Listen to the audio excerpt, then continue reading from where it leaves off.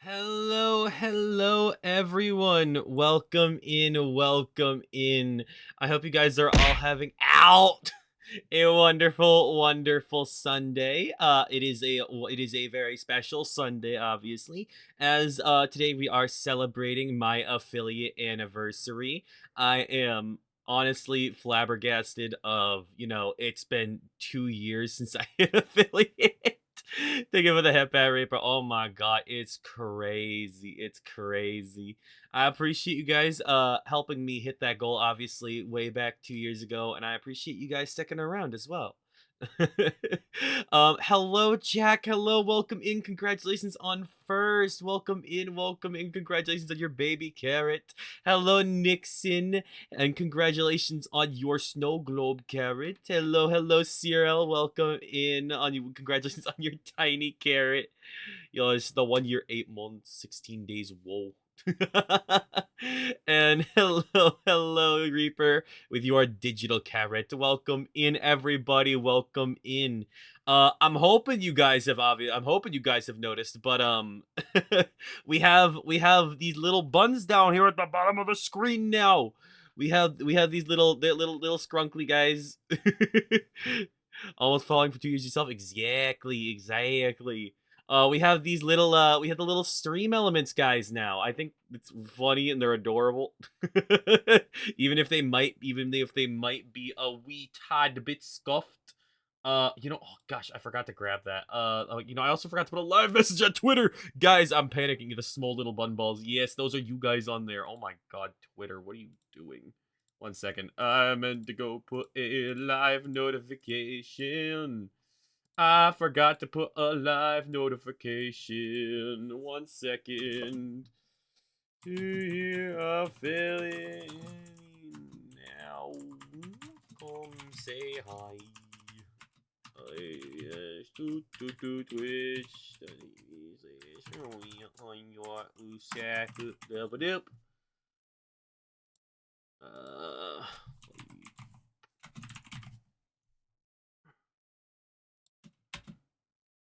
Here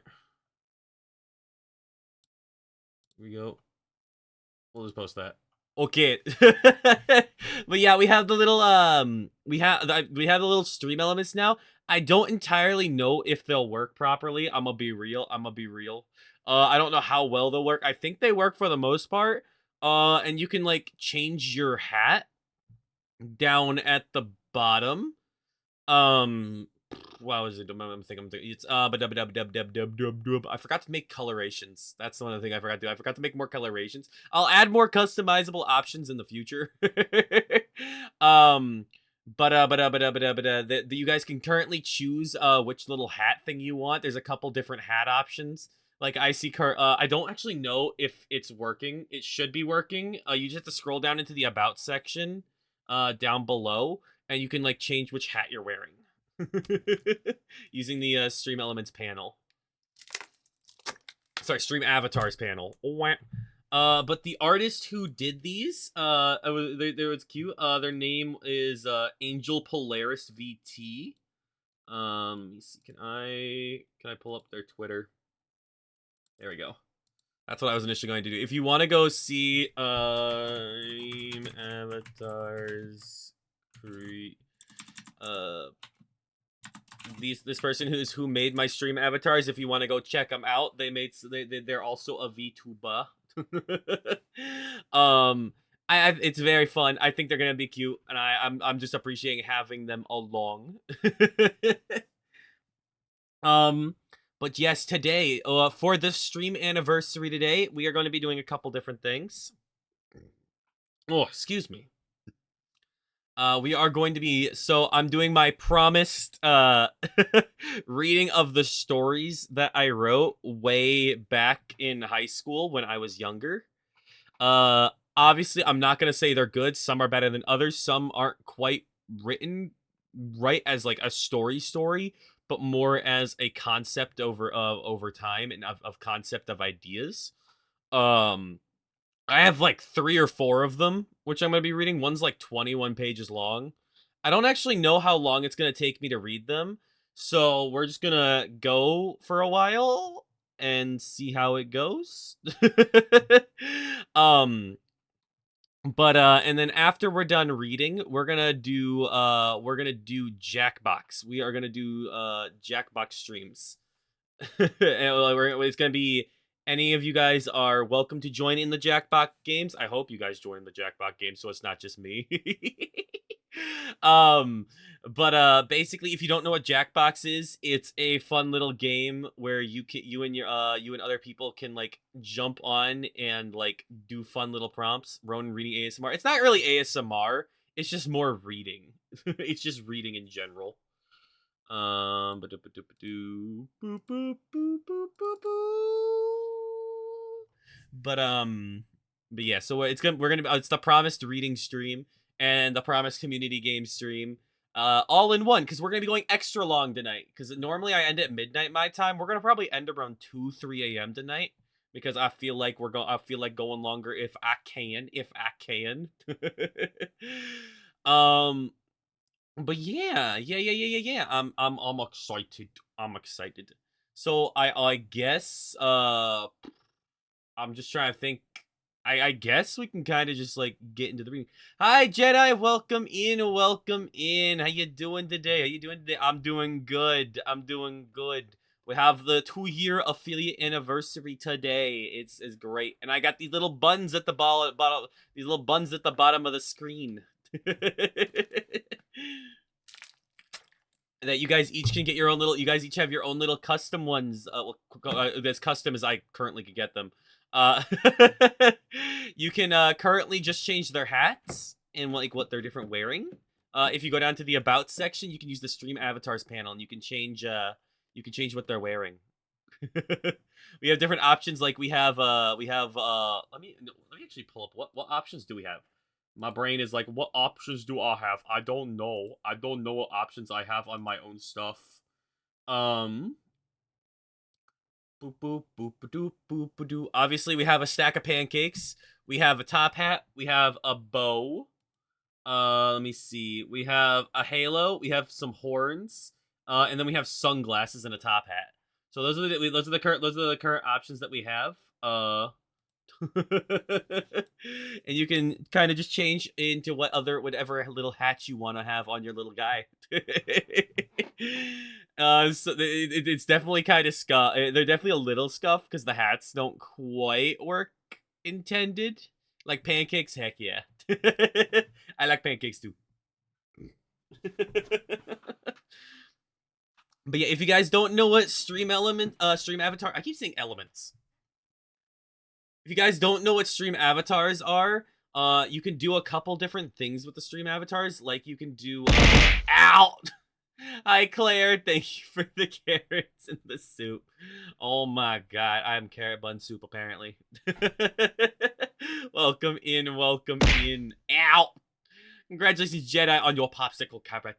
But yeah, if you don't know what stream avatars can do, you can do a couple different things. Like you can do combat against your fellow buns. You can like bun balls. You can do bombs. You can fart. You can jump. You can dance. All those different popsicle carrots. Awesome carrot. Yes, it's a popsicle that looks like a carrot. Bomb. Yeah, I was gonna say you gotta stick around a little while longer to use the bomb. How you get gold is you stick around, you kind of just vibe and stream. It's a time over thing. Or if you win battles, you can duel. Roulette begins in 20. Bet one even. There's no contest. I see. I honestly don't know how all these work. So we'll have to we'll work together to make sure we'll have to figure out how they work. There's no stream elements. Stream elements, what are you doing? One second. I need to pull up the stream elements dashboard. Oh, there it goes. It's in my face. Does it always pop up in the middle? Oh, it does pop up in the middle. Ooh, let me duck out of the way. What's it gonna be? What's it gonna be? Wait, did you win? Or rolled 0 green, 0 plus 2. Let me go to my dashboard and see if I can disable that.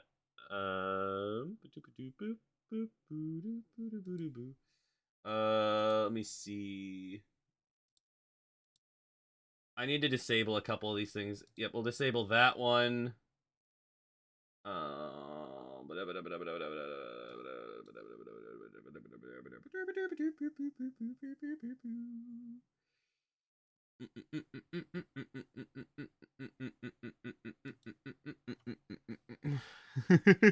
Just vibing doing some Common coding. Heck yeah. Oh, the little star. Oh my gosh. Yeah, there's occasionally those little stars will fly across and you gotta like type an exclamation mark jump to catch it. I don't know how much the stream lag they'll have to account for, so good luck. Good luck, good luck. But yeah, I hope the stream avatars are at least a little fun for you guys. And then occasionally we can do a battle royale occasionally.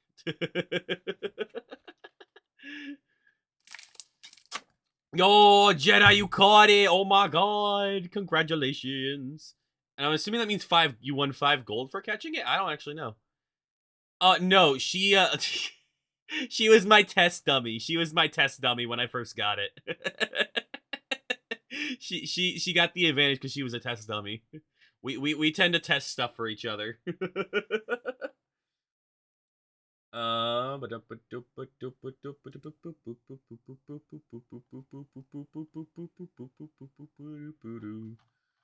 we go. I think that should be good now. Okay. Okay. Lude, what do you mean, Claire? What do you mean? What do you mean? Oh my gosh. And yeah, again, if you guys also see the Bessie's always Bessie, yes, Bessie testing Bessie stuff. Yes, indeed, indeed. If you guys do see it once again, we have the affiliate anniversary goal, which is today, up to 500. If we do hit there at the end of the stream, if we do make it to 500, I will do the reveal of the secret new thing, which was not the little bun balls down here. But there is a surprise, which I do hope I'll be able to reveal to you guys. I do hope I'll be able to reveal to you guys. Oh, oh god, blah blah blah blah. My brain. Oh yeah, and once again, if you guys want to participate in the Bonopolis egg hunt for prizes that are actual monetary prizes for the most part, you can go ahead and check out that video for all the rules. I'm gonna actually pin that for now. So if you do want to participate in the egg hunt, feel free to participate in the egg hunt. But yeah, I guess we're gonna kind of pop on into my reading, I guess. So we're gonna be staying on this stream screen. But I've got to turn down the Spotify music because it is loud, and we're actually gonna hop on over to some lo-fi while I do the reading. Let me know if the music's too loud or too quiet, guys. With me talking. Let me know if the music's too loud or too quiet for like the reading. The reading. We are the reading. I would say, how's the volume of the music? Does anyone think it needs to be louder or quieter? Anything specific? Dooba dooba doo. A dooba dooba doo. Here we go. I won't put the things on screen because they're on my old Google Drive that has some doxing stuff on it. So I'm just gonna keep it like this. But yeah. So the first story is one that I wrote. Well, I'll hear the music arcades.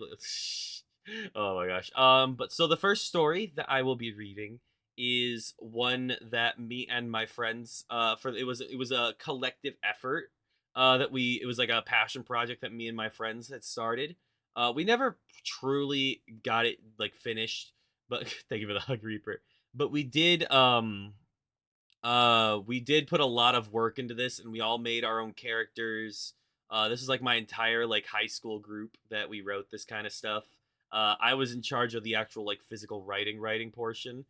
So the first one we're going to be going over is it's not quite written as a quote story normally would, but it has all the ideas of what this story was, and like kind of like what this world was. Maybe I'll pull an image or two up on screen so that you guys can also see those. um, but yeah. All right, me like stalling so that I don't have to like let you guys like actually read these. Ow! Hi, Lyron. Welcome in. How you doing today? How you doing today? Ah, well, congratulations on your weighted plush character. Very comfy, very comfy. We were just about to start reading one of my cringe high school stories. This one's not quite written as a story, but it's more as a anthology of like what we have. So this first story, how many seasons did we quote unquote write for this? We have one, two, let's see, three. We wrote down like three different seasons for this with a bunch of different volumes. But like I said, these are kind of, I guess, summaries of what would happen in each volume. I never fully got to write it out because I kind of got distracted with a lot of other things and never got back to it. And the passion project kind of died. But that's what happens sometimes. I think it'd be really cool to revisit some of these eventually, not for now, not for now. But so this story is called Percent Zero. Uh, and like I said, this is a huge passion project. This is gonna be the longest one. It's about 23 pages long with Arial font 11 point font with 1.15 spacing. So it wasn't even like double spaced or anything. So yeah, no one question how bad these sound, because they are gonna be bad. They're gonna be bad. Okay, but I'm obviously stalling. God, I'm like, do I gotta read? Do I gotta read? It's an isekai. This is an isekai story because we were obsessed with isekai back then. Obviously, isekai. This is like when isekai first became popular before it got the isekai slop isekai trash genre. But as a warning, this story does get like a little darker in it. There's some darker parts. Not like, I don't think it's insanely dark, but it's a little, I think some of them are a little weird. But I guess let's begin. So season 1, volume 1. Our characters are entering their respected schools. They begin doing their normal things that they would normally do, that high school kids do. During homeroom, there is an announcement that reveals the beginning of a contest to win the chance to beta test the new game, Percent Zero. Each character line lines up to enter the contest at their school, and then time passes. The contest winners at the end of the contest are announced at each school, and our characters, the ones me and my friends wrote, are the ones that were announced as the winners. So after the school day, we are all brought up to the unused classrooms in our schools. We meet the game creators who have this elaborate setup in the classrooms for beta testing. These are basically pods, which they're like basically full VR pods. And so instead of just a headset, you like lie down and have to set up the game. We are each given a game ID card, which is going sorry, wait, where am I? Oh, sorry, there it is. I can't even read my own text, guys. We each given a game ID card, which will allow us to enter virtual reality and play the game. The game creators tell us what is going to happen and how we will get into the game and how to exit the game. And and said the rest is up to us to find out how to play. So we enter the pods and start up the game. Entering the digital realm, we pick we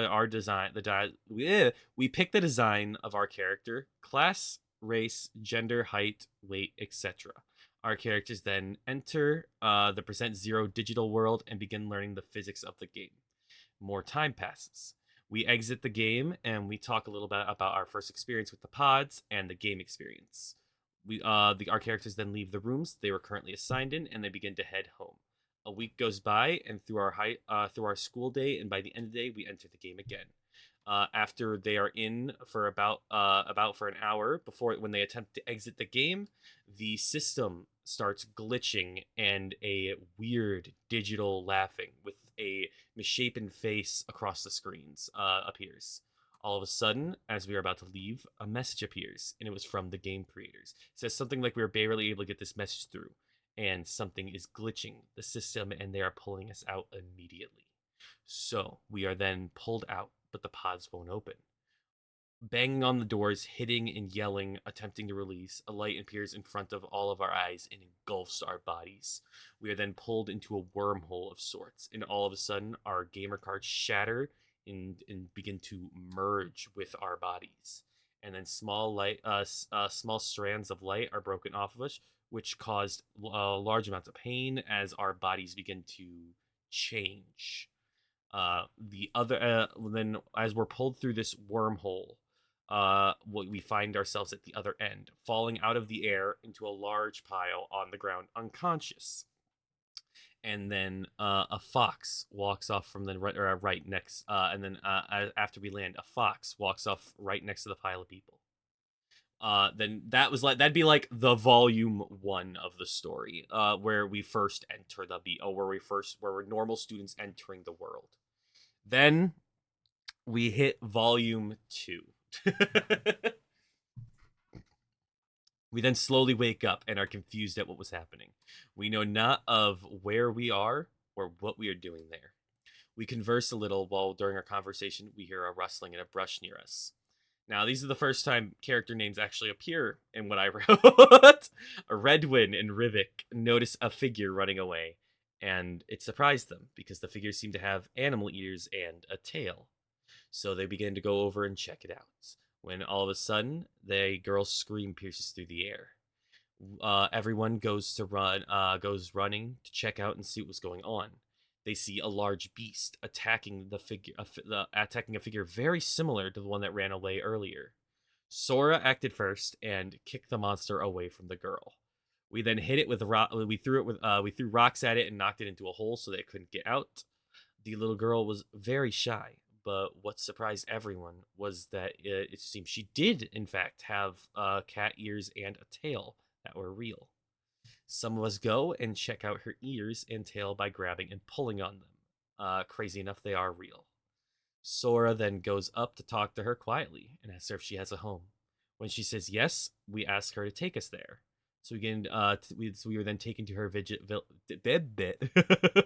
we were then taken to her village of Sufil, and was met with this crazy sight. It seemed there was a robbery in progress. With everyone like that, with seeing that we could overpower them, many of us leapt up to go against the robbers, which is where our characters discovered that we had abnormal abilities.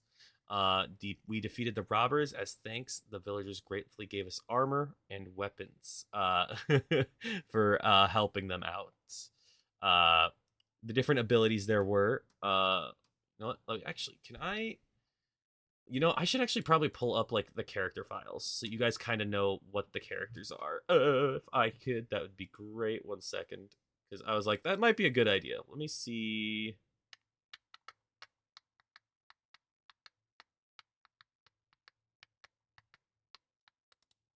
Was this?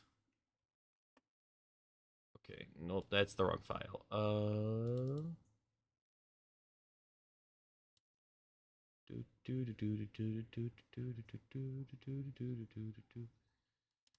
Is this the right one?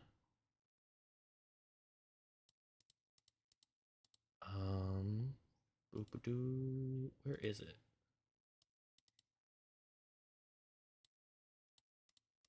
Where's the main file?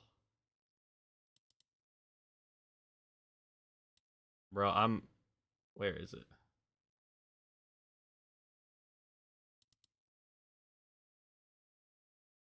My brain is like dying. um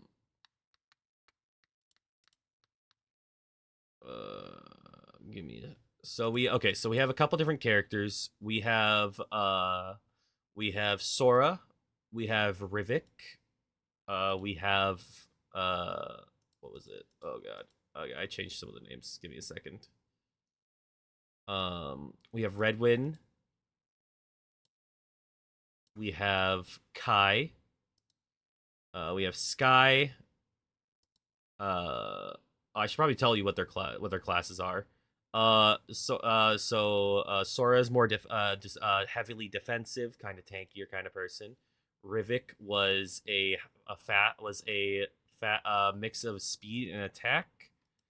Um, we had uh we had Redwin, who was high speed, high attack but low defense, where Rivik was more of a balanced.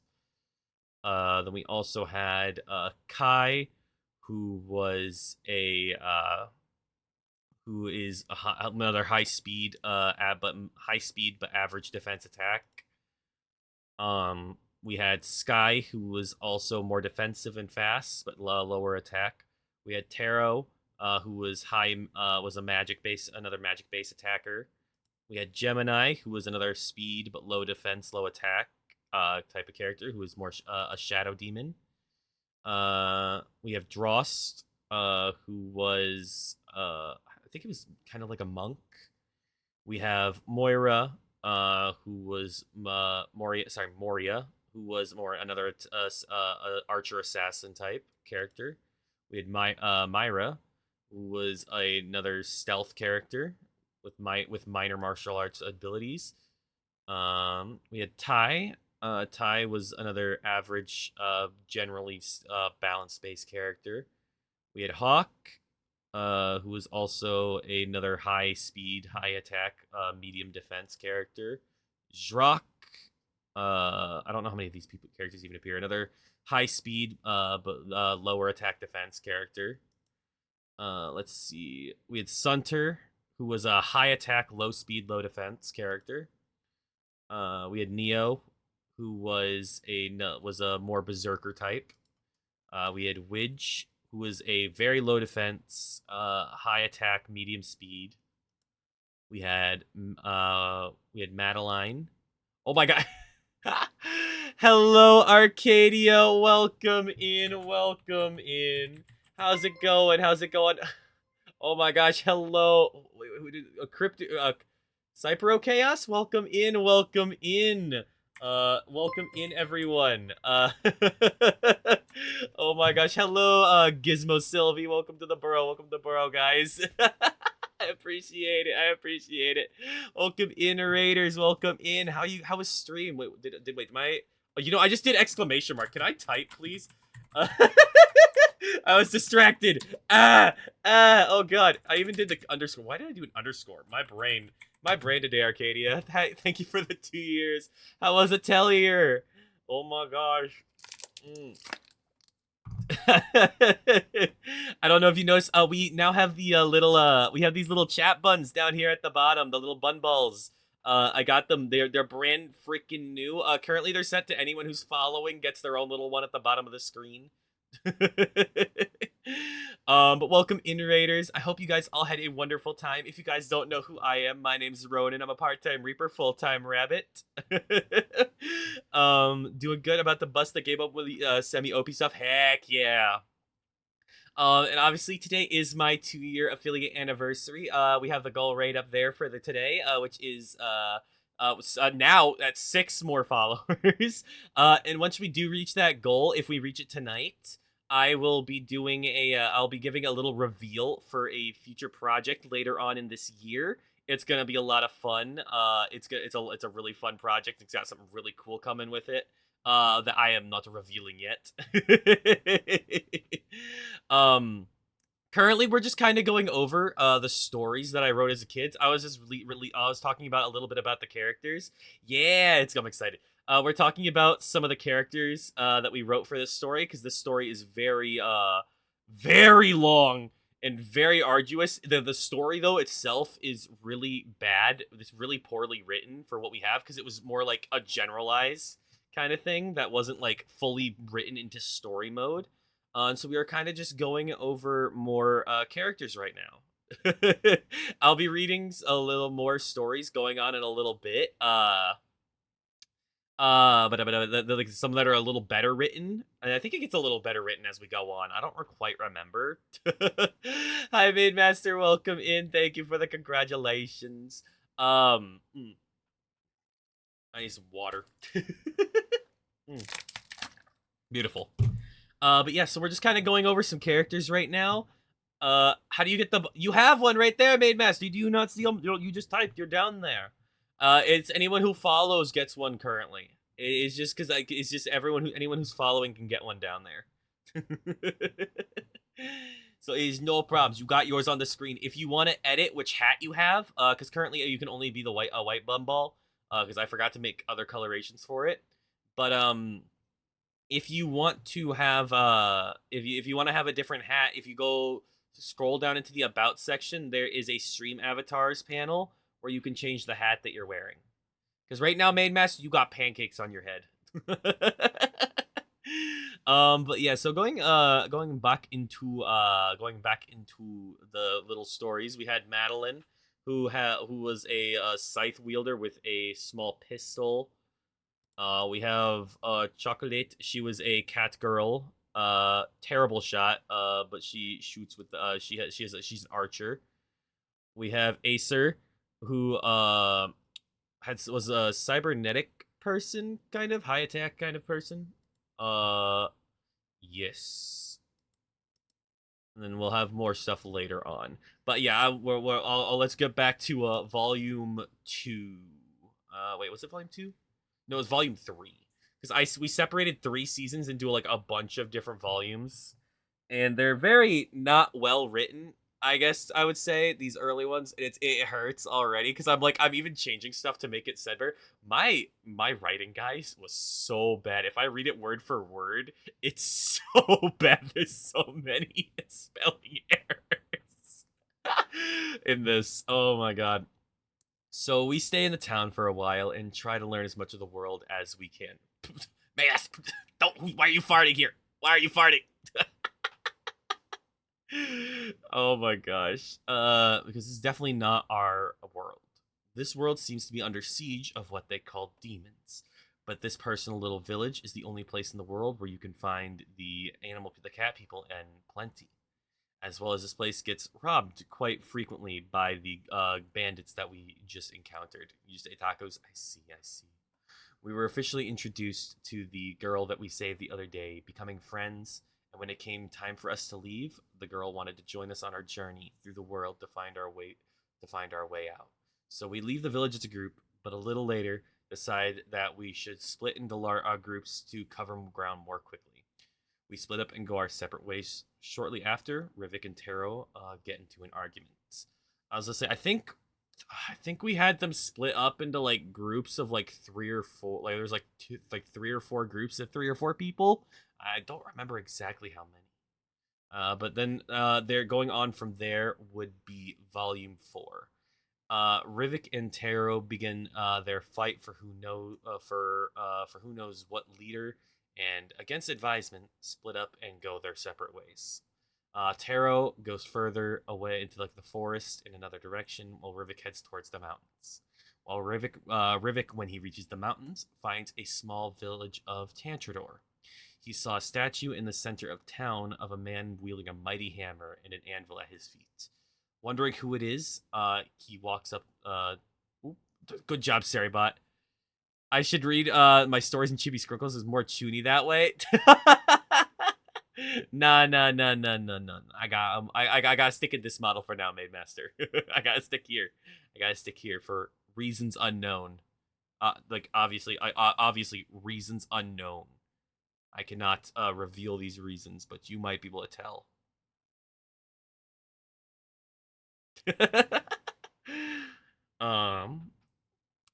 A village elder walks up to him and begins talking to him. Rivik asks who the statue is, and the elder tells the story behind the statue. Which I don't remember if we actually came up with a story for the statue. I don't think I had an actual story for the statue written. The others are all going off in their own directions and hunting down, attempting to find ways around what happened. Inside a dark room, there is a figure sitting on the throne. There were one man bowing towards him. There was one, and the man in the throne ordered the hit. Like okay, let me read this exactly what I did. There were one man bowing towards him, and the man in the throne ordered the him to go and take out some of the strangers that fell from the sky. What was I even thinking, man? Holy crap! Or him to go take out some of the strangers that fell from the sky. He then left and ran at high speeds to an area around the two heroes, Redwin and Madeline.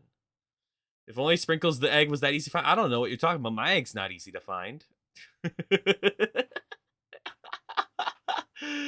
Oh my gosh. And then we get to volume 5. Redwind and Madeline are walking through a thick forest. They are talking about something when they are interrupted by someone in the trees. The voices in the trees are all around us in the shadows. The Redwin and Madeline stood back to back, ready to take out their opponents. The fight ensued, and it went on. Oh god, what was I? I'm reading some of these, and I'm just like, what is my grammar? What even is grammar, guys? What even is grammar? Oh my god. Oh my god. In the end, the opponents escaped without a trace. The opponents returned to the man on the throne, the man yelling at them both. He barely gave them a second chance. Everyone is still going around searching for an answer on the way out and back to our world. Sora, Widge, and Chocolate have reached Gontel. There. These are typed out. These were typed out. These are on Google Drive. These are on Google Drive. That's what I have them on a Google Drive folder because that's what we did in high. Because I was in high school when Google Drive was like brand new, or like when it was getting popular, it was brand new. I don't have just like 21 pages of handwritten story. There, they believed that if any place they could find answers here. Inside Gontel, while they searched, they had not too much luck. When they were searching around for a place to stay the night, they ran across a dude named Neo. Neo gave them stay at his parents' place, since his place only fits one. Neo was told the story of what happened to them, but didn't quite believe it at first. They proved it with the outfits that they came into the world with, which never existed in that world before. Neo then looked through his wide range of data linked to the system, but only found out one thing in existence even related to the subject, and it was a prophecy. With this found out, Sora, Chocolate, and Widge attempted to call as many of us together as they could. Later on, the man on the throne was speaking to a bounty hunter. The man on the throne told the bounty hunter his targets and how much he is going to be paid for their heads. But yeah, like I said, these stories are kind of like this story here, at least this one specifically, is generalized. So it's not. So it's like it's gonna be very concise of what happens because we wanted to initially make this into like a web comic, which where it wasn't going to be using as much like physical speech as much as like images and stuff. When you were in high school, computers were newly introduced. You only had one semester with computer class. Maybe we don't know how to use one. Maybe. But there's always time to learn. There's always time to learn.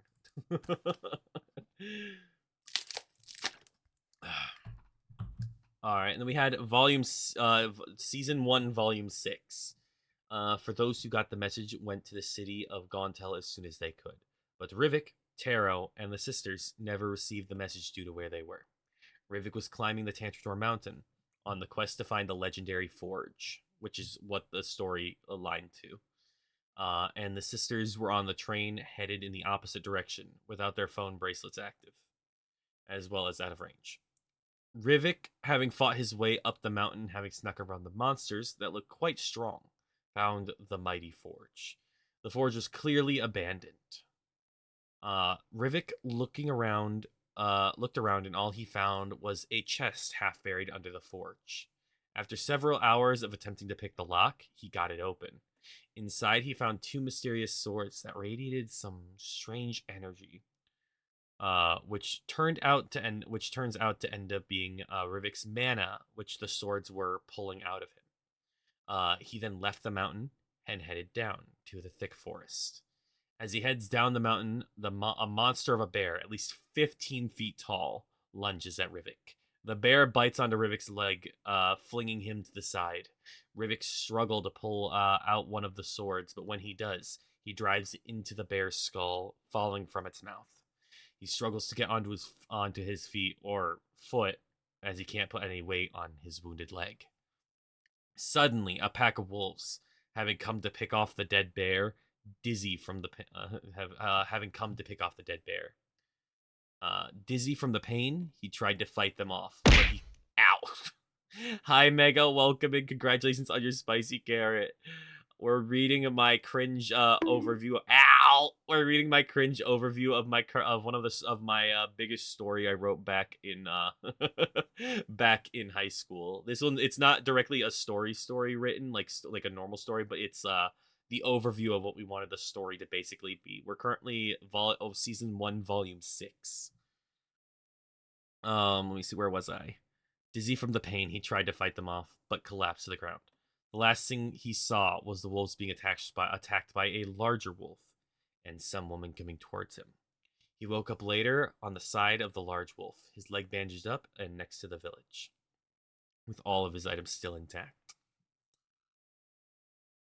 The sisters were on the train headed for Vistiel. On the ride there, they heard rumors about the light in the sky was the other weeks. It was all over the newspapers. But more interestingly, on the television, there was something strange that came out of the portal with them. After the light disappeared and their bodies were falling, a single bolt of something that looked like ow. Congratulations on your spicy carrot made master. That's 2 spicy carrots in a row. Crazy. Light disappeared and their bodies were falling. A single bolt of something that looked like electricity flew off in the distance. They watched it over and over, hoping that it might help solve a way out of the world. But in the end, it was futile. The recordings gave no true evidence. Once they reached the city of Vistiel, they went in search of supplies, anything that might be helpful on their quest, when a large fire broke out. This fire was oddly large for there being no smoke. They then saw a figure with explosives in hand running away, which he was gone when they turned the corner. What was there would be several beasts. They tried to fight them off, but the beast's power was overwhelming them until all of a sudden, bullets came down and destroyed them. They looked from where the bullets come from. It was Apollo and Huddy. Apollo, Volume 8. Apollo and Huddy talk with the girls, and when they mentioned it, they were called to Gontel. The girls were surprised because they had received no such message. They then head together as a group. They then head towards Gontel. After Rivik woke up, he realized he could no longer walk, although he had this large white wolf with him, which allowed for him to move around while still fighting. He he found a book about magic in one of the saddlebags on the wolf. He begins to read the book and learns about the magic in this world. He quickly realizes that he's an affinity for the magical arts as he casts a light spell on his first attempt. Rivik then realizes that he had received a message from Sora to come to Gontel, so Rivik then decides to go there and on his way learn all he can about the magic from the book. They all meet up in Gontel, and then they begin to catch up on all they have learned and any info they have figured out. Sora then told them about the prophecy and how it was extremely similar to their situation. Going to Season 1, Volume 9. Everyone was surprised at these results, but what really stood out was the fact that there have been attacks of what people call demons, just like the past, as well as it seems fitting into the prophecy. Later that night, after many people went to bed, Sora was the last of our group to go to bed, when all of a sudden, there was a call to the city border, call that the city border was under attack by these demons. Sora decided that he could handle a hit on his own, and so he decided to go fight these demons. Sora then reached the battlefield and fought his way to a woman who seemed to be leading the demons. She and Sora conversed on the battlefield for only a little time, so that she could gloat and Sora could figure out what was going on. Then Sora made the first move, but she dodges and gets in close with Sora. Her hands then glow with a purplish black glow, and slams Sora into the ground. With her hands on his face and chest, her hands then glow even more. Sora feels excruciating pain as she slowly pulls his shadow from his body. Sora then passes out from the pain as she begins to order the Chisai Akuma, which is lesser demons, to retreat when a figure flies in and grabs Sora from her, and then a bright white light transports them away. Sora wakes up in an alleyway when all of a sudden Neo finds him and yells for everyone to get over there quickly. Hello, Gabriel Rockman. Welcome in. Welcome in. Hope you're having a good day. Hope you're having a good day. Welcome in. Welcome in. We're currently reading like the stories I wrote when I was younger. The cringe stories. Oh my gosh. Where was I? Oh, we're vibing. We're vibing. I hope you're having a good day. I hope you're having a good day. Let's see. Did I? Ow! Congratulations on your weighted plush carrot. Let me see. Is there a limit? How many stories did I write? There's like 4, I think. I think there's like 4 stories. Thank you for the hydrate, Gabriel. Wait, is there something broken with this? 1 second.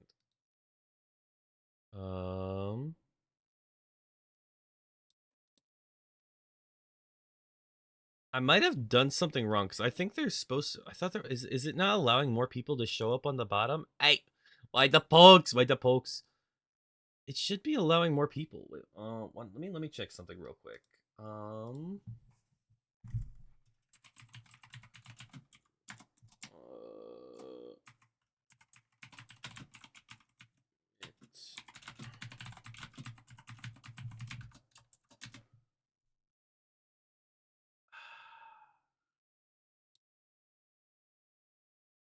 Let me see.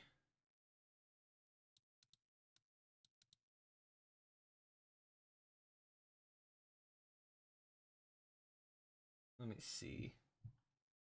Well, my stream avatars are still new, so I obviously there's not everything's gonna work. I've got to obviously still fix some stuff, I guess. Because it's supposed to show much. I'll have to double check if there's a character limit, like a number of characters limited. Because I didn't think there was a limit to the number of characters that could be on screen. There might be though. I'm not sure. It's definitely more than this. I'll have to see if I accidentally had a setting that made them too small. I was to say it's yeah, ads should be starting here soon, guys. I won't keep reading during. I'll go take a real quick bathroom break while the ads happen, so that you guys aren't really missing anything. And we'll do I'll start a little duel once the ads do start. Let me see. Where were we? Sora wakes up in an alleyway when all of a sudden Neo finds him and yells for everyone to get over there quickly. Sora tells him what he remembers happening, but he wasn't sure how he got back to the city. They pick him up, and the friends pick up Sora and walk back to him with his house. Along the way, Widge notices that everyone has a shadow except for Sora. And he lets everyone know that. Confused, everyone is confused at that, but Sora mentioned it might have had to do something with the lady he fought. Once they got back, he talked about their situation and what they should do. In the end, they decided to go and help the people of the world, as well as find a way back to their world. In an area that seems like a lab with a mysterious glow to it, we see the woman who stole Sora's shadow. She's working on something something black on her lab table that looks strangely like Sora, but darker. She says, "Finally, a hero's shadow, made into the weapon of our use. We will use him to defeat these heroes." Maniacal laughter. And then the shadow sits up. Since the ads should be, I should be able to read volume 10. Volume 10. They were then just about to leave all of a sudden when there was this one man right in front of them. He told them that they weren't going anywhere and that they will die right here. He summoned this enormous dragon-like creature. It was terrifying. In the fight, it was very nimble and extremely hard to fight, But in the end, it turned out to just be an illusion, even though the pain felt real. Since they saw through that farce and it wasn't real, the man left saying that he had underestimated us and will be back. Our group splits up again in the groups and heads off again. Taro and Rivik split off once again to go their separate ways. Taro was hoping to find Gemini, who he ran into when on his own trip, and Rivik went off to find someone that could teach him more powerful magic. Silently from the shadows is where the bounty hunter watching over each of our groups nearly simultaneously. Slowly, our heroes move forward on to find out more on the subject of demons and where they all are in the world. See, the ad should be starting here in just a second, guys. So I'm gonna go run to the restroom here in just a moment. But we're gonna start. Well, we'll do a little battle royale while you guys are while we're waiting. Royale. If I spell that right, the battle royale is starting. Good luck, everyone. Woo!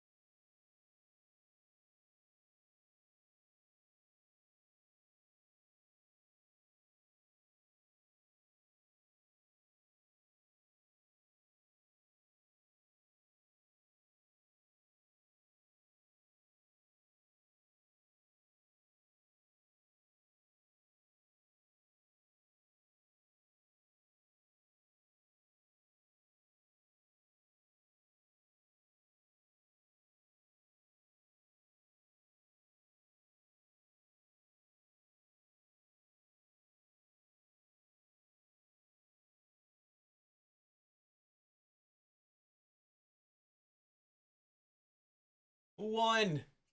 Jedi won! Oh my god!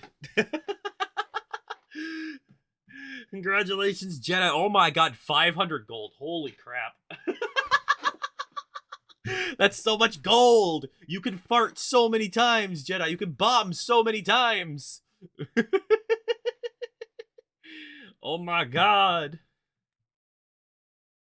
Bum, bum, bum. Of course, Jedi want to use the Force. That's cheating. I don't know, man. I don't know. Oh my gosh. Oh my gosh. Oh, while we're waiting for the ads to still finish, for those who can hear, after I'm done reading all my stories that I wrote, we will be playing Jackbox, and everyone is welcome to play. Everyone is welcome to play. all you need to play Jackbox is a browser, in which like any browser source like Google, Chrome, or Firefox or Opera GX. Any of them work. Any of them work. Mm. Oh my gosh. But yeah, the dude, I'm like, oh, my speech is terrible. My writing right now in this store, like this overview, is like so bad. It's so bad. Like I'm like trying to save you guys from some of the badness of it because it's just really bad. Okay, but welcome back, everyone. Welcome back. Congratulations, Jedi, on your win. um, let's continue reading then. We're on season 1, volume 11. Also, we're only on page 5 of 21. 5 of 21. Oh boy. None of them are as long as this one. The second highest one is like 14 pages, I think. But yeah, so traveling along, Rivik is searching for more knowledge of the magical arts. Oh my god, why am I lagging? Why am I lagging? Oh.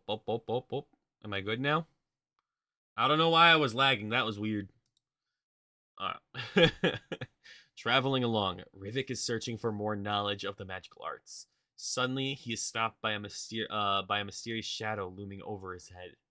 The shadow flees off at the speeds that were faster than the wind passing the wind traveling at the time. He noticed a large creature flying through the sky. He decided to take off on Snow, his wolf, the large white wolf that he named, and to find out what the creature was, on the theory that it might be a demon. While in the sky, he notices that it's some kind of dragon, and not just that, but there's someone riding it. Snow then gets close to the man riding the dragon so that they are within speaking range. Rivik managed to get to the rider to land, get close enough to the rider and get the rider to land his dragon and talk. After they landed, the dragon disappeared. Rivik quickly learned that the man was a wizard. Rivik convinced the wizard Drost to teach him all kinds of magic. Although Rivik was able to learn a specific branch of magic from Drost. Drost explained the light spell was only the quote unquote light spell was only Rivik creating an orb of mana. He explained that there's several types of magic in mana sculpting.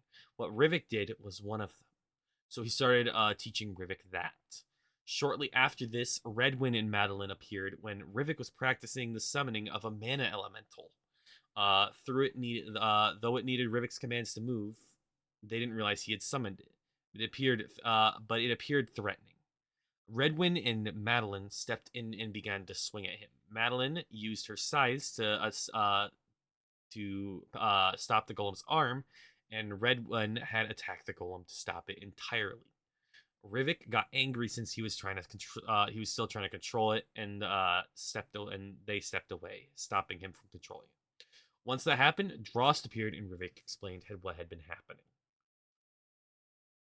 Volume 12. Redwyn began explaining what they saw the other day. Slowly, while they were exploring, they came across this weird storm. The sky was red, and the lightning was a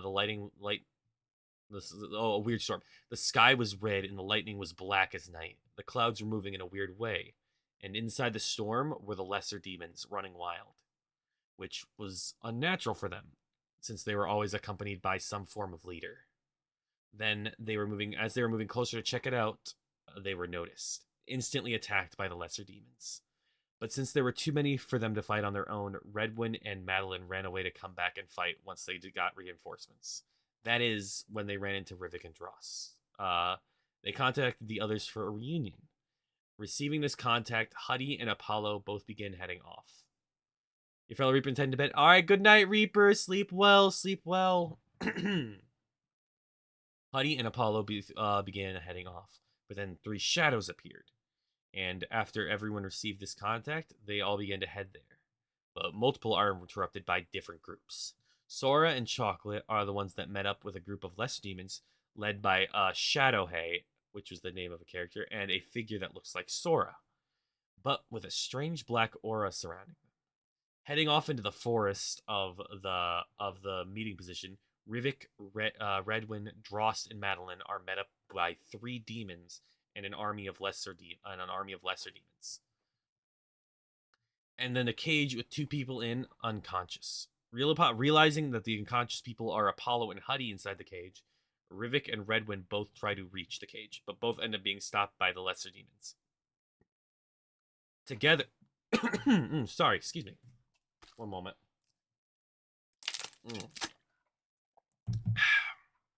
Together, the lower demons' numbers slowly dwindled, but is still being slowly summoned by Dragon Shadow Song, preventing their total defeat.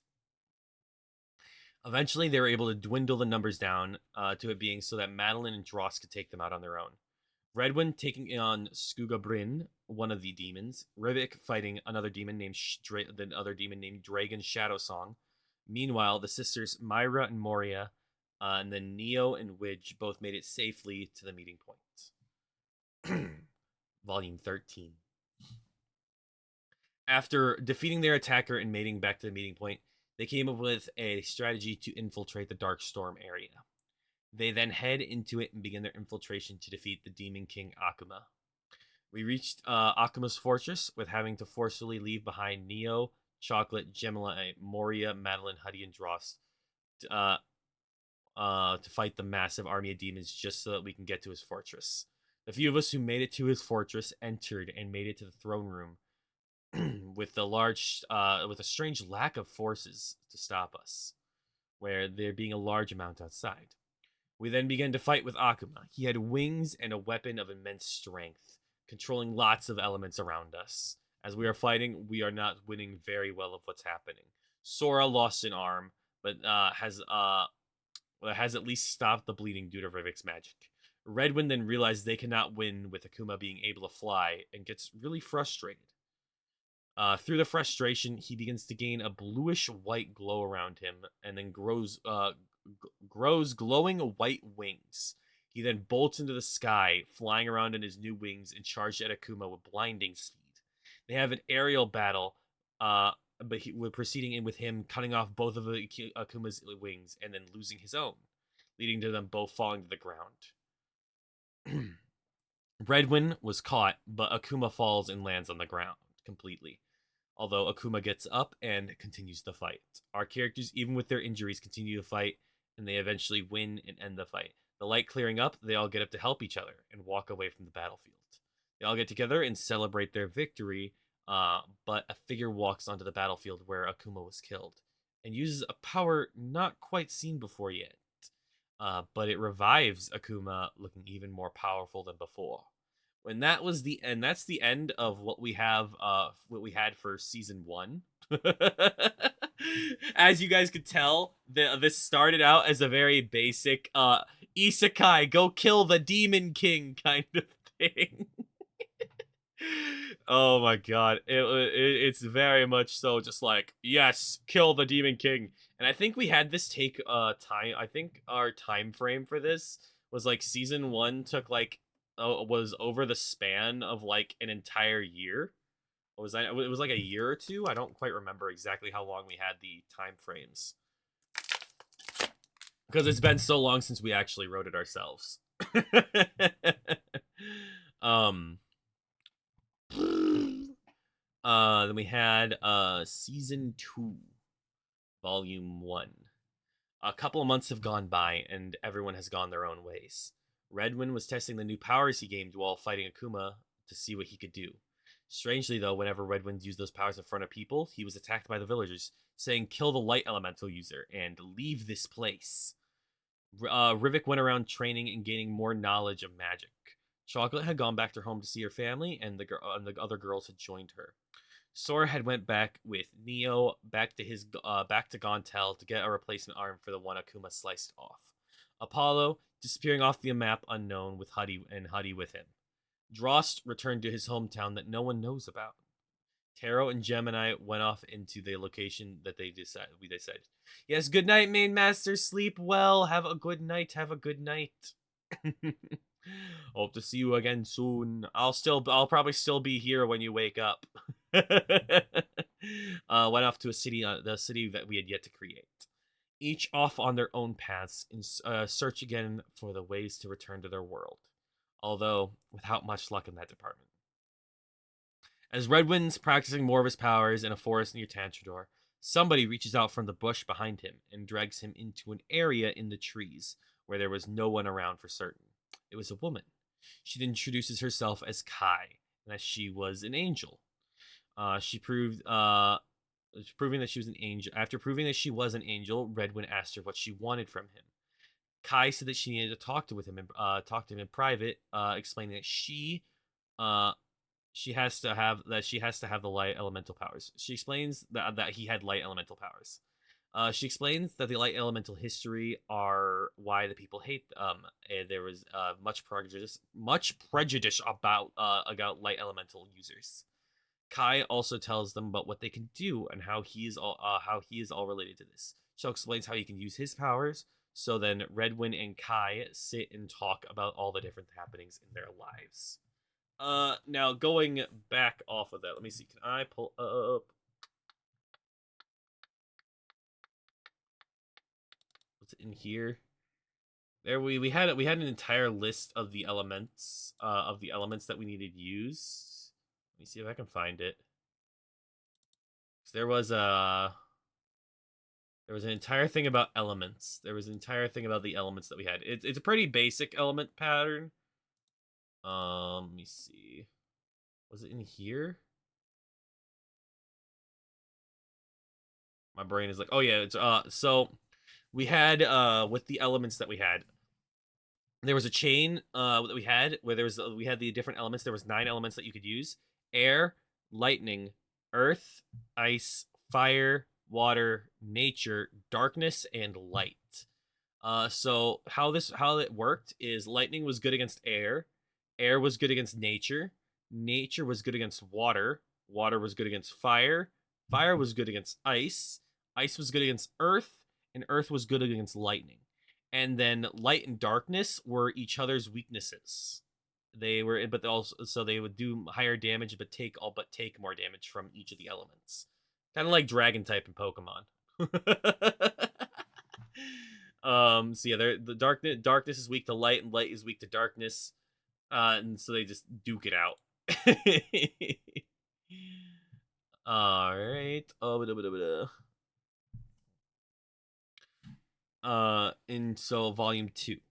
So during their conversations, Redwind realized something that may help with the quest to find his way home. He realized that when they were getting teleported to this world, there was a surge of electricity outside the pods. They were each connected to the city power grid, allowing a allow power. With this realization, he notified everyone once again to meet up so he could notify them of his discovery.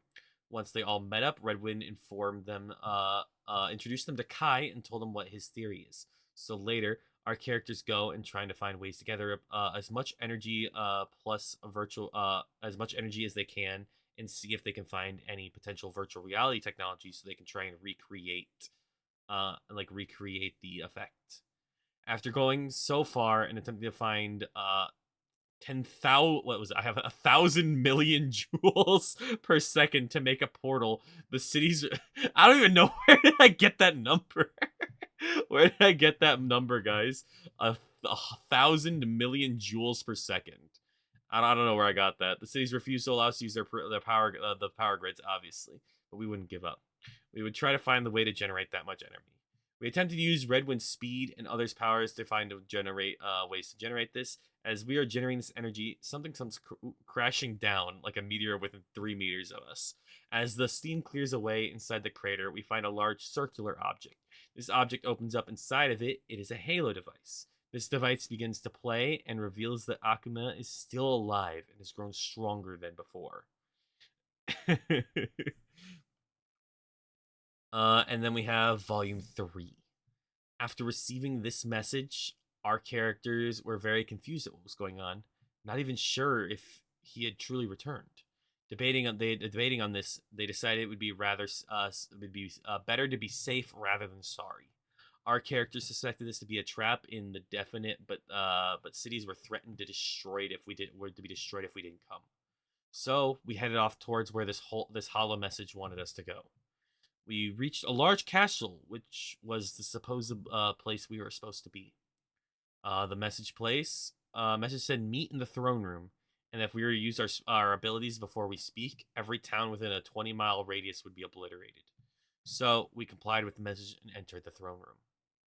Once we did, the doors slammed shut behind us. There's a large stained glass window of what looked like to be Akuma, but except larger and more menacing than he used to be. The throne was turned to face away from us so that we couldn't see if anyone was on it. All of a sudden, the stone statues and the flames around us spring to life, and the flames around us spring to life and surround us. They begin to fight, and as we fight back, they did. Guys, why did my writing was so bad? Listen, like this is word for word what I had written down. They begin to fight us, and we fight back. As we are fighting, the throne turns around.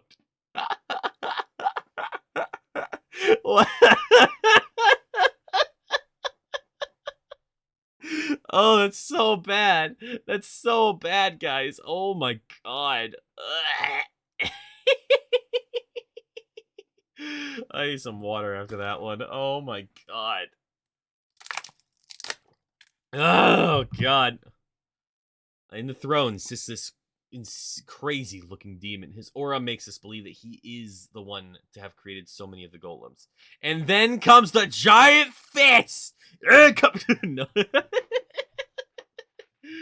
Oh my god. His aura makes us believe that he is the one to create so many of the golems. He reveals that Akuma has truly been revived and sent him here to kill all of us. We fight the near never-ending stream of golems after us. In the end, he decided to escape since we weren't being killed. We were and we and we were well, we were slowing a make to him. Knowing that he has been truly revived, we decided to find him as soon as possible to defeat him once more. So we begin to we begin to track the demon who ran away. Traveling onward, we run into Apollo and Huddy, the two others we have never met. Apollo asks us if we have seen two light elemental users around. Redwood and Kai didn't say anything, but nobody else truly knows that they're both light elemental users, or that Kai is even an angel. So all we do is ask why. They reply that they just had business with them. So we begin asking. Oh, typical summoners running when the familiars can't win. Exactly. So we begin asking them what happened to them and where they have been. Apollo lets them know that he had become the leader of an assassin group. Knowing this, Redwin and Kai exchange glances. Knowing that Apollo had business with the light elementals, quickly realizing what that meant. Then we asked if they would join us on hunting down the demon. They declined because they still had a job to do, so they went back to their search, and the rest continued for their hunt for the demon. After they began walking, Redmond and Kyra whispered somewhere so no one else could hear them. Rivik, noticing this, slowly became more suspicious of them. Volume 4.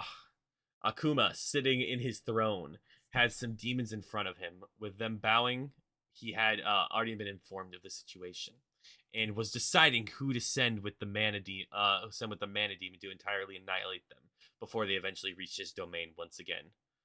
Wanson, Wanson? Like what name did we come up for Wanson? I don't remember which demon that is. Can I go see which demon that is?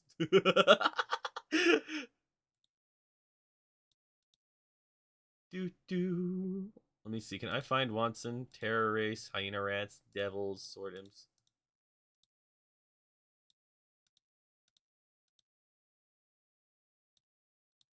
Wanson. Oh yeah.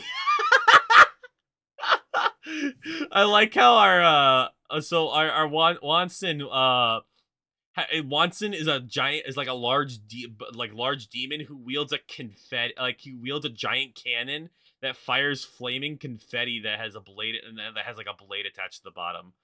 If you guys oh god, it's like a halo. It's like a halo weapon that has it's like a grenade launcher with a blade on it. If you know what that looks like, that was what we had in mind. Highly tank. The cannon, like his actual stats are like low defense, like low attack, but the cannon obviously makes up for that.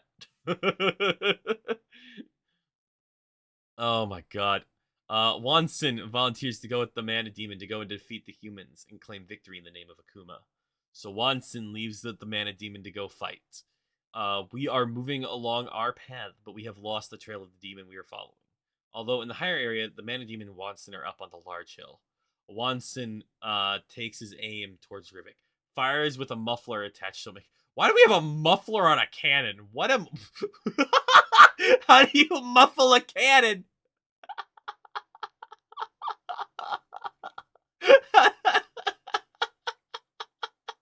do you put a muffler on a cannon? Oh my god, I'm dying, man. And it flies toward Rivik with great accuracy. Redwin was deep in his conversation with Kai and does not sense the danger. Redwin has like a spidey sense, basically.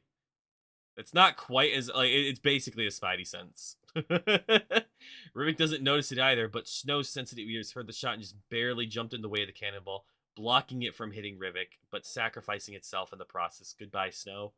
Good puppy. Rivik, seeing this, looked where the cannonball came from. He could make out two figures in the hill on the distance, step into a portal, and disappear. Rivik curses himself knowing about Snow dying. But as he was in rage, there was a red and black light. Out of this light came Wanson and the Mana Demon. Rivik, engulfed in a blood-red aura, his mana now surrounding him, went into full-on rage and charged at Wanson. Although, as soon as he got close to Watson, Watson hit him with a crazy hammer fist into the ground. I legit wrote that.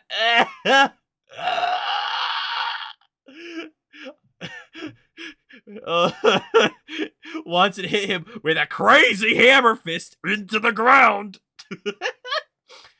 Rivik, in his anger, got up and attacked once more, but was knocked away. Rivik being knocked back, Redwin and Sora ran up to attack. Redwin made it there first and was fighting Watson. Watson, although knocking him to the ground back, and then Sora still made it up. He's fighting. Oh, hello, Presto. Welcome in. Welcome in. How you doing today? How you doing today? Let me see. Welcome in. Welcome in. Congratulations on your snow globe care. Are currently reading stories that I wrote back in high school. It's not very effective. Oh my god. He was fighting Sora and Redwin to a standstill, where everyone else was occupied by the Mana Demon's golems. Rivik, going through the trauma of losing his pet, joins Redwin and Sora in the fight, bursting through golems along the way. Collapses and falls asleep. Oh no! Get some rest, Presto. Get some rest. You need it. You need it. Rest is healthy for you. Bursting through the golems along the way, Rivik ran up, bursting through the golems and shoved a fireball into the ugly mug Watson calls his face.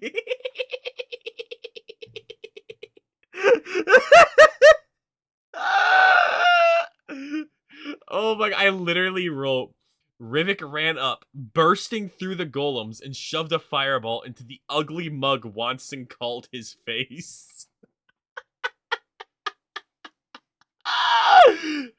Dear Lord, what am I writing, guys? Oh my god. It looked like it worked at first, but Watson just looked back and laughed. He smashed Rivik off of him. Watson still has yet to use his weapon. After dodging and blocking our attacks, what? No. Ow! I know, it's weird, Presto. I know it's weird. After dodging and blocking attacks, Watson knocks the three of us back and fires his weapon at us. Redwin activates his wings to reflect the cannon shot and charges at Watson. Watson smashes at Redwin, but Redwin swerves out of the way, and behind him is Rivik. Watson missed Redwin and hit the ground, but Rivik comes up and jumps off the weapon on the ground and pierces through Watson's chest. Seeing this, the Mana Demon uses up a lot of mana and summons in a bunch of dual elemental golems. He then took Watson's weapon and teleported away from there to return to Akuma and give him the news. Knowing we can't hunt him down, we just began to search clues to find Akuma. Still better writing than I could do. Dear Lord. It's still bad, though. It's still cringe. What page are we on? We're on page 9 of 21 of this story. We are traveling around, and we come to this village. We are all huddled around this one area. It was a grown man holding his young child. His child was inflicted with a poison. Stop acting like a narrator in an anime. You are not making any sense. Presto, that's the whole point. This thing isn't supposed to make sense. It's literally me trying to write an anime when I was younger. This is what I like. It was like, oh, cool. We could turn this into like a manga or like a comic book. Yeah. The whole point was I'm reading stories that I wrote in high school, cringing at what I wrote. Like, our idea was to turn this into like a webcomic or something, but that never like happened. Yeah. That's what this is about. Yep, this is a story that I wrote when I was younger. You missed the first season where we murdered the Demon King after getting isekai'd. But the Demon King came back when we didn't know that, and we found that out in the second season that we're currently in. He states that it came from a spider of crazy size in the forest, and his son was inflicted with it, and when a fang from one of the smaller spiders bit him on the leg. We helped bring the father and his daughter to a local healer. All that the healer said that she could do was slow down the poison without a sample of it to create an antidote. The child would not live. Hearing this, Sora suddenly freaked out because he was afraid of spiders. So, learning this, we decided to not only retrieve the sample, but to eliminate the spider in the forest. We headed off into the forest, dragging Sora along that way. I wrote a Harry Potter parody on a notebook called it Ryu Megami. Oh, came from Australia for real. Big scary spiders. We go on our way. We go find our way deep into the forest and split up in separate groups so that we can cover more ground. We decided on a signal that if we ran into spider, and we went into the group without knowing how large this. We went into this without knowing how large the spider was.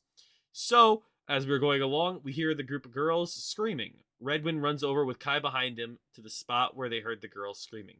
Redwin and Kai made it to where they're after Sora, Neo, Rivik, and Dross made it there. The girls are trying to get Sky out of the spider, that is big as a house's mouth. So it's a big spider, guys, big size of a house, big house size spider. Before we could get her out, she died inside the spider's mouth. The spider, though, brought itself to us, which made it easier to fight. So we began to go fight the giant spider. The venom had to be extracted from the spider before it died, or within 5 seconds of death, or otherwise the poison was useless. As we were battling it out, we have to make a decent amount of progress battling it together, but it lets out ear-piercing screech. All of a sudden, there were spiders that were the size of us coming out of the trees. Sora was providing covering fire from where he believed there was nothing that knew where he was. Although a spider was coming from above his head, he didn't realize the spider was above him and continued shooting. The spider closed closer in, and Sora noticed it too late and was about to have his head bitten off when the spider itself's head was blown off from being shot in the eye. Sora looked where the bullet came from. It was from this old-looking man with a staff, a sword, and 2 guns. The man said, "Looks like you children could use some help." Sora thanked him for the help, and then the man did something with his sword, and then jumped into the battle and began to fight his way towards the enormous spider. He throws a grenade towards the group of smaller spiders, but the grenade had no effect, which surprised him. But he continued through the slashing at smaller spiders along his way towards the large one, each bursting into flame, but he quickly got stopped by an acid shot towards him by multiple targets. He switches to his guns and shoots the spiders, he then proceeds to make it to the larger spider alongside Rivik and Widge. Those guys are running at the large spider with Redwin already there. Sora fires a bullet that flies right past Redwin's head into the face of a spider, and everyone else chops off the leg of the spider, causing it to collapse. Rivik cuts off the fang of the spider for the antidote, and they then kill the spider by cutting its head off. Sora then goes up to the man and thanks him for his help. He then introduces him as Acer. He is not human, but the last of his race. He asks us what we're doing in this place. We respond that we are retrieving the fang for the antidote for a young girl to survive, but only came across this problem on the way to find the Demon King to end him. Ace becomes suspicious of this, thinking we're just some kids who are in over our heads. We explain our situation, that we came from another world, and that we were the ones who killed him the first time. Acer still doesn't quite believe us, so he decides to join so that we would be safer. So we head back to the village with the fang and give it to the healer. The healer is able to make the antidote and save the children's lives.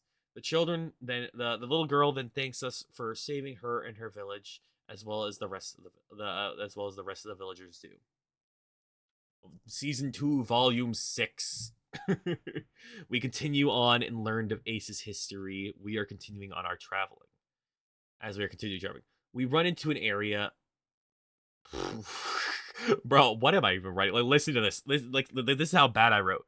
We continue on and learned of Ace's history. We are continuing on our traveling, comma, we run into an area. What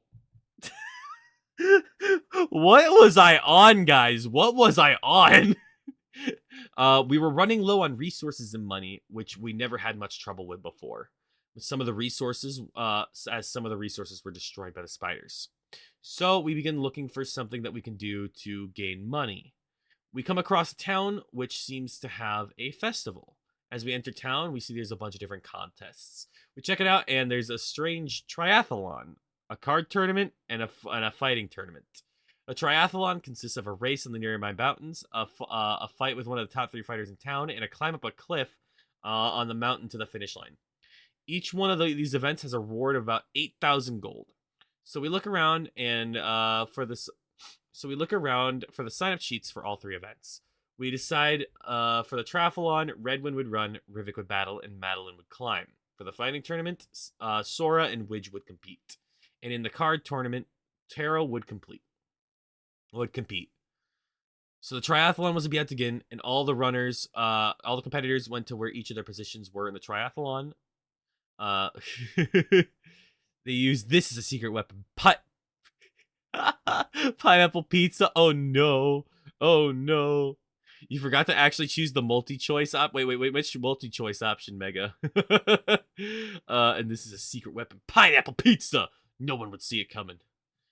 So as the triathlon was about to begin, all the competitors went to where each of their positions were in the where it were. Redwin prepared to run through the mountains. Rivik, and to Rivik. Or better yet, cheese. Stinky cheese. The runners hear a pistol fire off, and they begin to go. Redwin gains a large lead on most of the runners, but one of them is keeping up right behind him. Dorito. Several table description. Oh wait. Several table description. Trable. Trable. Trable. Frable. Frable. Table. I don't know. Travel. Oh my god. Yeah, true. Let's see, where was I? Not do trust me, same. And reading this doesn't make it any better. Redwin gains a lot, but one of them is keeping up right behind him. Redwin senses something off about this runner. He's not quite sure what it is, though. So Redwin running through and around the mountains were being followed closely by this person all the way. Redwin makes it to Rivik and sees that there's three pathways that Rivik could take. Rivik took off in the path the middle and out of sight. The runner behind Redwin reached the meeting point and put their hand into the fighter that was laying on the ground like a rag doll. The fighter sprang to life, and then the runner laid down on the ground with a help the fighter. The fighter ran off onto the path on the left, out of sight. Finally, the third runner came and switched off with their fighter, heading down to the right path. Rivik reaches the fight and bet with the guy in his area. Since you weren't allowed to use swords and guns in the battle, Rivik used his lower supporting magic and illusions to fight. He defeated his fight fairly quickly. When he reached the place where he was supposed to meet Madeline, she was ready and waiting for the switch. But the fighter who went in after him was already switching with his partner. The wall was whole. Whole? Oh, who was lying limp on the ground till the fighter touched her. The climber sprung to life and began running towards the cliff. As she began running, Rivik made it over to Madeline, and Madeline took off to climb the cliff. The rules of the cliff climb, was that you could use anything but something that allows you to fly or levitate. The third fighter never made it out of the cave they entered. Madeline was behind when the climb first started, but quickly caught up to the climber using her scythes to climb. Although once she caught up, the climber quickly increased her speed to match the climbing speed of Madeline's. Madeline was wondering what was going on and why the hands of that woman were not being hurt on these sharp rocks that are on the cliff. But, nevertheless, Madeline continued climbing the cliff. Barely able to outclimb the woman next to her, they reached the top of the cliff with Madeline just barely being ahead of the woman. Making it to the top of the cliff, launching herself towards the finish line. She raced towards the finish line with the other woman in tow. They made a photo finish, but it ended with Madeline being victorious. In the end, the second place team disappeared without a trace after the race. So next began the Tournament of Strength. Widge and Sora both entered the tournament. Sora made it all the way to the finals without a hitch, where Widge made it to the semifinals. Widge went up against this man who, to him, had a strange aura about him. Later that day, before the finals, where Sora was to face the man who beat Widge, everyone was conversing about what happened and how one team had a similar aura to them as the other fighters in the final. It was mysterious aura that we couldn't quite explain. We proceeded to not worry about it too much, as it couldn't. We didn't think it was too much of anything. The final battle of the tournament came the next day. Sora entered the stadium, and the other fighter was already there. Was already standing there, ready to fight. They fight, and Sora noticed the aura surrounding this man. Became very skeptical of who this fighter was. The fighter, in the end, lost to Sora, but disappeared immediately after the fight. The third and final tournament began. The tournament was a magical card tournament. Taro was all ready to win this tournament and ready to give us an amazing performance. So, as they go through this contest, there seems to only be a few good contestants. Taro, a girl named Drak, and someone who went by the Mad Card Master. As Taro was going through the tournament, he had no problems defeating everyone he faced and made it to the finals. In the semifinals, the two were Drak and the Mad Card Master. Strangely, everyone who against the Mad Card Master had disappeared after losing to him. So Drak and the Mad Card Master faced off, and Drak lost to him. Making sure that Drak would be fine afterwards, we went up to check on her, but had yet to find her. So Gemini went and followed the Mad Card Master. Redwin stayed at a close distance where the Mad Card Master would not notice him, while Gemini followed up close. When the Mad Card Master reached his house, Gemini followed him into it, while Redwin stayed outside. Listening in on everything, once inside the house, he stated, "Why don't you come out now, little lady?" Gemini, shocked, came out of the shadows. She whispered, "How long did you know I was there?" Tara walked up to Redwin, who was outside of the house, and asked if he knew where Gemini was. Redwin hushed Tara up and put him next to him, listening to their conversation. The Mad Card Master stated, "Why the whole time, young lady? And you'll make a fine addition to my collection." The lights turned on. All around them were cards made with the people he had defeated in them. The people not be able to make any noise, but they can move within their borders. Gemini freaked out and screamed. With this, Redwin and Taro burst in the house, only to see Gemini getting hit by a magic card and going into the card. Taro yells no and run towards the card that she was put into, but the card went into the Mad Card Master's hand. The Mad Card Master proceeded to say, "Welcome to my home.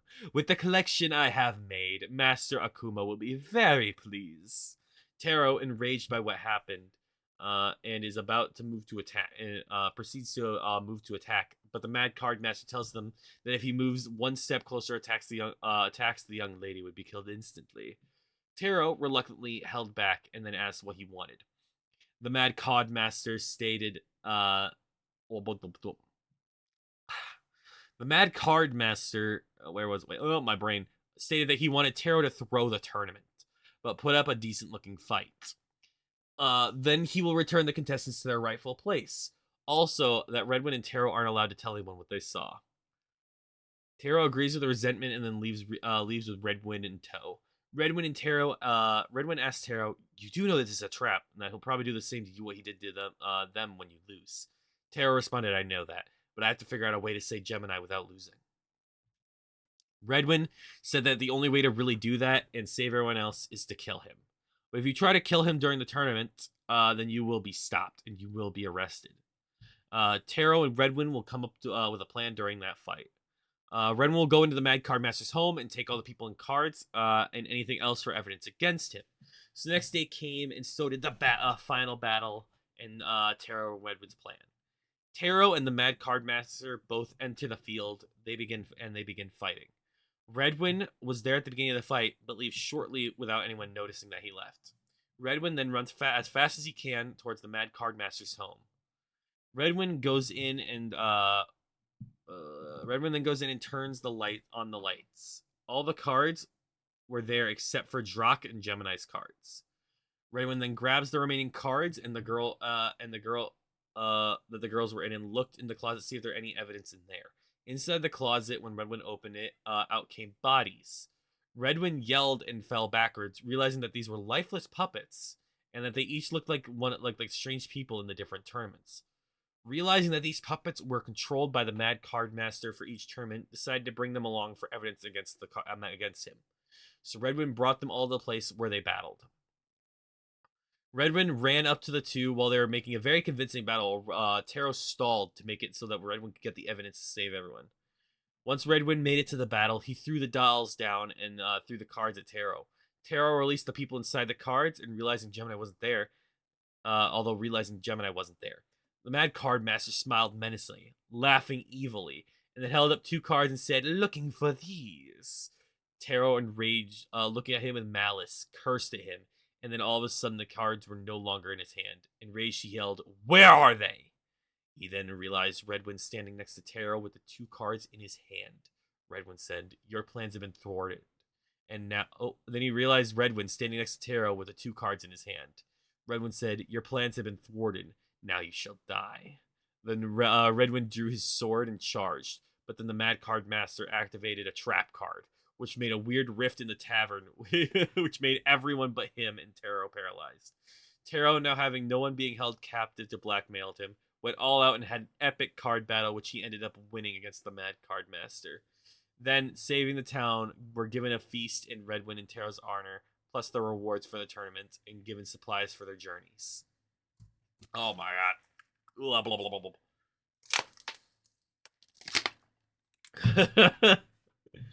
blah. Volume 7, page 13. Oh my, dude, I've been reading this for over an hour. Holy crap. Almost 2 hours of reading, guys. Oh my god, and I'm only in story 1. We're traveling along the path on our way, searching for Akuma's castle yet again. They run into Apollo and a small group of his assassins once more. We were both headed to the same place, so they used us to disguise their presence. We reached the town and stayed the night there. I was like, see, this is only one of like 3 or 4 stories that I plan to read today too, which is oh boy. Am I lagging again? Okay. You, why are you lagging? Why? Why? Why? Why? I gotta make sure these are okay. Why? Why you lag? Why you lag? um, and say the night there. In the middle of the night, there was an explosion in a nearby building. We have everyone evacuate the area so that no one will get hurt.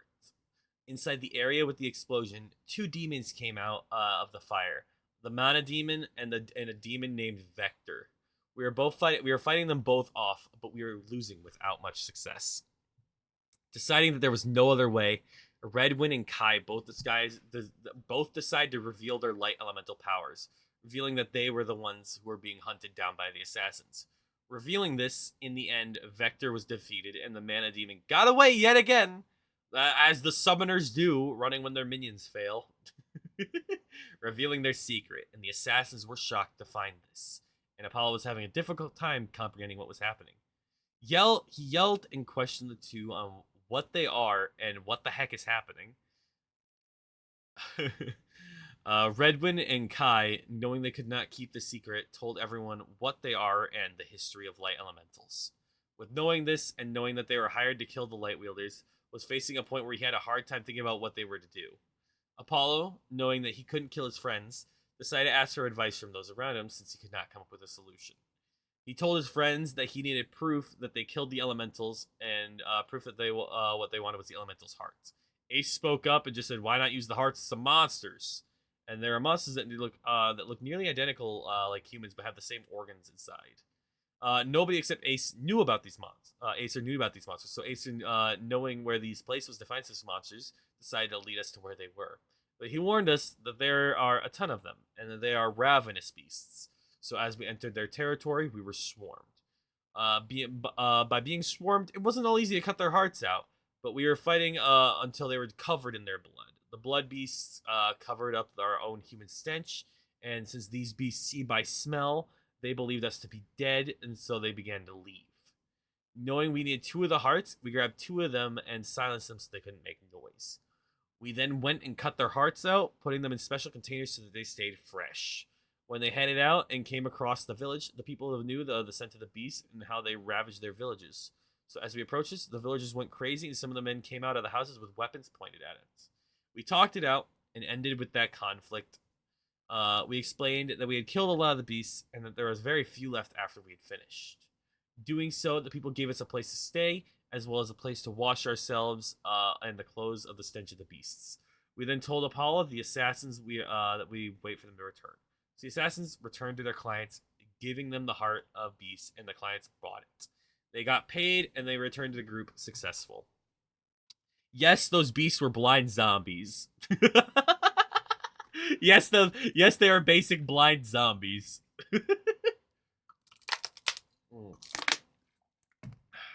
Volume 8 of Season 2. With everyone returned and exchange of any information they had, we figured out an area that Akuma's castle could be. It is around the area they battled the first time, but there is another 100-mile radius between it as well. And the area in the northeast was unoccupied by large cities and was filled with dense forests. We decided to go towards the northwest area because it seemed like an area that would be likely to hold a fort. Knowing we were headed to the forest, Akuma sent an entire army off, beefed up with the lesser demons, with the mana demons, the mana summoner, the summoner demon, to finally destroy us before we reach him. So as we reach the forest, we just see a large funnel of smoke billowing out of the forest. We all get there fairly quickly and see things that resembled the lesser demon we faced earlier, but they were different. Leading these creatures was the summoner demon. The summoner demon learned new techniques. He learned different attacks and used his mana to increase his own physical strength. So we begin fighting the lesser demons. Then, differently than before, the summoner demon attacked as well. When he attacked, he killed overall. Killed overall? What? Killed overall? What? Wait, what? What the heck? He killed Drak, the assassin Sunter, and gave a mortal wound to the other assassin Volt. In the end, we killed the summoner demon and were unable to save Volt before we won. Desperate, Wenwin activated his future sight and saw exactly where the mana demon would attack. Doing so, he prevented the mana demon's attack and saved Kai from being skewered by the mana demon. Redwin, keeping up his future sight, started to lose his concentration and consciousness. Redwin deciding that it was time that he should end it for all. Went in for the kill, but at the last second, the pain was too much and he lost his concentration. The summoner demon then took that opportunity and struck Redwin. He flew back as he slammed through a tree and into another one. Acer ran up to Redwin, who was lying on the ground. Then they asked if he was okay, and Redwin was coughing up blood. Redwin said, "I'm just going to need some rest. I'll see you guys later." Redwin then went unconscious. Seeing him defeated, Acer yelled that he was dead. Everyone then went and fought and made it to the mana demon. The summoner demon then grew in size, and they went on fighting for another 10 minutes, with each side doing a little damage to the other. The summoner demon then began charging an attack that began drawing in power, so anything around him. The fighters being pulled in towards him, the force was so strong that he couldn't get out of it. Then the mana demon was hit by a large streak of light moving at high speeds. The mana demon fell over, landed at his back, and then the light streak bounced off a tree and landed in front of everyone. After the dust cleared, it revealed that it was Redwin. He wasn't dead. Everyone was surprised because they all thought Redwin was dead. They began to question about what happened, but the summoner demon began to get back up. And they continued fighting, and in the end, the summoner demon was killed. Oh no, he was dead. But wait, he wasn't dead. Oh my god. Oh my god, he was just resting. Oh my god. Oh my gosh. Oh my god. Dopa dopa da. And in season 2, volume 9. We searched and searched of what was left of the northeast forest area, but we were unable to find him. So we headed off to the only other area that could possibly hold the castle. We found it a couple 100 feet away from where he was killed miles. Why was 100 feet? Why did I say feet? 100 feet is not a lot. Did I think 100 feet was a lot? Did I think 100 feet was a lot back then? I might have. It's not even 100 meters. I wrote 100 feet. What am I? That's not even a mile. What am I thinking? What am I thinking? And then, I probably meant 100 miles away from where he was previously killed. We then enter the building and fight Akuma. We fight, and multiple of ours was injured. Acer's staff was broken, And then we have Akuma down to the ropes into the fight. And then Akuma yells, "This isn't even my final form! Oh my god!" Akuma then begins transforming, beginning to look even stronger than before. Yes, I did. This isn't even my final form. Cringe. Cringe. I hurt myself, guys. This is pain. Then, out of the air, right before Akuma began to attack, a huge beam of energy just disintegrated Akuma. Then a boy who looked around our age floated down out of the sky, stating disappointedly, "Akuma, that was a poor performance. Even when I went through all the trouble of reviving you. Now, children, my name is Zero, and with a wicked grin, and I'm the one who brought you to this world, and I will be the one to take you out of this world as well." Chocolate said, "So you can bring them back to our world? Back to their world?" Uh, I don't know. Who even was that? Blank. Someone said, "No, that means he's gonna kill us." And someone else said, "What do you mean you brought us here? What did you bring us? What did you do to bring us here?" Zero said, "I'll be waiting for you," and then left. Dun dun dun. End of season 2 ends on a cliffhanger. And then we have season 3, which starts on page 15 of 21. Season 3, volume 1. We have watched Akuma die and met someone who called himself Zero. Zero claimed that he brought us to this world, and claiming that while that we were on a search of finding him, so that we can find out how he brought us here. So we follow in the direction in which he flew off. He flew off towards a town to the south. When we reached the town, what we saw was a horrifying sight. They were horrifying monsters that not even Acer had seen before. When they made a cut or a wound on someone in the villagers turned into one of them. These monsters seemed to have no signs of intelligence. We saw this at many other cities we crossed, but seeing that these were villagers, and that this effect may be curable, we contained the monsters in the city we crossed by creating ditches. We ran from one village which didn't seem contaminated. Saw Zero walking down the road. When he noticed us, he swung his arm and cut into someone's body. Then the person mutated into the monsters we had seen before. It then jumped at us and cut Madeline's arm. She freaked out, screaming, but then nothing helped. Nothing happened. Her cut just bled a little. But that was it. Zero, seeing this, exclaimed, "It would make sense my powers wouldn't affect you." Rivik and Sora then pinned down the monster so it couldn't turn anyone. Redwin then questioned Zero, why wouldn't your powers affect us?" Zero replied, "It's simply that I brought the 10 of you to this. It's simply that I brought the 10 of you to this world. All your DNA created me, so each of your DNA is protected against my powers." The 10 of us then freaked out at him, saying this. Zero continued with, "Before I transported you to this world, I was a virus in the game, %0. I had no physical form in the game or out of it. I craved a body so that I could wreak havoc against the people who are inferior to me.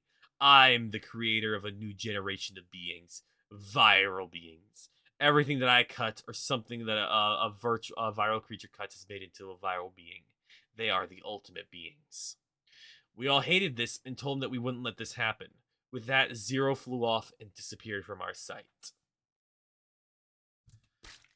Water. We should have ads starting soon, guys. So once ads start, we'll take another real quick break and we'll do another battle. We'll do another battle or something. Maybe I'll throw down a star and you guys can grab it or something. Volume 2, Season 3. With this, we made sure that the person who was turned into a viral being was put into a place where he couldn't get out of. We then began to conversate on where we needed to go, and what we needed to do. In the nearby mountains, there was a creature that seemed to be a viral, but it had a consciousness. This creature took up what seemed to be an energy sniper, but it had a weird glow to it. He took aim at Neo and fired. The beam shot, but nobody saw it. At the last second, the beam was interrupted by Redwin. He had both his swords crossed and reflecting the beam in all directions. The beams then reflected into his eyes. Redwin, taking the hit, flies backwards and hits the trees. Everyone else searched but could not find any clues on who fired the beam. They then went back to Redwin, but when he came to, Redwin was blinded and was freaking out.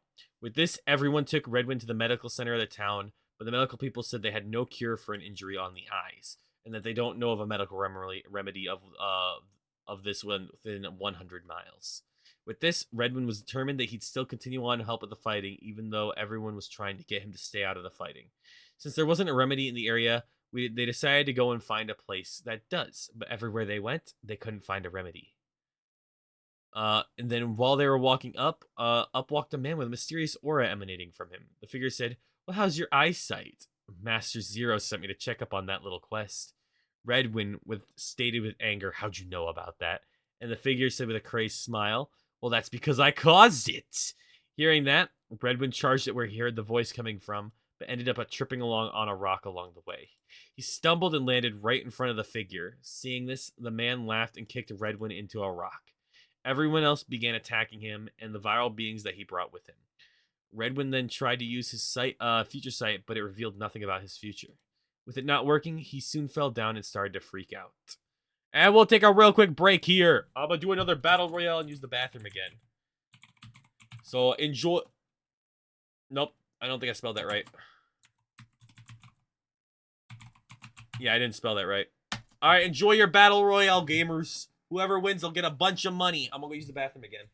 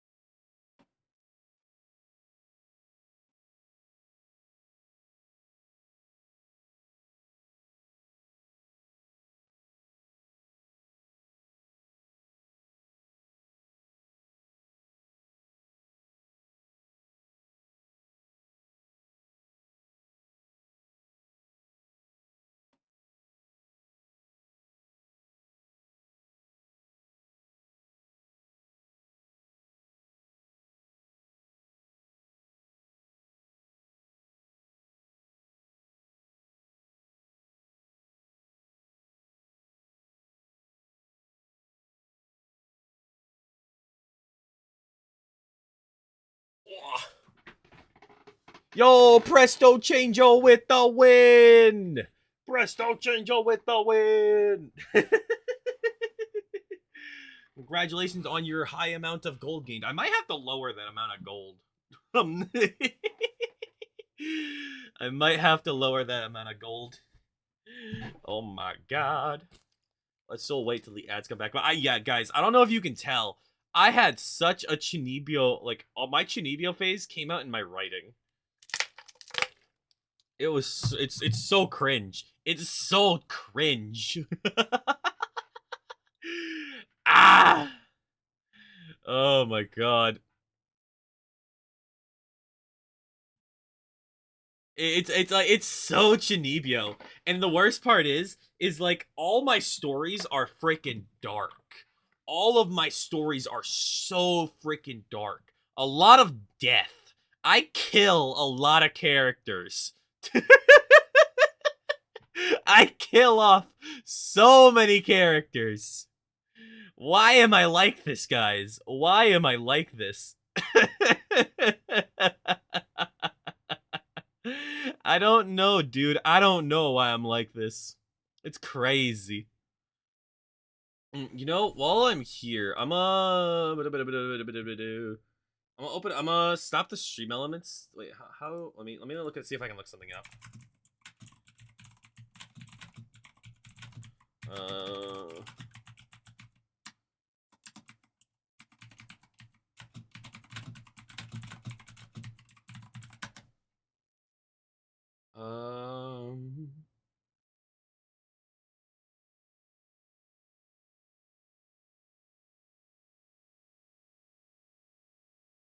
I'ma see if I can.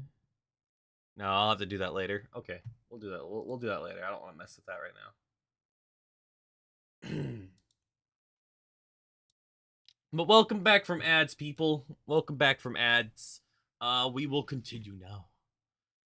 With it not working, he soon fell down and started to freak out. He then got hit into the chaos and smashed the two of them into a large boulder.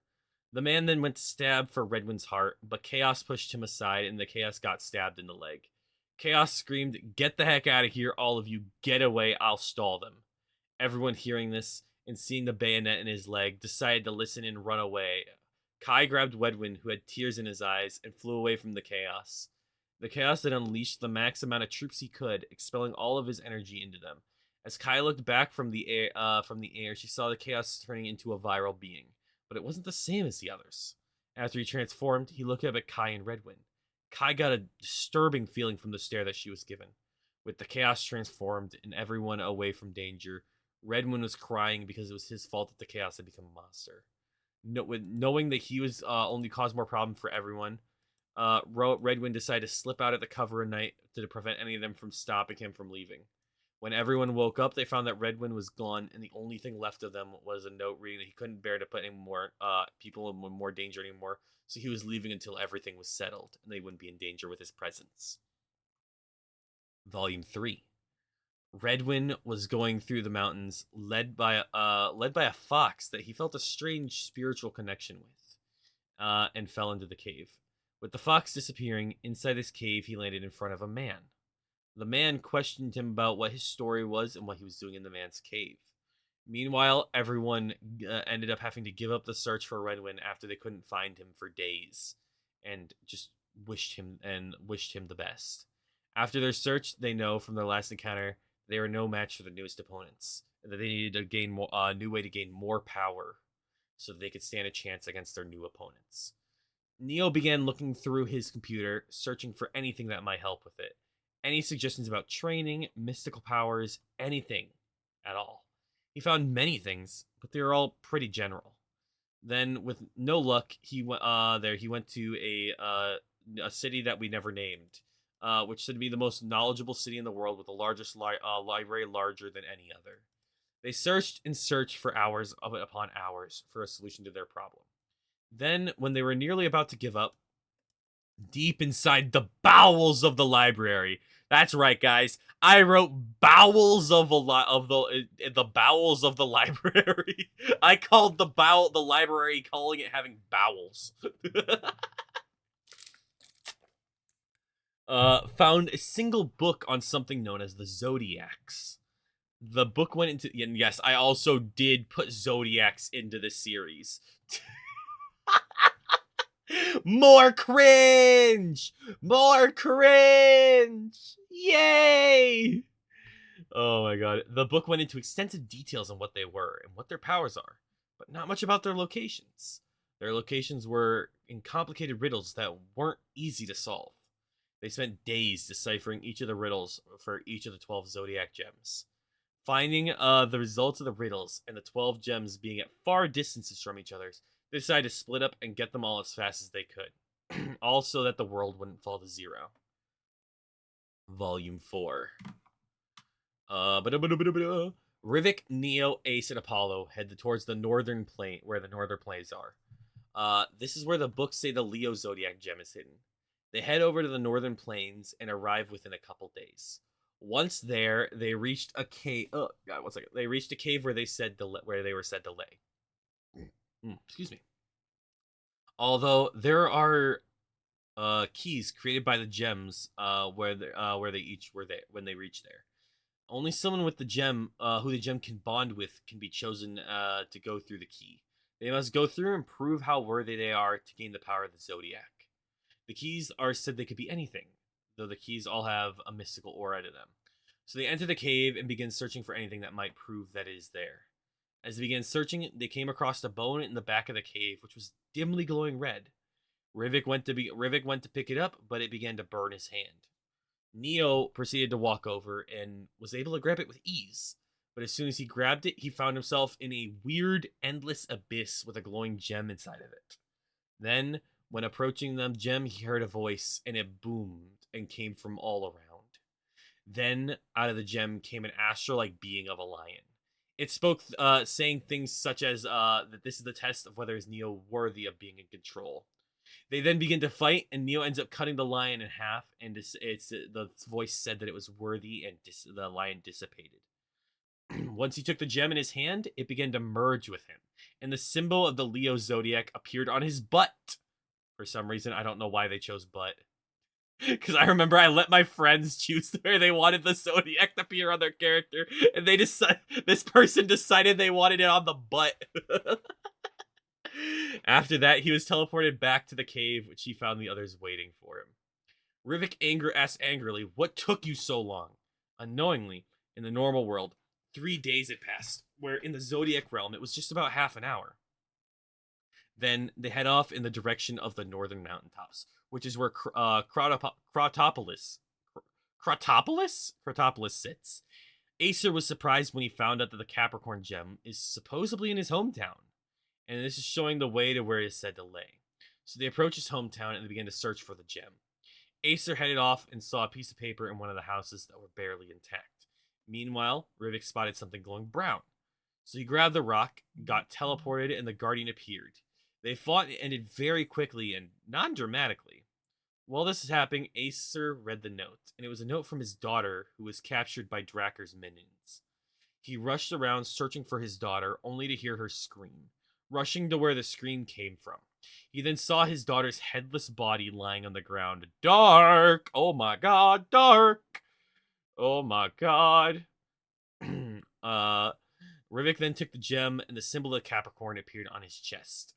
The ground then shook with the power of the earthquake, and there was a large crash of rocks in the castle of Crotopolis. Acer cried the castle, and then Acer ran there, and Neo and Apollo was already there, ready to fight. Acer yelled, "How did you break my father's curse, Draker?" Draker laughed and stretched his legs out. "I didn't do anything. It was your little friend over there."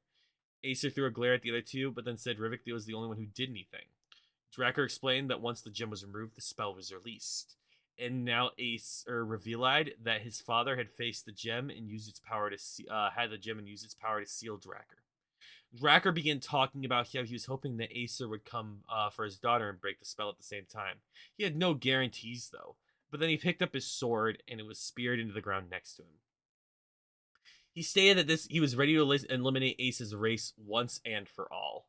On the other side of the mountain range is Redwind. And this old man. The old man listened to what happened to him and decided that he could help him. Excited, Redwind asked if he had medicine to help him, but the man claimed that he could do something better. Disappointed, Redwind listened to what the man had to say, and the man claimed that he would train Redwind. So Redwind decided to accept this so that he would have a way to become better help to his friends. He then began his training, but ended up being very clumsy at pretty much everything he tried. Acer and the others began fighting against Draker, but with little luck in what was actually happening. They caused little damage to him, but then he was doing a decent amount to everyone else. Rivik got back from being from in the other dimension only after a little while, and Acer and the others had been in combat for only a little short time. Once Rivik joined the fray, Acer was finally able to get in and hit Draker straight in the chest with his sword. Then Acer looked up into Draker's eyes to see the life drain out of them. But all Acer saw was Draker with a maniacal smile on his face. Then, with a still sword, Draker nuzzed to Acer a couple yards away. Then Draker begins to pull his sword from his chest and begins to walk over towards Acer. In the corner, with a look of fear on his face and the wound on Draker's heart begins to heal, just as Draker was standing over Acer. With Acer's sword aimed at the gear heart and the wound about to close, the wound burst open with viral energy and Draker was completely destroyed. Hi, Fifi. Welcome in. How you doing today? How you doing today? Welcome in. Welcome in.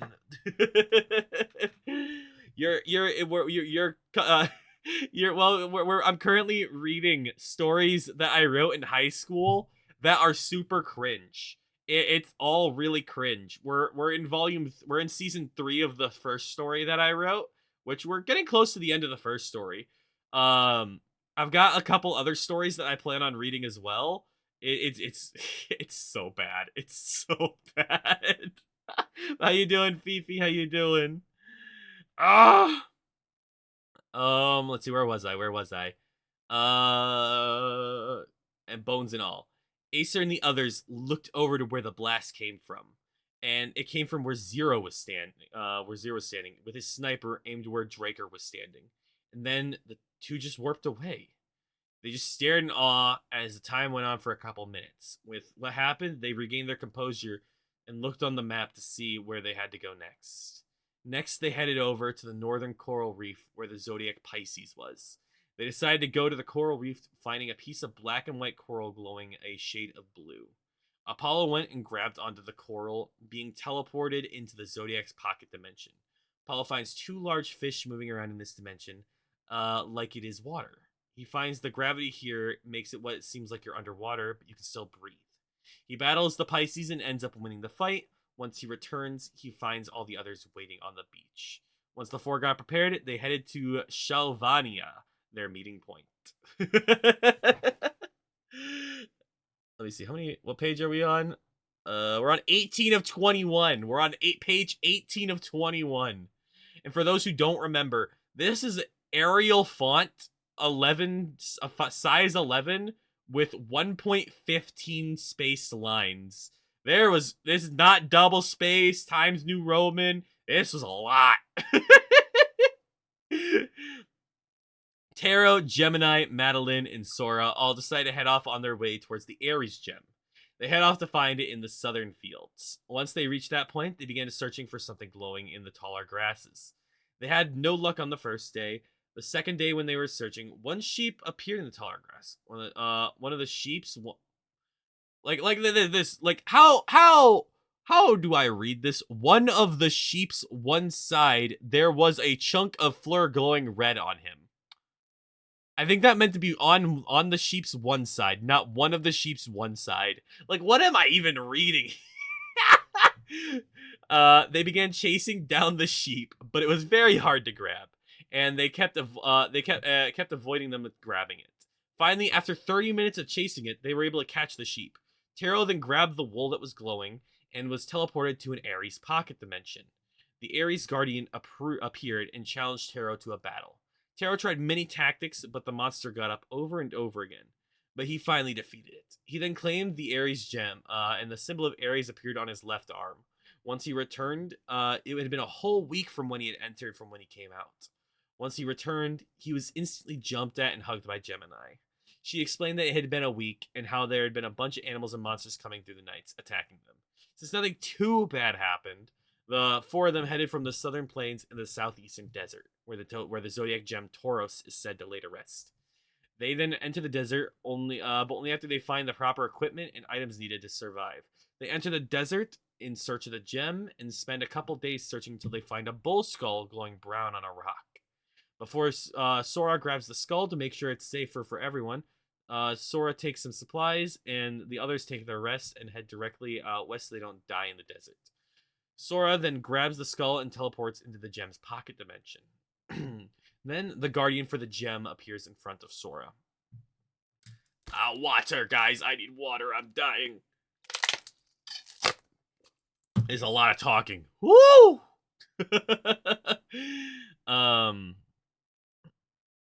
They begin fighting, and they both went straight for a punch. Sora's robotic arm to the bull's arm. They fought with lots of hand-to-hand combat, Sora winning in the end. Sora grabbed the gem, the symbol of Tauros appearing on his left hand, and got teleported back into the desert. Nobody was there, but knew exactly where they would be and headed out. He got back to them after a couple days of getting out, but overall he was gone for about 9 days. Once he got back, they headed off in the direction of the southernmost area of the mainland, so they could reach an island where the Libra gem is told to lay rest. They took the boat on to the island, but it was hard to find one because the island said it was to be ridden with monsters. But once they found one, they got there within 12 hours. They remained on high alert on the island so they wouldn't be cut down before they saved the world. They reached the set of ruins that led to the inner parts of the island and began to search the inside of the ruins. They find a golden scale glowing green inside the middle of the underground temple ruins. Madeline walks up to the scale and grabs it. She is teleported into the Libra's pocket dimension. The Libra Guardian appeared and fought. And they fought. Madeline won the fight and claimed the gem, symbol of Libra appearing on her wrist, and then got teleported back. She came back with the three of them beaten and worn down from being attacked by lots of monsters. They then get out of there as quickly as possible so they can return, be safe and ready, and heading back to Shalvania as well. During the time of gaining gems, Redwind's training has become steadily much better with much training. His other senses have been raised higher than they were previously, but still not enough for him to fight well.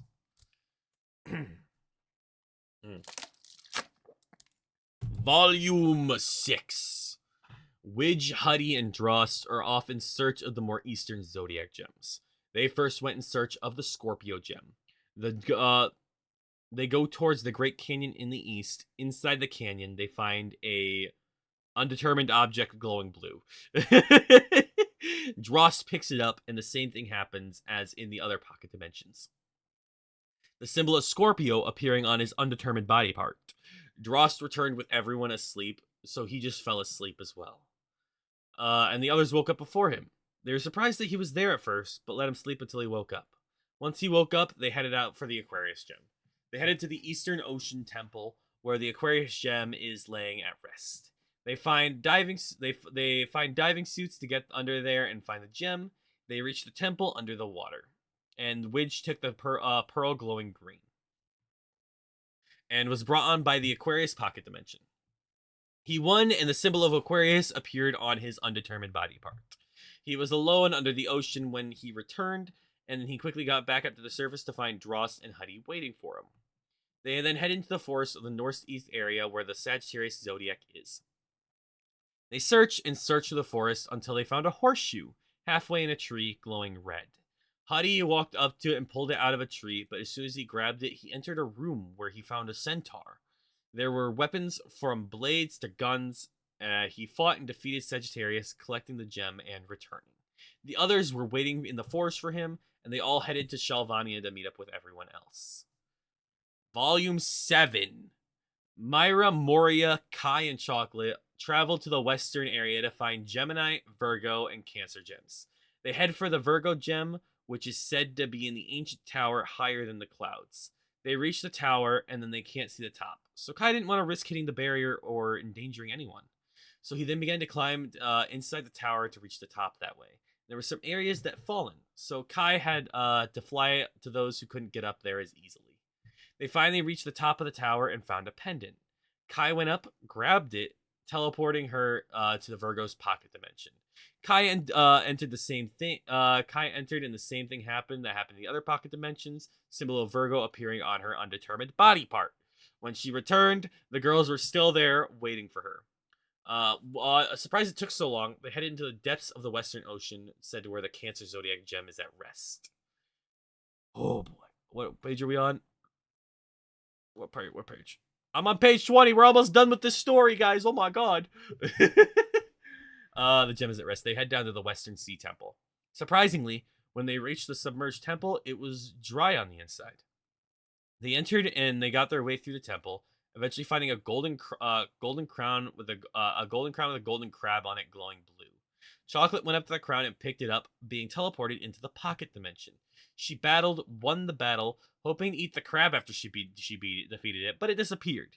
And pouting, she picked up the gem, the symbol of Cancer appearing in her right eye. She returned to see the other girls freaking out and water rushing into the rooms. The girls ran as fast as they could to their submarine so they could get back up. They got out of the ruins before they completely collapsed, getting back to land, catching their breath, and began to head towards the Gemini gem inside the Western Mountains. They reached the mountains, but when they reached the Twin Top Mountain Shrine, there was nothing to be found there. Nothing was glowing, and or could be seen for a key for Gemini. After a couple days of looking, they left the mountaintops. Then realizing there was a ginormous landslide heading towards them, they all screamed. Kai realized that she couldn't save all the girls and wasn't sure who to save. During all this time, Redwin had completed his training, and the old man then took Redwin into his cave and had shown Redwin the room that he had not seen. Redwin, when he walked in, felt something soft on his bare feet. The old man then told Redwin to sit on the herbs.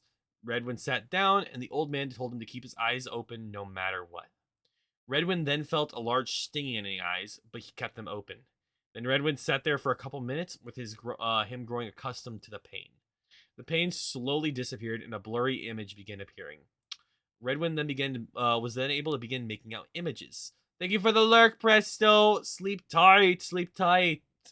I hope you sleep well. Sat there for a couple minutes with the growing, and the room began to make out images. Redwin was surprised at first, but then he began yelling, "If you had the remedy, why didn't you give it to me in the first place?" The old man then explained if he had given the Redwin his eyesight back before, he never would have learned of how to use his other senses to the fullest. Understanding, but still really annoyed, Redwin thanked the man and swore that he'd repay the debt.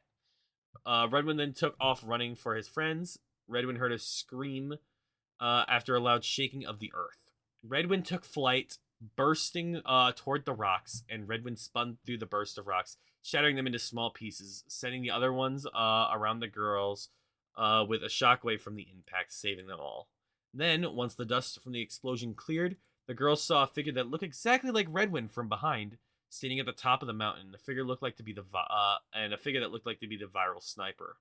Then Kai asked, "Redwin, is that you?" He turned around and said, "Hey, been a while." And then he flew towards the viral sniper, and the sniper aimed a series shot a powerful aimed and shot a series of powerful shots at Redwin, but he dodged all of them and went straight at the sniper's chest. Redwin stabbed with one sword, but was reflected by the gun. He then went to stab with the other sword into him, but a bayonet caught his arm slightly, spurting out blood onto the sniper. Sniper jumped back in pain from the blood landing on him. Redwin, confused about this at first, took a second to understand what happened, but then began testing his theory by throwing some blood on the sniper. It then dripped off, and where the blood was human skin, but the viral covered it quickly once again. Confirming this, Redwin went to splash some of his from his wound on his face. The sniper teleported away again to fully heal. The girls then got up to Redwin, and Kai immediately knew that Redwin's blood could do what Redwin's blood could do to viral beings. But made sure to help him bandage up his arm and make him explain what happened. If Redwin wouldn't say anything or something she didn't like, Kai would tighten the bandage until it hurt. Eventually, Redwin explained everything that happened and why he ran away. She called him an idiot and she was glad to see him safe. They then headed back towards Shelvania to their meeting point. And then Volume 8, which is the last volume we wrote for this story, was once Sora, Madeline, Taro, and Gemini entered Shelvania, they find that the other members of the group, the only other members of the group yet to show up was Myra, Moria, Kai, and Chocolate. The main points of the conversation were the zodiac powers they have gained, the traps they had to fight, whether or not there was any progress in finding a cure for the people, and the chaos who had been turned into whether or not any information on Redwin. Sadly, none of them had any information on a cure or where Redwin went. And then after about an hour passed by, there was a knock on the door. Sora responded, "Who is it?" Myra said blank, said something. We didn't write down anything for it. Acer went over to open the door for the girls, and the girls entered the building one by one. As Myra entered, she said, "I've got a surprise for you all." Everyone looked towards the door to see Myra stepped away, and in stepped Redwin. He said, "Hey guys, long time no see." Well, I'll be darned, Acer said, standing to see him. So the prodigal son finally returns, Rivik stated nonchalantly. "So you managed to not get yourself killed." "Hey," Sora stated nonchalantly. Neo walks up to Redwin and states, "You F word. F-U-C-K-er. Whoa." Punches Redwin in the gut. "Where have you been this whole time?" Redwin cringes. "I deserve that." And everyone shares different escapades they had gone through. They all question what it is they must do. And that's the end of the first story. That is the end of the first story, the big story, the took us 2 hours to read story. It was very cringe, and my writing, oh my god, guys, that writing was so bad. That writing was so bad. Holy crap. Let me see. Okay, there's one of the stories. No, that one's not anything.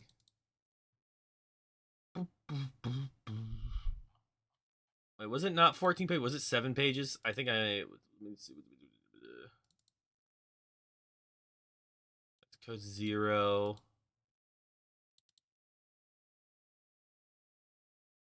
Okay, yeah, here's the 14-page one. Oh, God. Oh, God. Oh, God. What even is this story?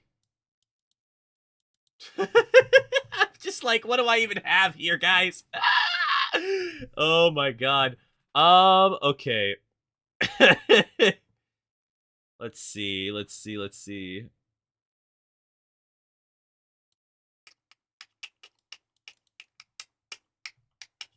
Which one do I read next? I have 3 more I can read, guys.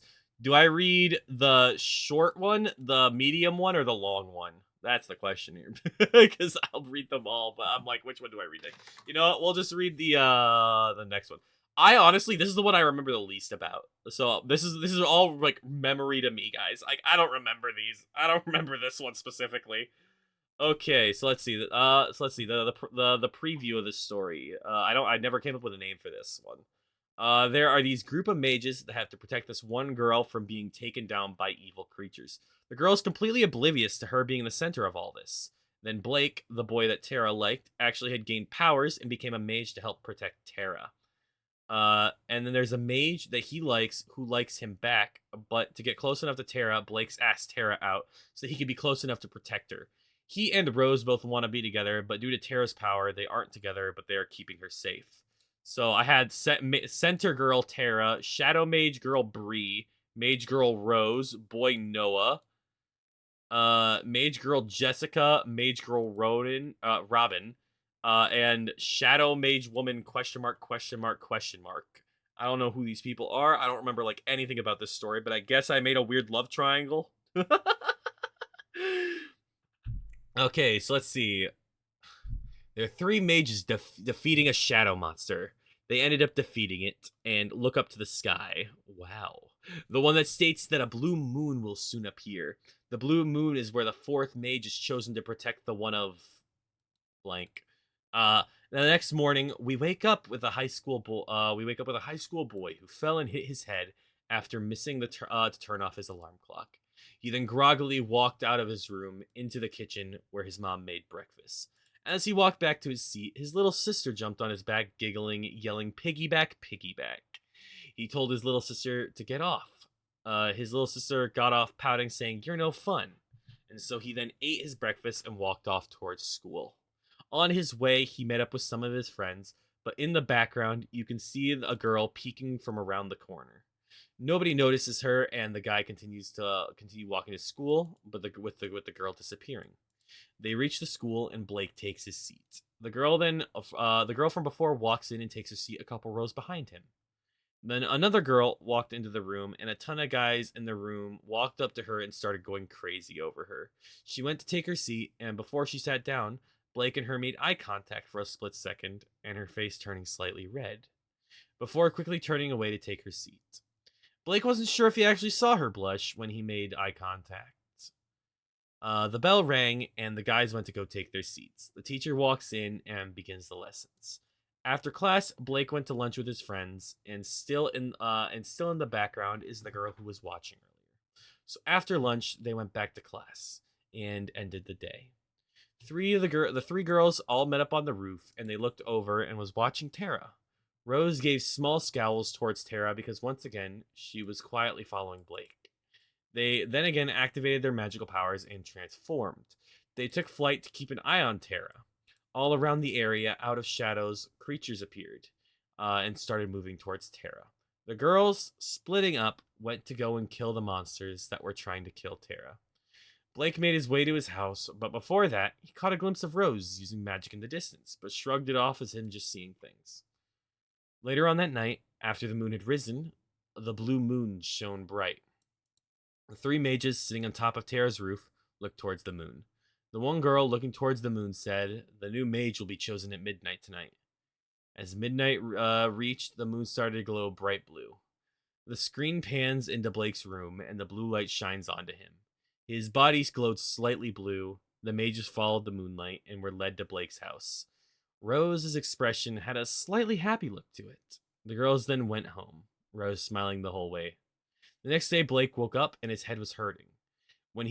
Oh my god, I just realized, guys, I made a magical girl harem story. Why did I do this? You guys can definitely see, like, where my interests were at certain times. Like, a freaking magical girl harem anime. Oh my god, what am I even doing?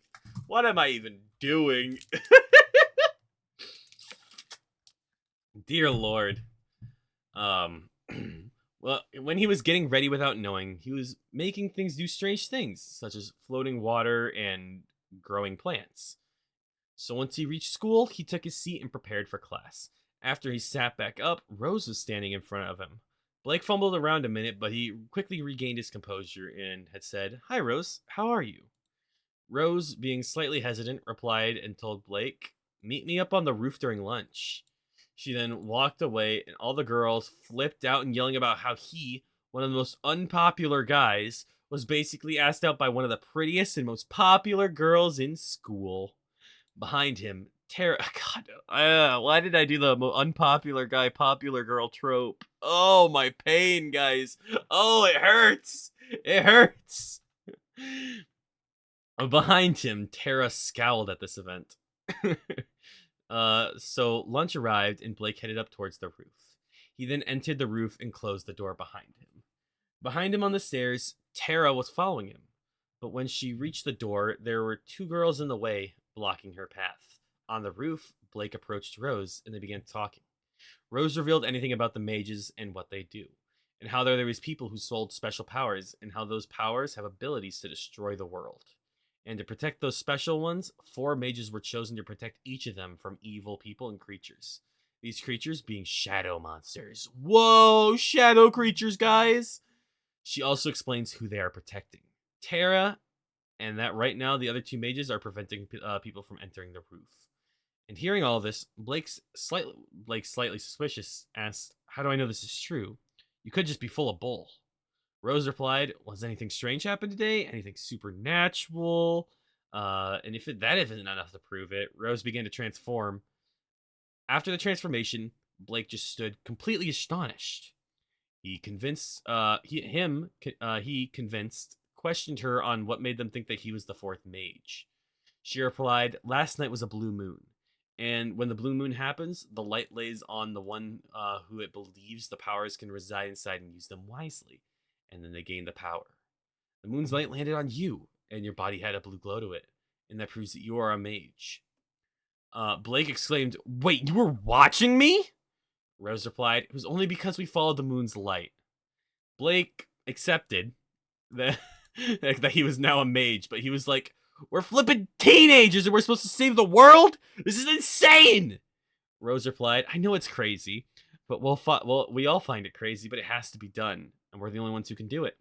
Blake replied, "Whatever. If I'm going to be any help, I need to know magic. And I know no magic whatsoever." God, he's so accepting so quickly of this.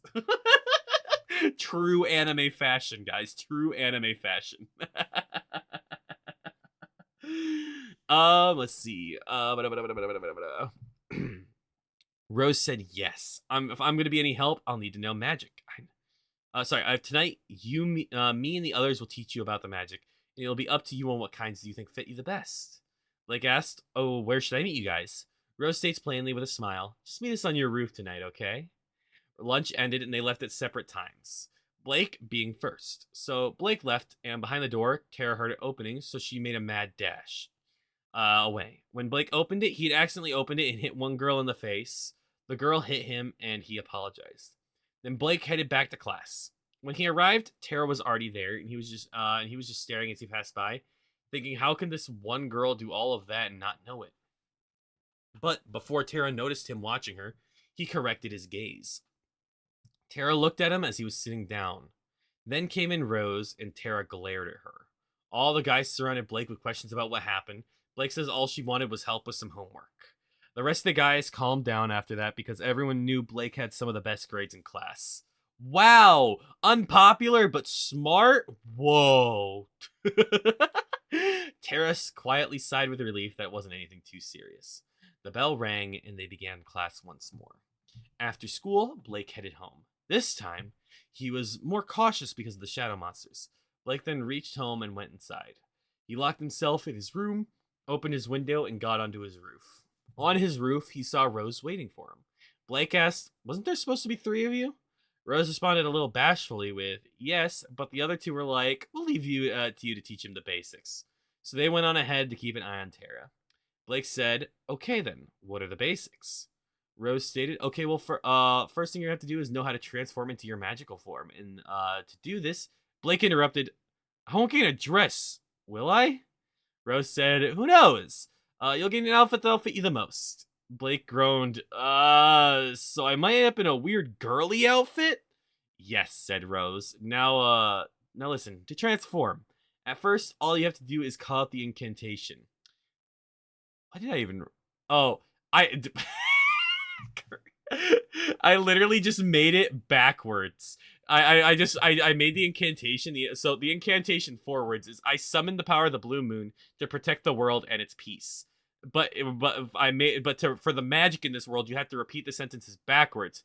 So it was Ekep Stidna Drol it Tsetorp at num ilb u rewap et nomus I. Uh, but once you are better with magic, you can just do it with a thought. Now try it. Blake began, and he repeated that the transformation was a success. He went into his magic form. Rose stated, "Wow, you look pretty cool in that outfit." Blake stated, "Do I? It feels pretty comfortable." And Rose replied, "Yes, you do. And now you need to learn how to use the powers. Most of it's pretty simple. Some simple hand motions and what it is. For example, for a magic missiles, you put your hand together like this. She put her left palm out and her right hand on her left wrist and says the magic missile. For a flight circle, you put your hands down like this, palms facing down, fingers spread, and say flight.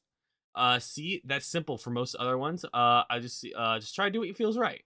Blake stated then, "Okay, shall we go?" Blake activated flight and then began to follow Rose after she began her flight. They flew only about a block away, which surprised Blake. So once they arrived, Blake noticed the two girls in the stairwell. They were battling against this giant monster. Rose cried, "Oh crap, this is the largest one in a while." Blake said, "Oh, is it? Well, let's get over there to help them." Blake and Rose flew off towards the monster. When they arrived, the other girls asked, "What took you so long?" They joined in the fight and battled with all they could. They killed it pretty quickly after that. Later, when the night was ending, when the girls were dropping off Blake, right as they were leaving, Rose quickly turned back and gave Blake a hug. She then flew away with the other girls, leaving the shocked Blake on his roof. Blake, staying shocked for a minute, climbed back into his room and laid on his bed, trying to understand what just happened. While doing this, he fell asleep. The next morning, Blake got a sharp awakening when his younger sister jumped off his dresser onto his stomach, yelling, "Wake up!" when she jumped. He, after groaning and waking up, playfully said, "You're gonna pay for that," and began to chase her around the house. When they began to run through the kitchen, his mom was cooking. Their mom noticed them, seeing the daughter run past, both laughing, screaming at the same time, saw Blake turn the corner. As Blake began to run goodbye, she grabbed his collar. Blake crashed to the ground as his mom released him. Blake's sister peered from around the corner why he still wasn't on the chase.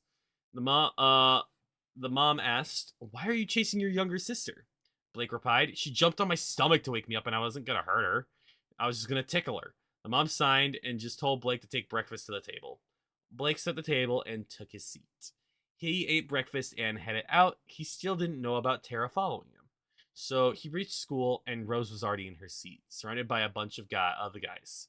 When Blake reached into his bag to pull out his notebook, he found a slip of paper. It read, "Go through your day as normal. I'll meet you on the roof again, on your roof again to talk again tonight. Pay attention to your surroundings. There should be someone following you today. Rose." Blake read that in secret without anyone knowing. Although one of his friends came up and asked, "Blake, what you reading?"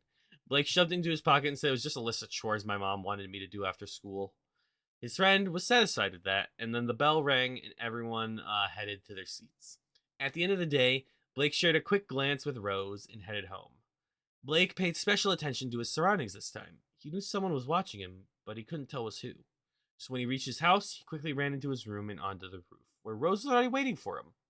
Blake saw the other girl on the roof across the street, and Blake asked, "Why aren't they watching Tara?" Rose responded with a sour tone, "They are," and then pointed in front of his house. Confused, Blake looked down into the street. Looked down into the street. In front of his house was Tara, hiding around the corner, looking towards his bedroom window. Blake questioned, "What is she doing? Can she see us?"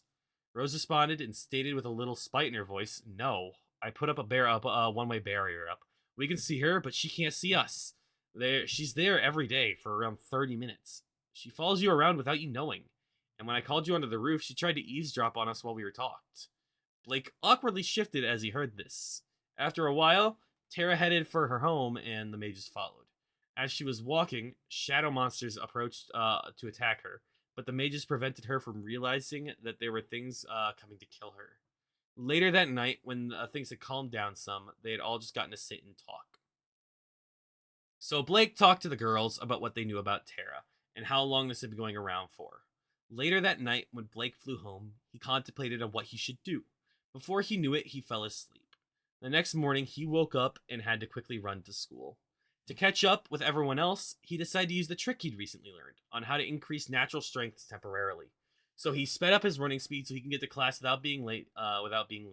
To class, bro. I wrote so he sped up his running speed so he could get to class without being late to class, bruh.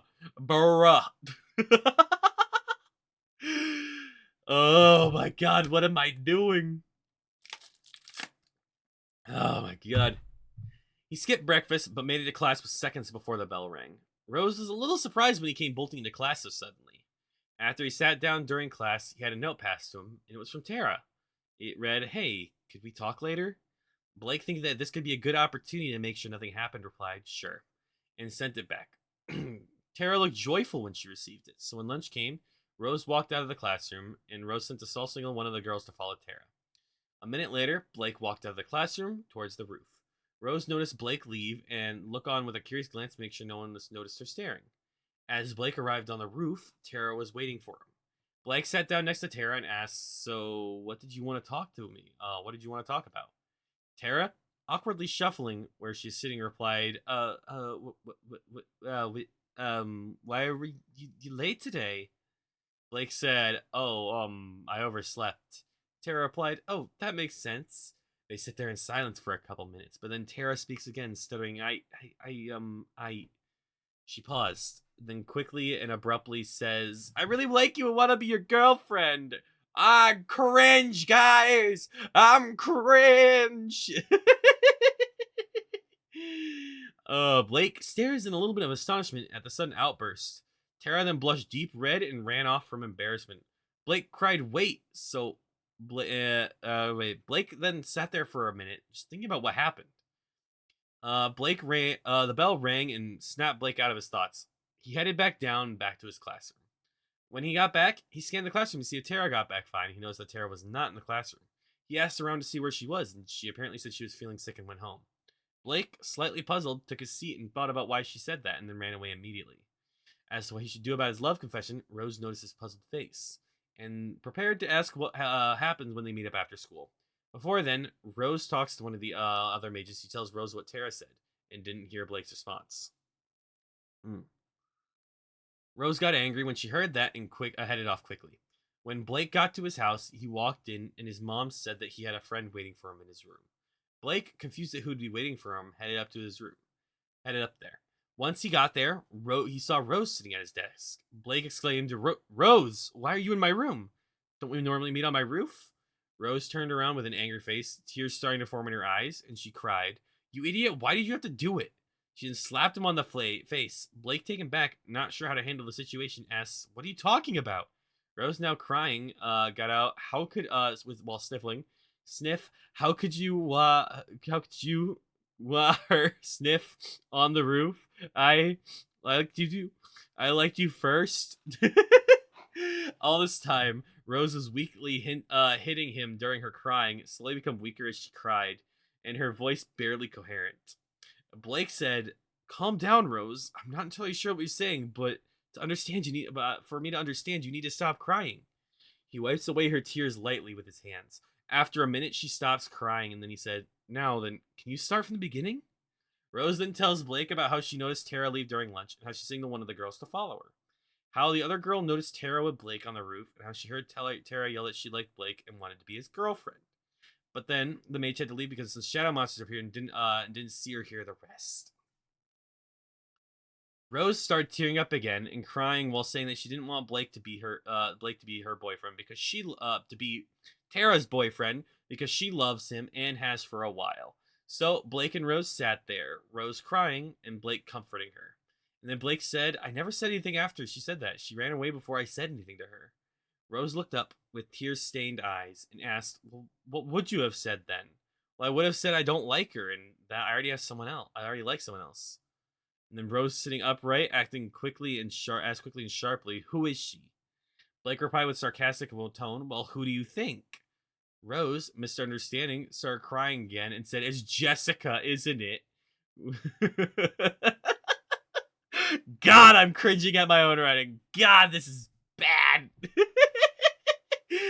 Oh my god. My writing is cringe, guys. Blake quickly stated, no, stupid, it's you. Rose, still tear-stained, looked up at Blake with hopeful eyes. Blake confirming this by saying, really, Rose, I really do like you. Rose proceeded to hug Blake and was crying because she was happy. All of a sudden, Ron burst in the window and yelled, we got a problem! The shadows are getting worse, so... She smirked. Sorry to break up the love fest, but we really need your guys' help. Blake replied, okay, we're on our way. What's the situation? They begin to fly off, and then the mages reply, things have gotten even crazier than normal. I've noticed that shadows are becoming more active. They never used to come out during the day, but now they've been coming out like the other day at lunch.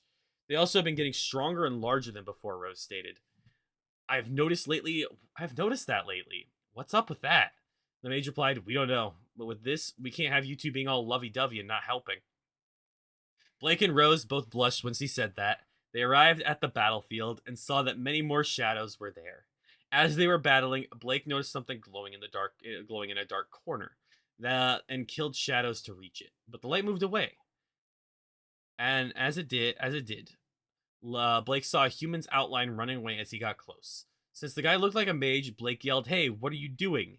The figure sharply turned around and fired something out of their hand at Blake. It grew a form and a face lunging at Blake.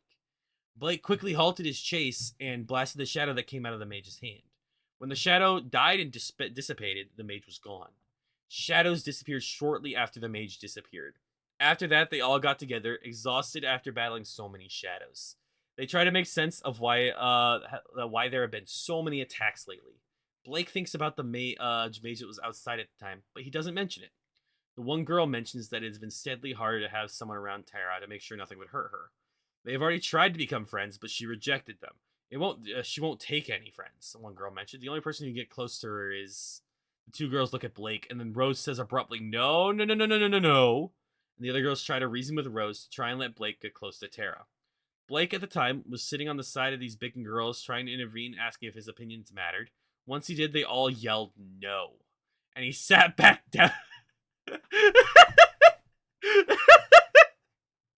Just no. The main character's opinion does not matter. Ignore him. Sayonara. You don't get a choice in this. What am I even doing, man? What did I even write here? He sat back in astonishment, but then he used some magic to freeze them all in place. Blake then stated, okay, so I want to know what you're talking about, because all I hear is blah, blah, blah, because you people are leaving me out of the conversation. The girls, one at a time, explained what the situation. Rose repeated over and over, no, no, absolutely not.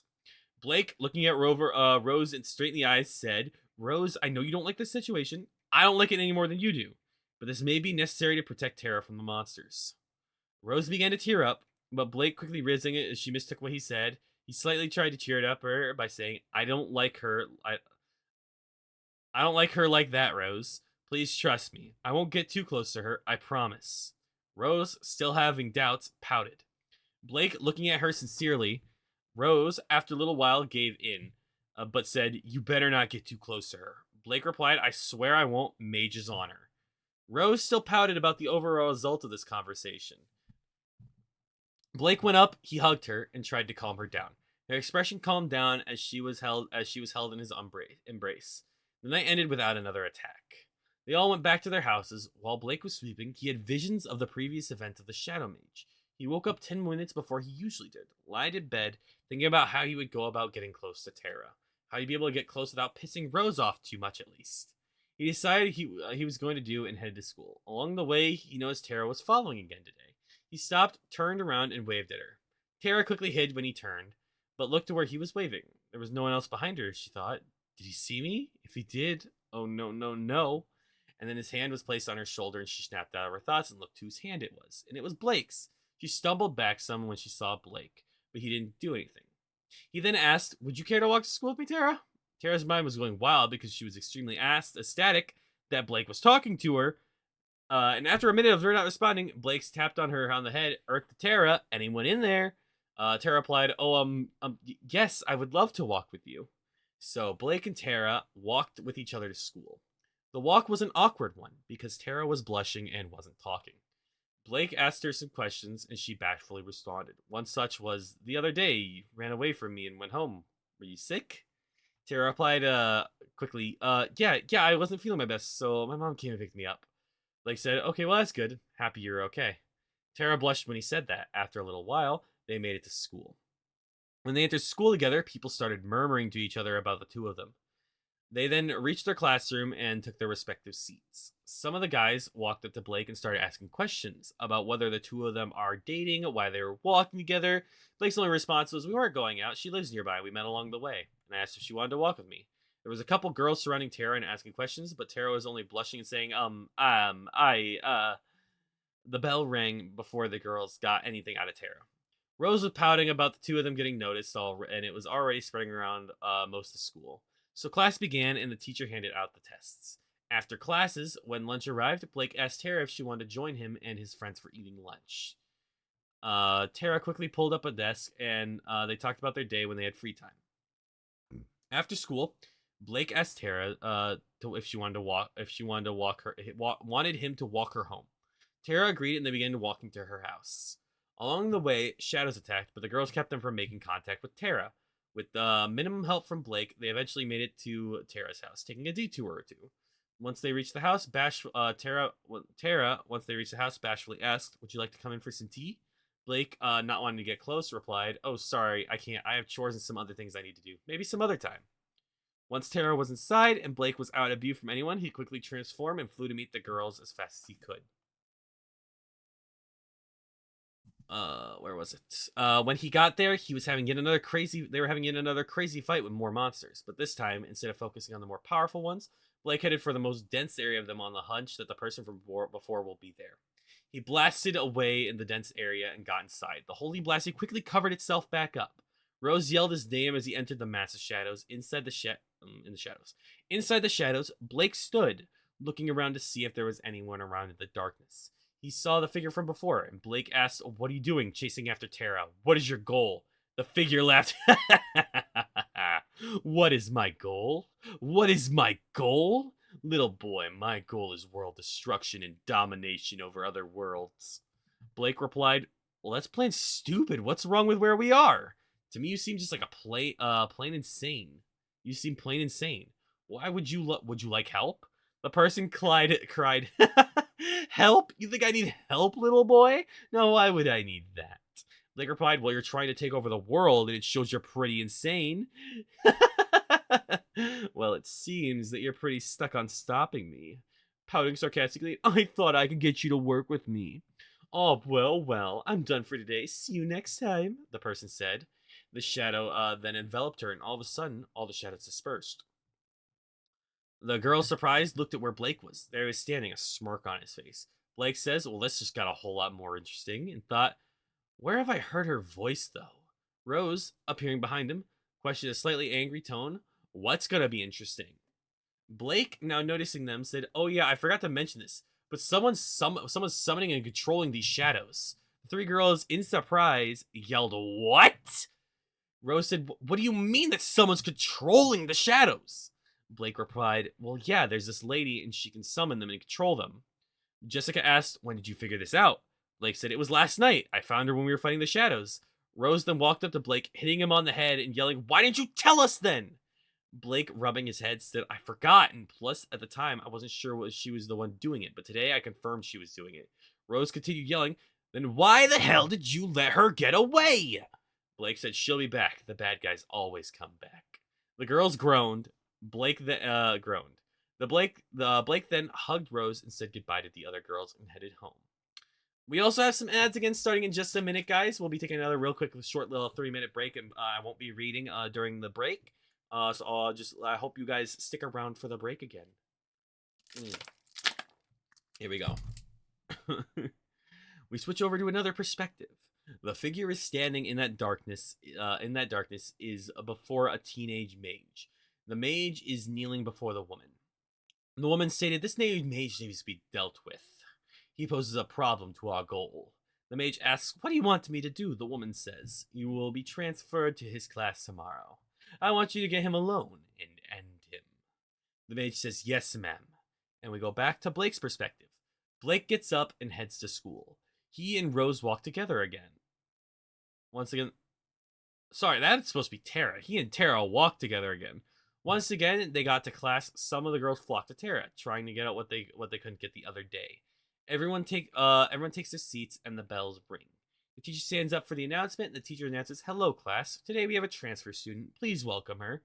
The girls walk up in the front of the class, and she introduces herself. "Hello, my name is Bree. I hope we can get along in the upcoming days." She smiles sweetly. The teacher then says, "Okay, since she's new here, Blake, could you show her around?" Blake said, "Oh, okay." Rose shot him a quick glare. Blake could feel all the guy's eyes upon him with jealousy and hatred. In his mind, Blake was thinking, "I'm dead." So when the lunch came around, Blake went and showed Bree around the school. Along the way, when Blake wasn't looking, Bree's hands started glowing. Uh, when people started to walk by, she quickly stopped, as well as when Blake wasn't looking. Her sweet smile turned into a face of disgust and annoyance. All right, we'll be right back, guys. I'm gonna do another. Here, you guys can fight it out again. Fight it out. Fight, fight, fight, fight, fight, fight. Good luck. I'll be right back.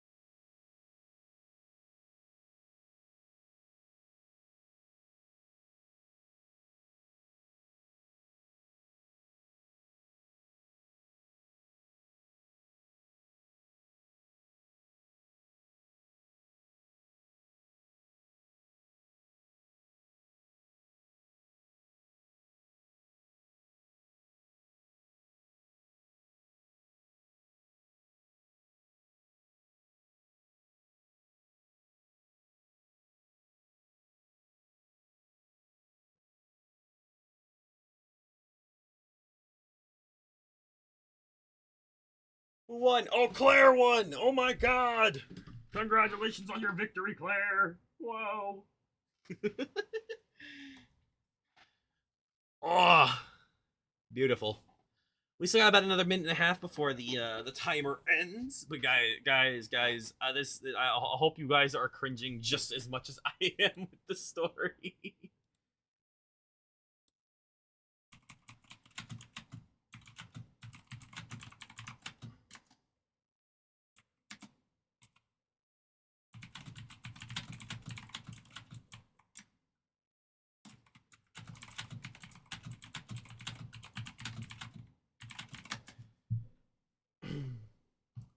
do, do, do, do, do.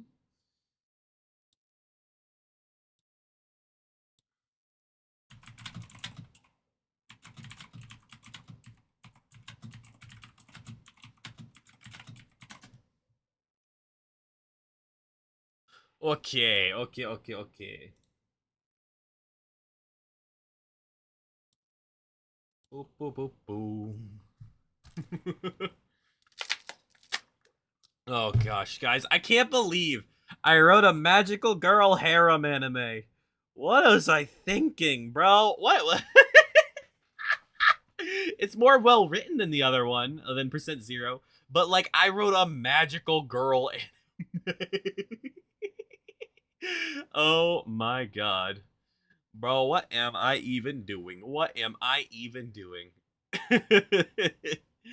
Welcome back, everyone. Oh, hi, Curtly. Baby, what you want? Come here. Come here. Come here, baby.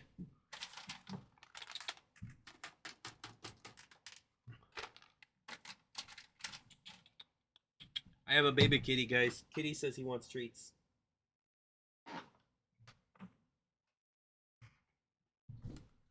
Oh, come here, Bubba. I have more treat for you. Where was I? Um, the hand glowing. All right, we're gonna return. Bree failing to eliminate Blake during the school day, but at the Bree failed in eliminating Blake during the school day, but at the end of the day, Bree sweetly asked, "Hey Blake," and Blake said, "Yeah." Bree continued, "Will you walk me home, pretty please?" Blake bashfully said, "Oh, sure, I guess." Rose glared at Bree without anyone else noticing. When Blake and Bree started leaving, Blake asked Tara if she wanted to come with, and that he would walk her home, too. So Tara came along with them, and Rose was left out pouting. Rose, when she met up with the other girls, said, "I don't trust this new girl, Bree." Jessica smirked a little and said, "You sure it's that, or are you just jealous and afraid that she might take Blake away from you?" Rose, flustered, said, "I'm not jealous. There's just something off about her." The girls then took off and followed Blake and the other two.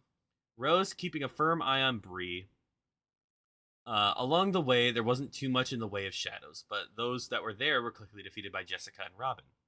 Jessica said, "Rose, you could help us, you know." But Rose wasn't paying attention. All of her focus was on Blake and Bree. Blake, escorting them home, was chatting with the two girls along the way. As they walked, Bree thought, "This is great. I have both of my targets right here next to me. Although I can sense the magical presence with the mage following us, so I don't want to get in a fight I can't win. I need to figure out who these other mages are and what their weaknesses are before I begin to fight." So when Blake, Tara, and Bree reached Bree's house, Bree ran up, surprised Blake with a quick hug. Tara looked wide-eyed when this happened, and Rose was about to fly and hurt Bree. But Jessica and Robin held her back, while Rose was yelling, "Let me at her! I'm gonna rip her head off!"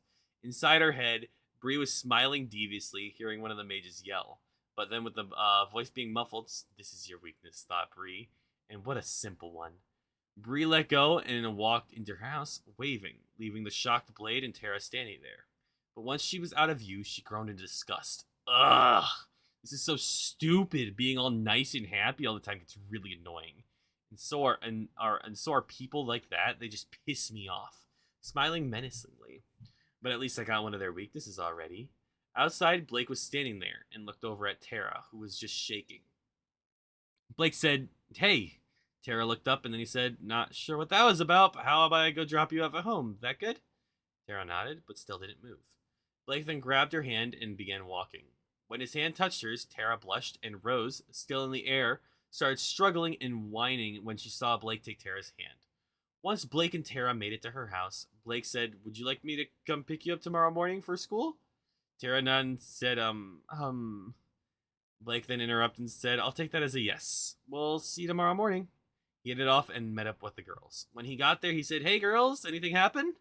At the time, Rose's back was turned to him, and when he said that, and she slowly turned, her expression was rage. Blake asked, "Rose, are you okay?" Robin said, "Blake, you better run." Rose yelled, "You lying cheater." Rose, as she yelled this, charged at Blake at high speeds, and Blake dodged attacks for hers while saying, "What are you talking about? I didn't do anything." And he grabbed her arm during one of her swings, well, then sudden stopped. She was caught off guard and fell. Blake catching her, so then she asked, "Why did she hug you?" And Blake said, "I don't know. I was surprised as you were. It meant absolutely nothing to me." Rose calmed down when hearing that. The next day, there weren't many shadows, but Blake always felt eyes watching them all night.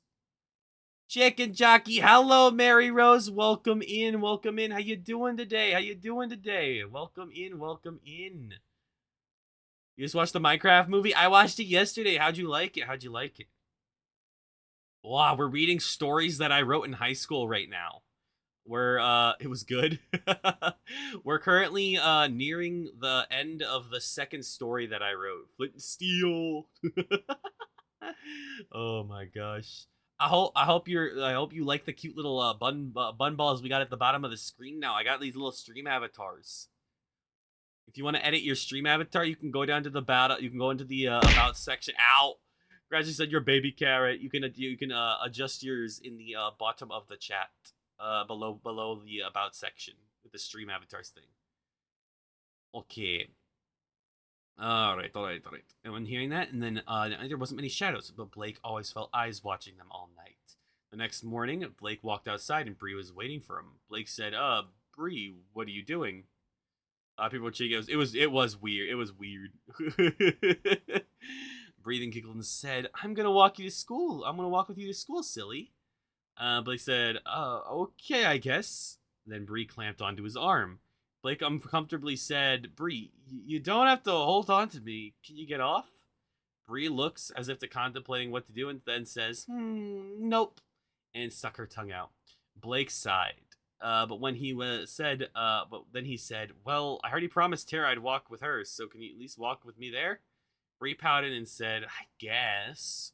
So they made it to Tara's place and waited outside. When Tara came out, she saw them and almost ran off. Blake cried, "Wait, it's not what you think!" Tara stopped and Blake continued, "And she lashed onto me and won't let go, and I don't want to hurt her, so I'm not going to force her off." Oh my god. But yeah, this if you can't tell, this is a magical girl harem story I wrote apparently. I barely remember this story. Oh my god. Oh my god. And Tara then walked back and clinged onto Blake's other arm. Blake stood there with both girls on one of his arms. In his mind, he was freaking out both due to the fact that he had two girls clinging onto his arm and fighting over him, as well as what happened to him when Rose will see this. He walks into class with both girls clinging to his arm. Rose stares at them with a look that could kill. Rose then makes eye contact with Bree, and Bree smirks, causing Rose to be angry. Rose quickly stood up irrationally and quickly ran out of the room. When passing by Blake, and Bree noticed his teardrops as Rose ran by. Tara was a little surprised at this, so she had to let go, and Bree purposely let loose so that Blake could chase after her. And sure enough, Blake made chase. Blake chased Rose down the hallway and towards the restrooms. Rose ran into the girls' restroom, and Blake stopped outside. Blake then signaled Jessica to try and help Rose calm down. And when Jessica showed up, Blake explained what happened. Jessica said, "You must be slow to have gotten surprised by both girls." Blake then shot back, "Well, how was I supposed to know this had happened? I tried to get them off without hurting them. It didn't go well. So could you please just go talk to Rose for me, please?" Jessica sighed, but said, "All right, but you're gonna owe me one. Got it, lover boy?" Blake said, "Thanks, Jessica. Yeah, I owe you one." Jessica then went in and talked to Rose. Inside, after the explanation, Rose says, "I want to hear it from him." And then Jessica said, "Then you have to come out." The door opened, and then Jessica continued, "But let's get you cleaned up a little first." So Rose got cleaned up and headed out. Blake explained what happened, and Rose believed him. Blake also asked her to go somewhere with him on the weekend. The bell rang, and they all quickly headed to class, knowing that they were going to be late. They hurried to their respective classrooms, and when Blake opened the door, the whole classroom looked towards them. All the students stare at Rose walks in behind Blake, wondering what they were doing. Blake could feel all the death stares from the guys in class and wondering what he did to deserve this. They all took their seats, and the teacher got the class started, but the guys' stares were still focused on Blake. Lunch came around, and the guys surrounded with Blake with questions, while the girls surrounded Rose asking questions. Blake's response to the questions was, "No, it's nothing. I was only making sure she was okay." The guys were yelling and pushing, saying, "Yeah, right, this is the second time you've been together alone." Blake then made a dash out of the classroom, and the guys chased after him, yelling and screaming. Blake got out of school and hid in one of the bushes that used the magic to cloak himself. After all this time, Bree was just smiling evilly. This is thinking this is gonna be too easy. Blake entered the class a minute late due to not wanting to be killed by the other guys. When Blake entered the class a minute late, when he entered, he could feel all the stares glued to him by everybody, but the guys' stares were ones that could kill. Blake cautiously walked to his seat. When passing Rose, she looked at him, smiled, and nodded slightly. Blake sat down and listened to the lesson. After class, he quickly ran over to Tara and slipped a note, reading to meet him behind the large tree back of the school in 5 minutes. Bree smiled, seeing that, and getting ready to go there and stand there too. And then was confronted by Rose. Rose said, "I want to talk with you. You're coming with me onto the roof." Bree smiled. So Bree and Rose walked with a brisk pace up to the roof. When they reached the roof, Bree asked, "So what did you want to talk about?" Rose turned around and said, "I want you to stay away from Blake." Bree said, "Ooh, are you his girlfriend? I thought his girlfriend was Tara. They seem to spend a lot of time together." Rose, put off by this, wasn't sure what to say. Bree then said, "If that's all you want, then I'll be off." Rose said, "Wait." Bree stopped to look back. Rose continued, "There's something off about you." Bree said, "Oh, what might that be?" Rose said, I'm not sure, but whatever you're around, I can feel the ominous aura surrounding everyone. Bree said, can you now? Rose said, what are you? I can tell you're not just a human. There's something much more than that. Bree said, then why don't you come and try for yourself?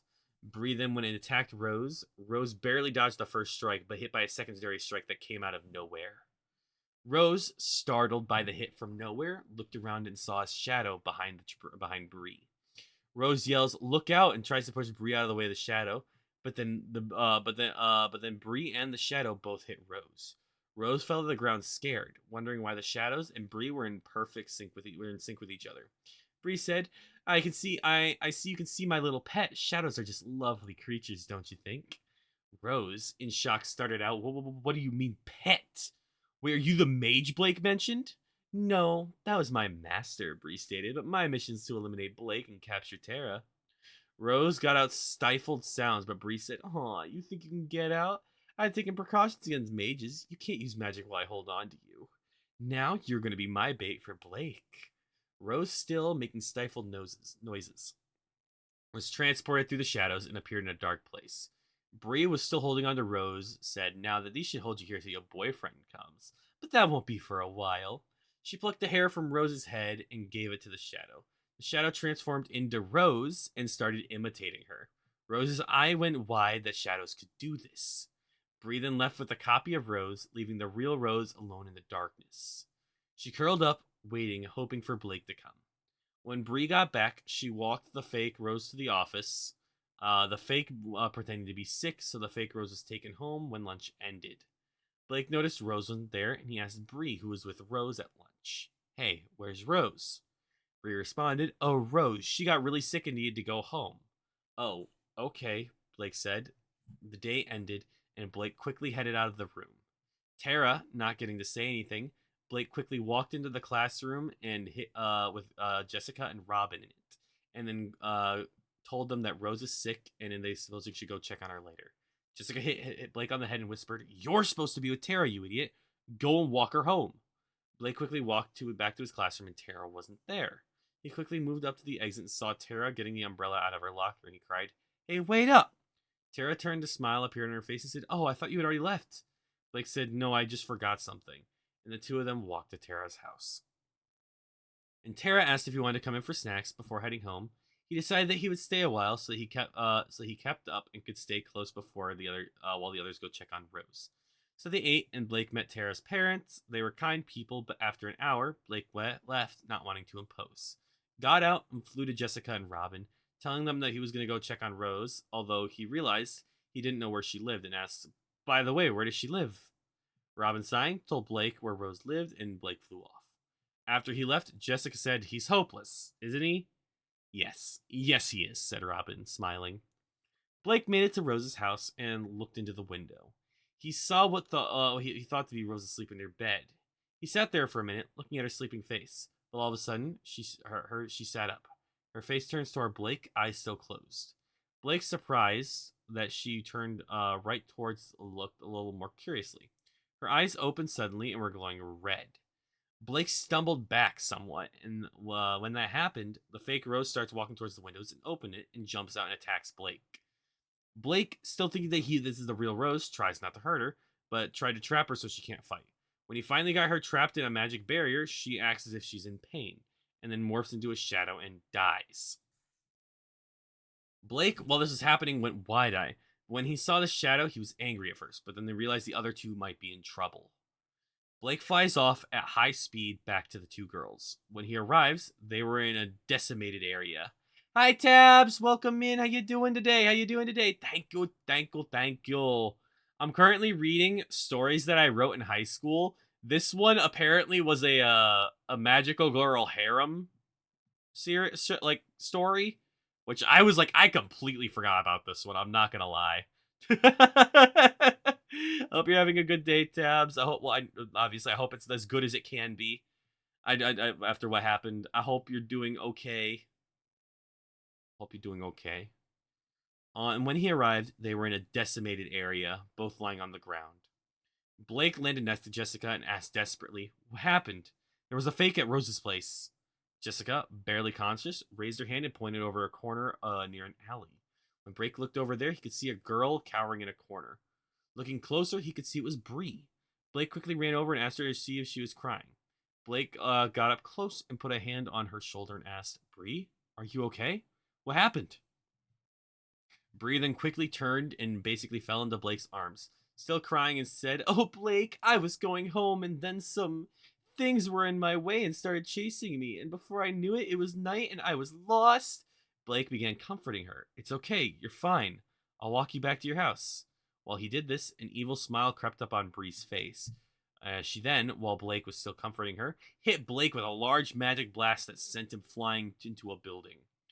Blake fell to the ground, landed on his hand and knees, coughing up blood. He looked up, confused, and saw Bree with an evil stare. Ah, that felt great.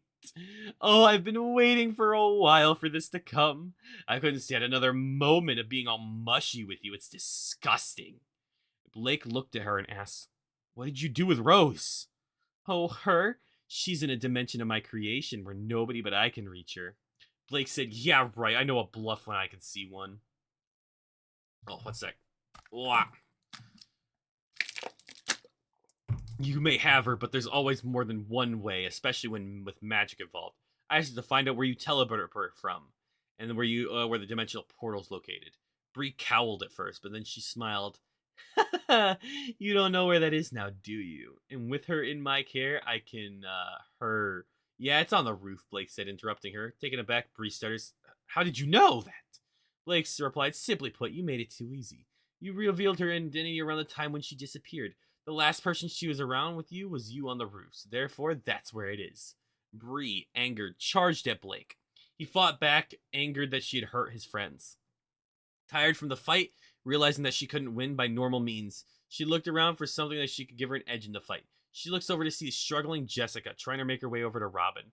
A large maniacal grin grew on Bree's face and charged straight at Blake. Blake dodged out of the way, and his eyes followed Bree carefully, noticing that she wasn't coming around for another blow, but headed straight for Jessica, who was behind him. Blake's eyes grew wide as he realized what Bree was doing. She flew at Jessica at high speeds, and Blake yelled, No! While running to stop Bree. Then all of a sudden, Bree was moving slower than she was before, about 1/4 of her original speed. Blake continued running, not realizing at the time that has slowed down and jumped in between of Jessica and Bree. His side then got a minor wound and a blade cut on the side, but he wiped it out, knocking Bree to the ground. Blake cringed from the pain, but slowly got up. Bree, looking up, scowled and said, How could you move that fast? It's physically impossible.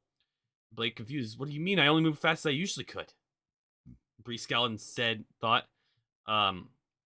this isn't good. With that speed, I have no chance. I have to get out and make preparations. She disappeared, and then Blake turned and moved towards Jessica. He asked, Are you all right? Jessica, now Robin, said, We should be fine, but we need to help Robin now. She's very badly injured. Oh, you're hurt too. We need to patch you up too. No, I'm fine, Blake responded. We need to go get Rose after we patched you both up. As they were both patching up, Jessica said, Thanks, by the way. Blake looked at her for, saving me from Bree. I probably would have died if you hadn't jumped in front of me like that. Blake responded, No problem. How did you do it? Jessica asked. Blake, confused, What do you mean? Jessica said, You moved so fast that even a teleport spell from that distance isn't as fast as you moved. Did I? Blake questioned Jessica, surprised. She said, What? You didn't realize? We need to figure out what you did because that could help us considerably. Well, I don't know what I did, so that will have to be dealt with later. Right now, we need to go get Rose. Ugh. Blake said while trying to stand. He fell back on his knees. Jessica, worried, moved over to Blake and said, You need to get bandages wrapped around your wounds. But, Blake began, but Jessica cut him up. No buts, you're hurt and you need medical help. Blake submitted to Jessica's help and let her bandage him up. Immediately after she was done, Blake said, Get Robin to a safe place. I'm going for Rose. Jessica cried, Wait! But Blake was already gone. Jessica sighed and carried Robin out of the way. Blake was flying at extreme high speeds towards school. He landed at the top of the school using detect magic. He found a magic seal on blank on the wall. Blake broke the seal and entered into the dimension Bree created. Rose looked around. Rose looked all beat up and hurt. And Blake quickly ran over Rose and held her in her arms. When in her arms, Rose slowly opened her eyes and said, Blake? Blake said, It's me. Can you stand up? Rose slowly stumbled onto her feet, but then fell back down. But Blake caught her before she hit the ground. Okay, Blake said, I've got you out of here. I've got to get you out of here. And he held her, and he had to get her back to her so he could still use his magic and carried Rose out of the portal. When he got out, he flew Rose over to where Jessica and Robin were. When he got there, Robin was awake and talking to Jessica. Blake flew in and had a bad landing due to his own injuries. He set Rose down in front of Jessica and asked them to take care of Rose, but passed out himself because of blood loss. When he came to, Jessica and Robin were in chairs to the left of him. He sat up and found Rose sleeping on the side of the bed. Blake put his hand to rest on Rose's head, and when she started to wake up, she looked up at Blake and groggily said, Oh, hi, Blake. Realizing where she was, she sat quickly up and apologized, blushing. All Blake did was smile at her. Robin asked, How are you doing? It looks like you took up a beating.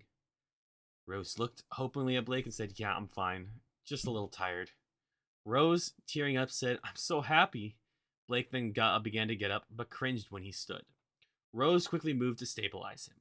Blake then got up and started to move on his own. They ended their night after they were all okay and went home. The next morning, Blake woke up, but before his sister came in to wake him, he made it look like he was still in his bed, but hid near the door. A couple minutes later, his little sister opened the door again quietly and slipped into his room. After she closed the door, he tackled her and began to tickle her. She let out fits of giggle screams, telling Blake to stop. After a minute, he stopped and let her go. He got up and kicked her out of his room so he could get ready for school. Blake, before heading outside, skeptically looked outside before leaving and called out, Be careful taking Ashley to school, Mom. I'll see you later. When he closed the door, keeping a sharp eye out and headed for Tara's house. Blake rang the doorbell, but was impatiently waiting for her, constantly looking around, making sure Bree doesn't sneak up on him. Then a voice cut him out of his stares. Are you looking for something? It was Tara, standing right next to him. Blake, composing himself, said, no, just look at the sky. I knew it was going to rain today. It looked like we lucked out. They walked to school. Nothing eventful happened. When they reached school, Rose was already in her seat. She looked over at Blake for a second before she continued talking to the swarm of people around her. And that's the end of the second story, guys. That's the end of my magical girl harem anime story. Dear Lord, I have so much cringe, guys. My stories are so cringy. Holy crap. Holy crap. I guess then, so the next story I have is another dark story. The premise for this story is three genius kids were orphaned in childhood. They were taken in by this organization who not only nurtured their natural intelligence, their natural smarts, but also trained them to be advanced assassins. They later find out around the age of 16 that they've slowly been genetically mutated by the people who took over them. They found out that one of them was turned into a complete monster. They turned into a life of runaways because they didn't want to be test subjects anymore. With them trying to be runaways, the organization hunts them down because they have seen too much and are dangerous to be let free. For the characters, we have Zane, who uses a custom sniper rifle, a knife, and a custom pistol. We have April, who uses 2 custom katanas and a custom pistol. And then we had Orion, who had a custom pistol, a custom katana, and another custom pistol. Custom assault rifle, a custom pistol, and a custom katana.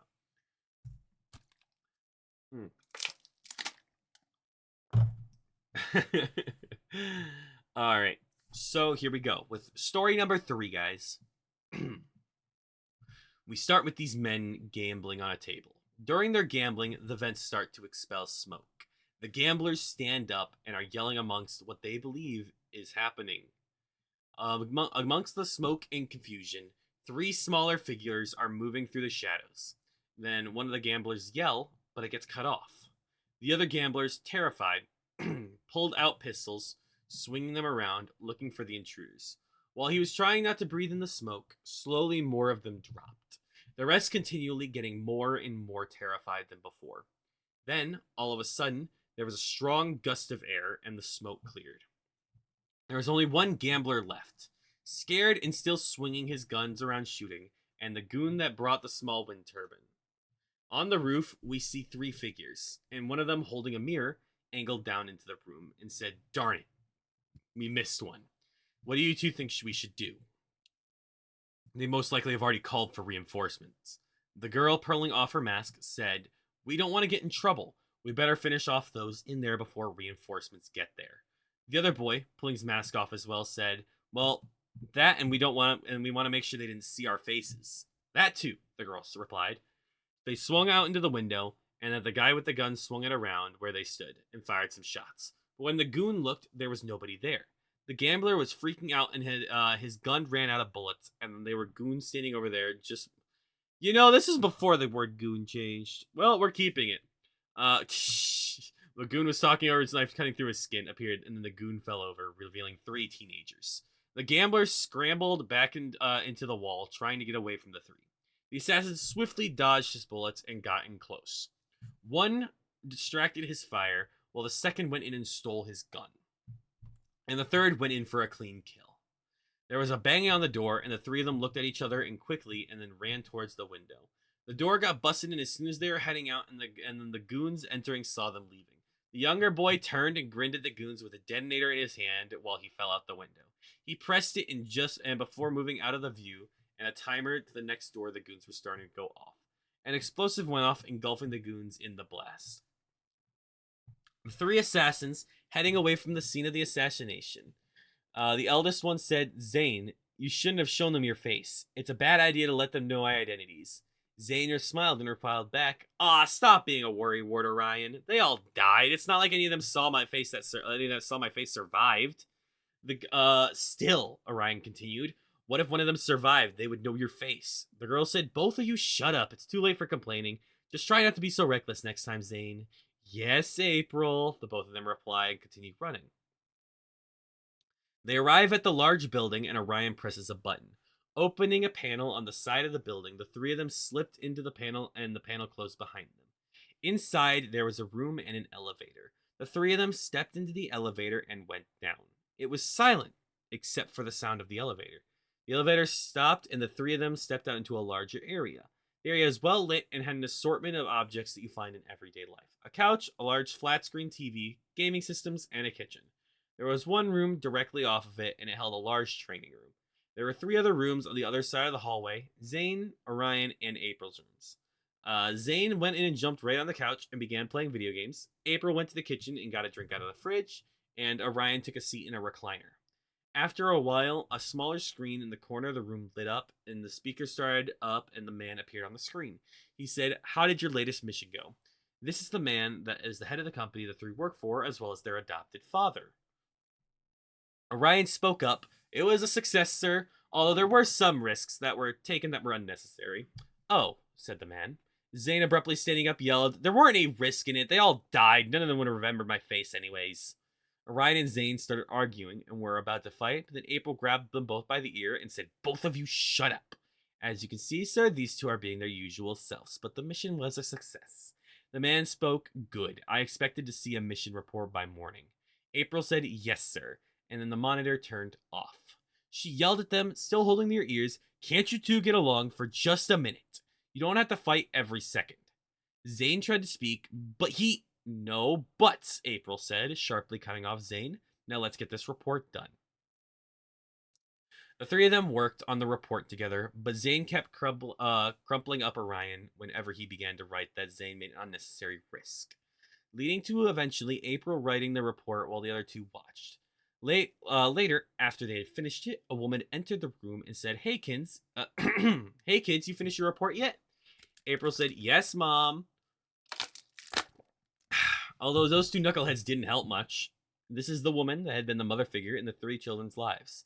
The woman smiled and said, "They're just being themselves. You can't blame them for that." April sighed and said, "I know, I just wish they were more serious sometimes."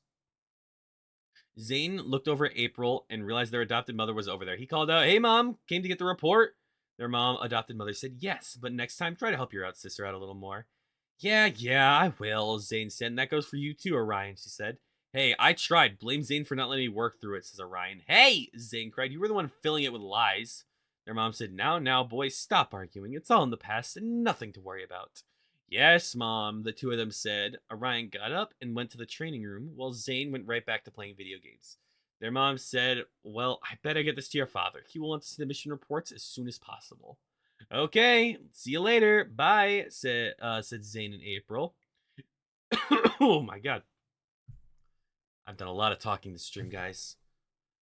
Uh, their adopted mother went up the elevator and headed up. The next day, April asked, okay, so did you guys finish up all your assignments for school? Orion replied, yes, and I made sure Zane did his too. It was such a pain to do. It's too easy for the effort, Zane exclaimed. April said, still, we have to do it to maintain a normal school life. We don't want anyone to know how smart we truly are. Orion said, if they found out, we'd get too much attention, and we can't have that. Zane groaned, yeah. Fake your intelligence level, be a normal student. I got it. So with that, they spent their day training and having fun. The next day came and they got ready for school. They showed up and went through the day as normal students. And after a couple days, when they were getting ready for school, a smaller screen turned on and they began to talk. He said, thank you for your report. I believe that you are just about ready for the next phase in your training. Orion said, next phase? I thought we were already on the last phase. Not quite, he said. You can become stronger than you ever could have imagined, and you just have to complete one more mission. You will be ready. Zane, excited, asks, so what is it we gotta do? Kill people? Intelligence reports? You name it, we got it. Your mission will be sent shortly. Succeed and you will begin the next phase, the man said. The screen then blacked out, leaving the three teens wondering what the next phase entails. Shortly after the screen cut out, the man in the lab coat stepped into the room. Zane, April, yes, Orion, here is your mission, he said, and then quickly turning and leaving. Well, that was strange, Zane said. Yeah, April said, usually Mom brings us our mission scripts.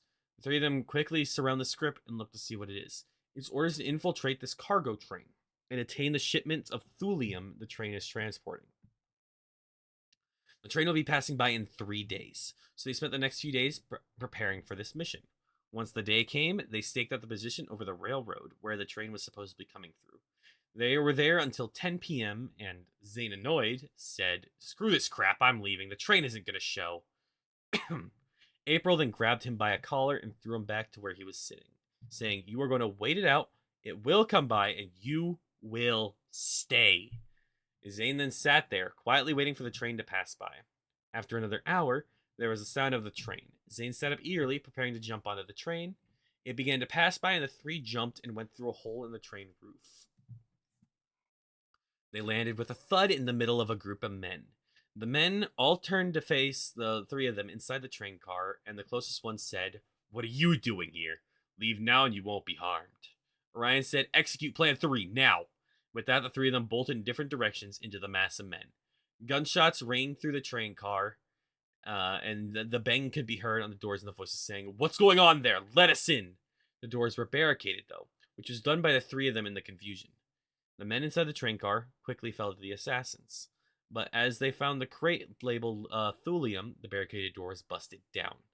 When the men who busted down the door entered the room, they didn't see anyone. The assassins who were hiding crates, trying to stay within the shadows. They could hear the men's footsteps getting closer to their position. The footsteps came to a stop right next to the crate April was behind. Orion threw a small clip into the opposite corner of the room, and the man walked away. The men, not finding anything, left the room. After they heard nothing else in the room, April, Zane, and Orion stepped out and prepared to take the thulium back with them. When they were just about to leave, a voice appeared behind them with a sadistic tone. Where are you going? The fun's just begun.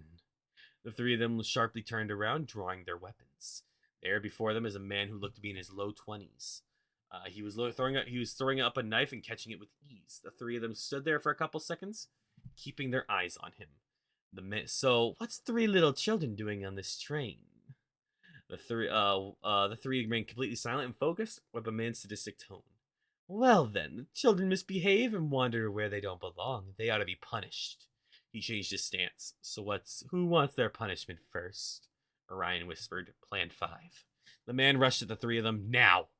April and Orion ran over to the cargo they came for it, and Zane swung out his sniper at the man, catching him off guard, causing him to fall back some.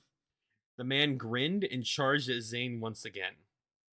But prepared, He and Zane fought against one another while April and Orion got the shipment of thulium out of the train.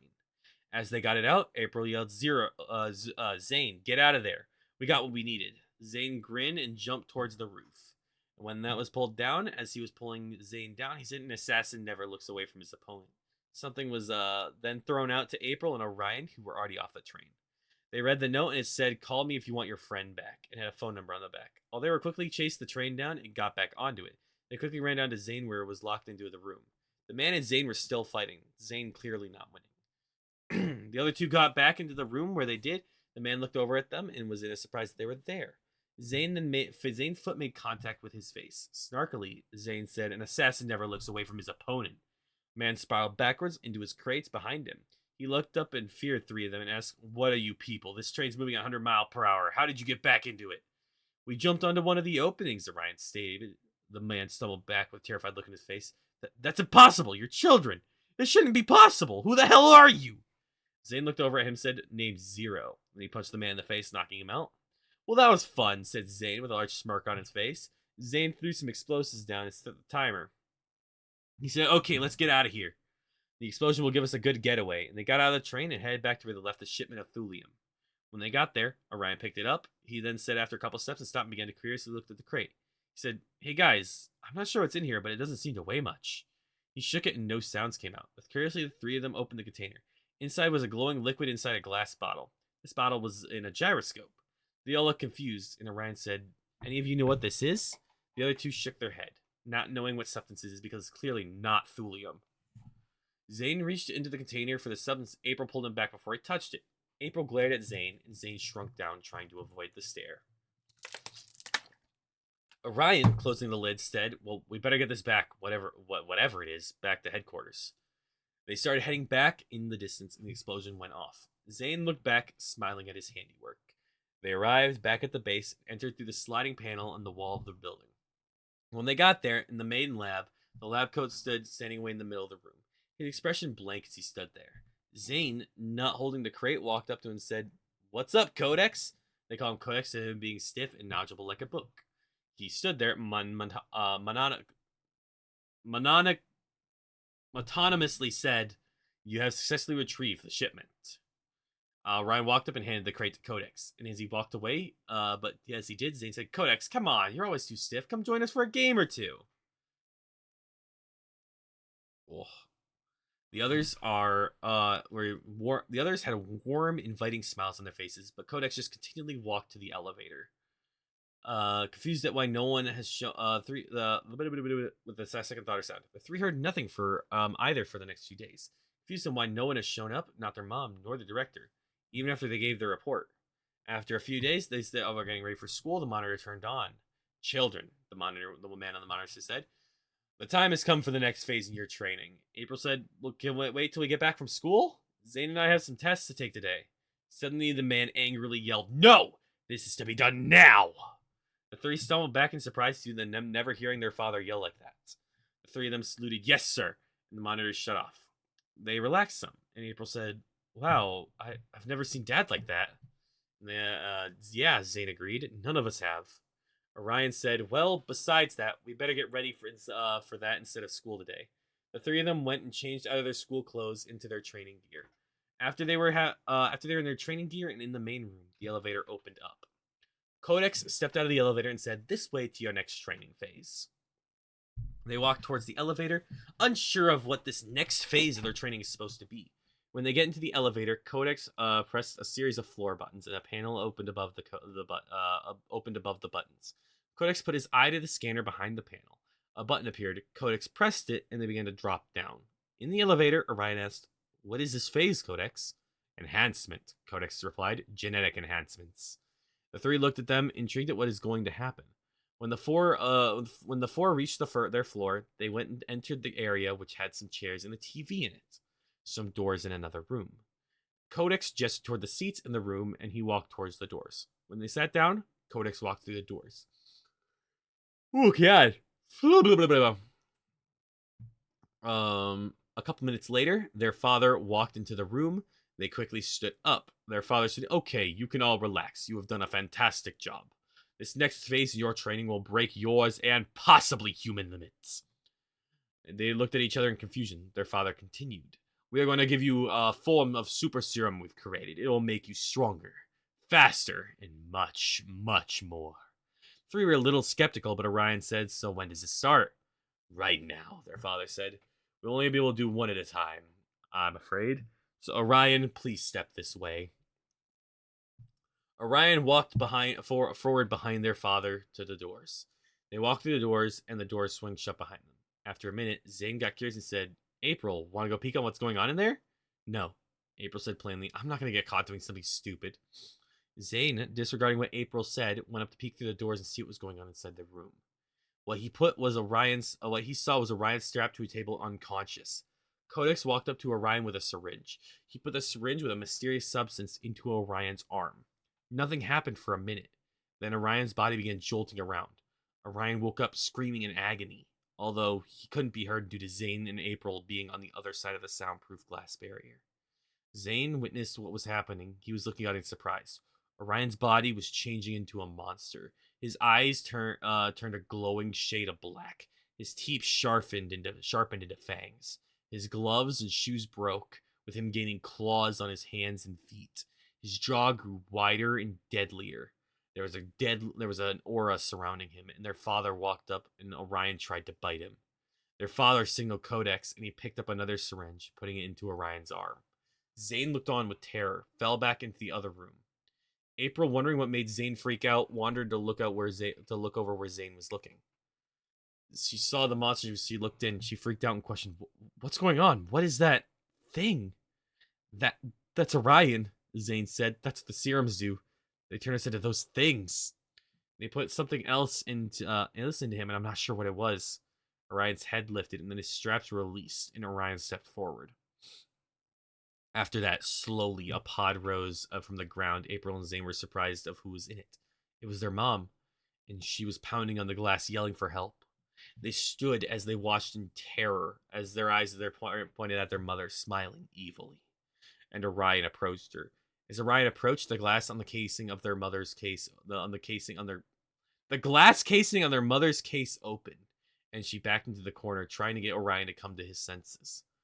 Orion didn't hear her voice and kept moving forward and growling. April and Zane watched as Orion killed their mother, April. As they now witnessing this, Zane, you gotta get out of here, and now. Zane sat there for a second before April pinched him, and then they ran. They then ran towards the elevator and got on top of it. Oh my! Hi, Celeste! Oh my god! Thank you for gifting a sub to Gabriel. How are you doing today? How are you doing today? Welcome in, welcome in. Thank you, thank you. How you doing today? How you doing today? Oh my gosh, we're reading my cringe high school stories. Right now, we're in the really dark portion of the end of the third story? The very dark current portion. Oh my god. Where was I? Can't stay long because of Kiss. Yes, I appreciate you stopping by. Have a wonderful night, and I hope the puppy's doing okay. I hope the puppy's okay. Oh my gosh. Let's see, where was it? They ran to the elevator and went on top of it, back to their rooms and grabbed supplies. As it was happening, their father went to go and get the next one to do their training, but he noticed they were missing and sent an immediate lockdown on the building. They had already had the hatch open, but began closing as the lockdown was initiating. Zane yelled, April, we have to leave now. The hatch is closing. The two of them barely made it out of the building with the supplies they grabbed. Their father grimaced when he found out that they escaped, and knew it was already too late to send anyone after them since the lockdown was complete. Zane and April were running through the shadows and stopped in an alleyway to arrange their supplies and change into something more comfortable. For that night, they stayed in the alleyway. What's going on? April said. What do we do now? Zane replied, I'm not sure, but I don't think we can go to the police because that could get us sent back to father, or it might let him know our location. But she's gone. Mom died, and they did something to Orion. What the hell did they do to make him do that? Said Zane. We gotta find a way to find what father did to Orion. If we can do that, it's possible we might be able to make an anti-serum and save Orion. Clearly depressed at what happened, the two fell asleep in the alley. Zane woke up to the sound of a dog barking and saw a man standing over them. The man said, "Oh, you're awake, you two, okay?" You looked, you look and you went to be through a great ordeal. Looking down, Zane replied, "Oh, it's nothing. We're fine." The man smiled, knowing that wasn't true, and said, "Well, you have two have a place to go? If not, you can come stay with me and my wife for a short while." Zane said, "Oh no, we wouldn't want to impose." "Nonsense," the man said. "You two look like you need a place to stay, and our house is plenty large enough for you two to stay."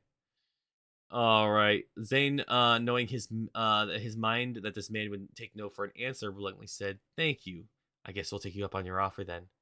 "Okay, then," said the man. "After she wakes up, I'll take you two over to my place." So the two sat and chatted for a while, waiting for April to wake up. The man said, "My name's Aiden," and held out his hand. Zane took it and said, "My name's Zane. This is April." They shook, and the dog barked. And Aiden said, "Oh, this is Peppa." Zane put his hand out and pet Pepper. While she was petting Pepper, Aiden said, "April's fairly pretty. Is she a girlfriend?" Zane grew flustered and said, "No, no, she's my sister."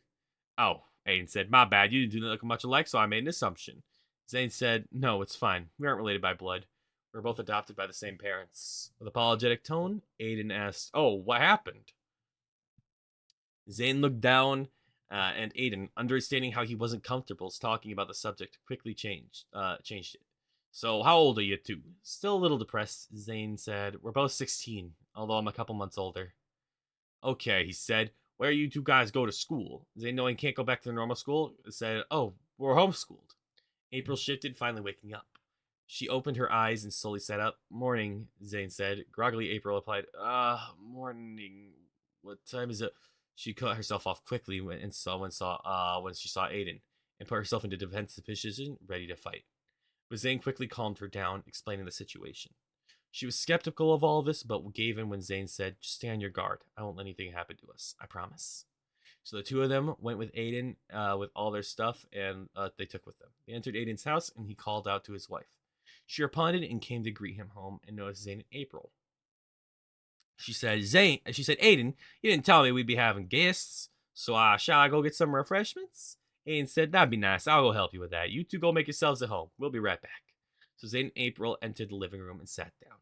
Meanwhile, in the kitchen, Aiden was talking to his wife. "Aiden, who are those two? I've never met them before. I found those two sleeping in an alleyway, and it sounds like they lost their family recently." Aiden's wife replied, "Well, they can stay for now, but we can't have them stay with us forever. We need to find a place for them to live permanently." "I know," Aiden replied. "But first, I think they need to get over the problems they have." Meanwhile, Zane and April were talking about what could happen next. "We can't stay here forever. You know that, right?" asked April. I know we can't, but we have to lay low for now so we won't be found." Aiden and his wife then walked back to the living room and began to talking to the two of them. In the dark of the night, Orion runs on top of the buildings, trying to catch trail of Zane and April. A week passes by, and then on in the news, it was emergency broadcast. The lady on TV said, "Be warned, there are two criminals on the loose. Their names are unknown. Both are on the age of 16. A male with snow white hair and a female with raven black. They are both extremely dangerous, and if seen, stay away and call the police immediately." Luckily for them, and his wife were both out of the house for the moment, so they didn't learn the news yet. Zane and April conversed on what they needed to do next because they weren't sure what to do next. And that's the end of the third story, guys. Oh, big stretchy. Oh god, I almost fell backwards in my chair. Holy. Oh. Oh. Oh my god. Let me eat a snacko real quick. Oh. Oh my god. Oh.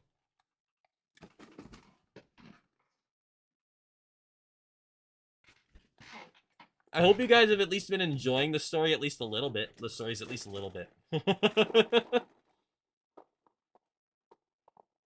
Mm. Holy. This one's definitely the shortest one. This one's only 4 pages long, but it's probably one of my favorites. It's a post-apocalyptic world, um, where a meteor struck the Earth and people gained powers. Mm.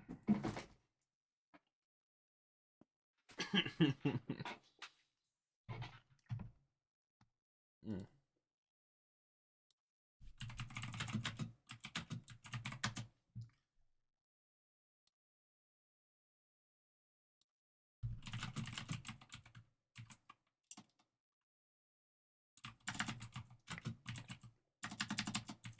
Mm.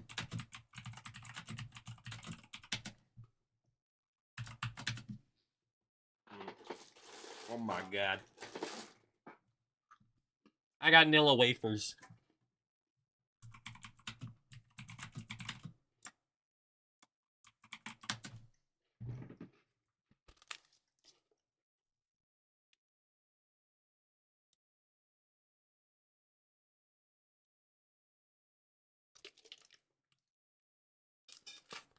Oh my gosh.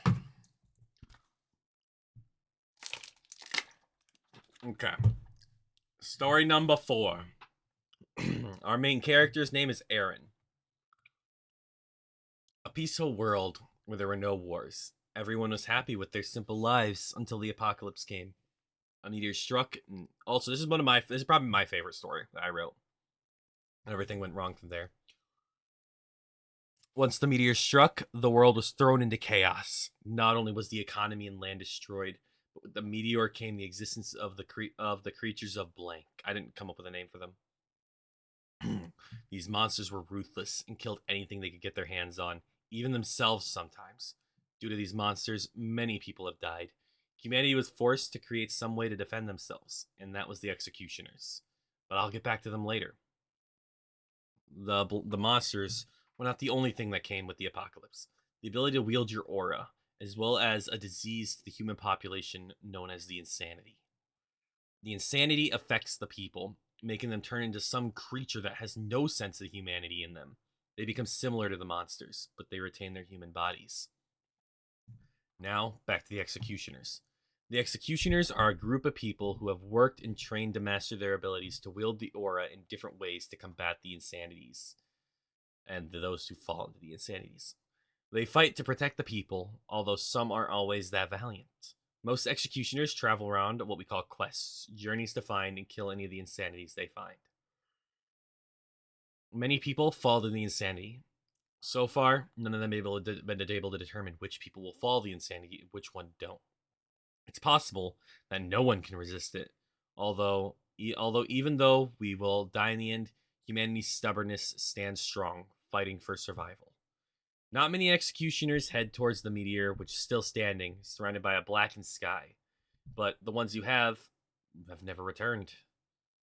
The council, though, who are a group of people determined by any new laws and such, have assumed, due to these factors, that the area around the meteor is where the monsters are born. That's the history of Astrotane, the world that started out peaceful but is now on the verge of extinction. Now, our main character's backstory. A warning here: it is very dark. It is a very, very Chunibu dark story. Death, gore kind of stuff. So, your warning. Aaron led a normal life with his family, father, mother, and older brother. He was always a carefree child, playing around at his house, in the fields, having no complaints. He always admired the hunters that lived in the village, but because of his age, was never allowed to go with them. He stayed this way until the apocalypse. The world he knew was thrown into chaos, with some people fearing to even come out of their homes. Aaron, at the age of 8, always thought of watching the exterminators fight off the monsters were cool. So one day he decided to go and ask one of them to train him to fight. So Aaron went up to an exterminator he saw walking by, and they agreed to take him to their hall to see if he has the potential to be an exterminator. Aaron was brought to the hall and brought to a machine created to test the aura of a person. When he was tested, uh, oh, when he was tested, some of the other exterminators, uh, have they been exterminators this entire time? I'm just bringing executioner.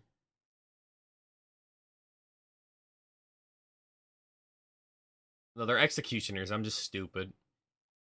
Executioners were surprised due to the fact that his aura was greater than the average aura for an adult executioner.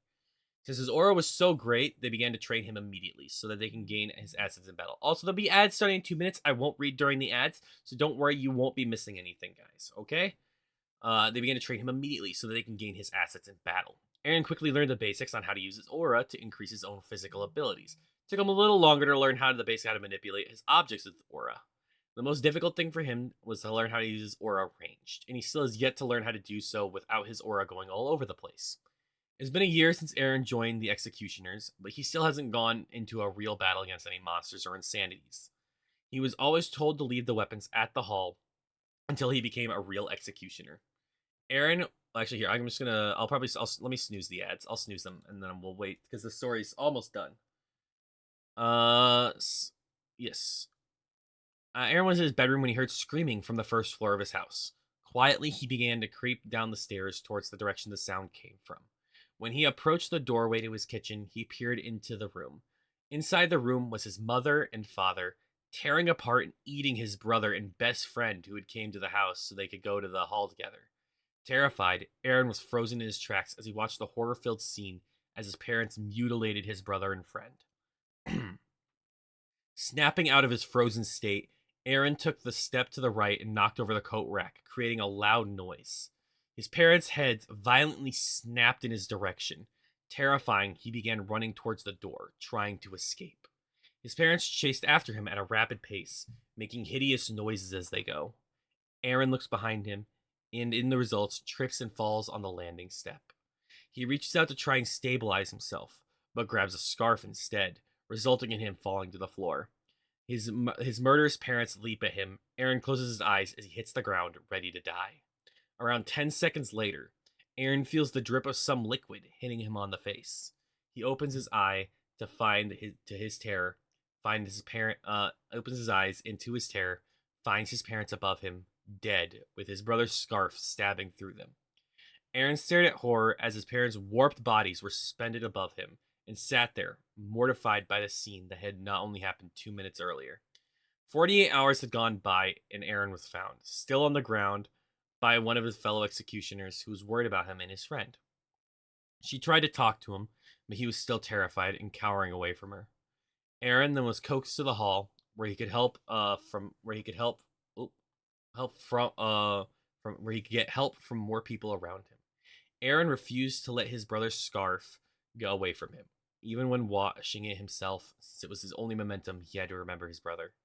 From a long time, he stayed to himself and would occasionally be heard talking to himself, although he didn't realize that he was speaking to someone else in his head. Ever since Aaron had gotten back to the hall and was out of his state of shock, he had developed another personality that talked to him in his head. Aaron and his other personality become really close friends, but Aaron didn't realize that this was a new persona. He just believed it was an imaginary friend he created. Current time.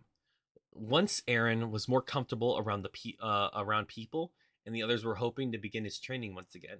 So they brought Aaron to the training room and to prepare for a spar. Aaron chose to use the scarf that saved him as a weapon, embedding it with his aura. Abigail, his sparring partner, decided that he was just getting back to fighting actual people, went easy on him only using a wooden pole. Abigail charges towards Aaron, getting ready to attack, and then, in front of Aaron's eyes, he saw his mother's mangled corpse running at him and cowered. Inside his head, Aaron's separate persona began questioning him on why he was cowering at someone he knows won't do him any harm. Aaron responding with incomprehensive babble. Seeing Aaron cower, Abigail stopped her advance. She walked over to him and asked if it was okay. Aaron responded with a terror-filled scream, covering his head with his hands. Abigail calmed Aaron down after a minute and brought him to his room. He lied there for a whole 24 hours before coming back. Abigail and Aaron went back to the training room a week later to attempt again, and Aaron was able to fight a little, but he was still having difficult fighting people. But he did perfectly fine against training simulations against objects. The council decided to let Aaron go on his first actual mission at the age of 16, and was with Abigail, her father, and another executioner. Abigail's father, since the event with Aaron's parents, always attempted to be a fatherly figure towards Aaron, although it didn't happen much because Aaron always stayed so distant. They traveled to a town that had been overrun with different insanities and monsters. Abigail and her father attempted to keep all the insanities out of Aaron's view, to be certain that he could continue his fight against the monsters. They fought, and then Aaron noticed a smaller monster begin to escape and began to chase it.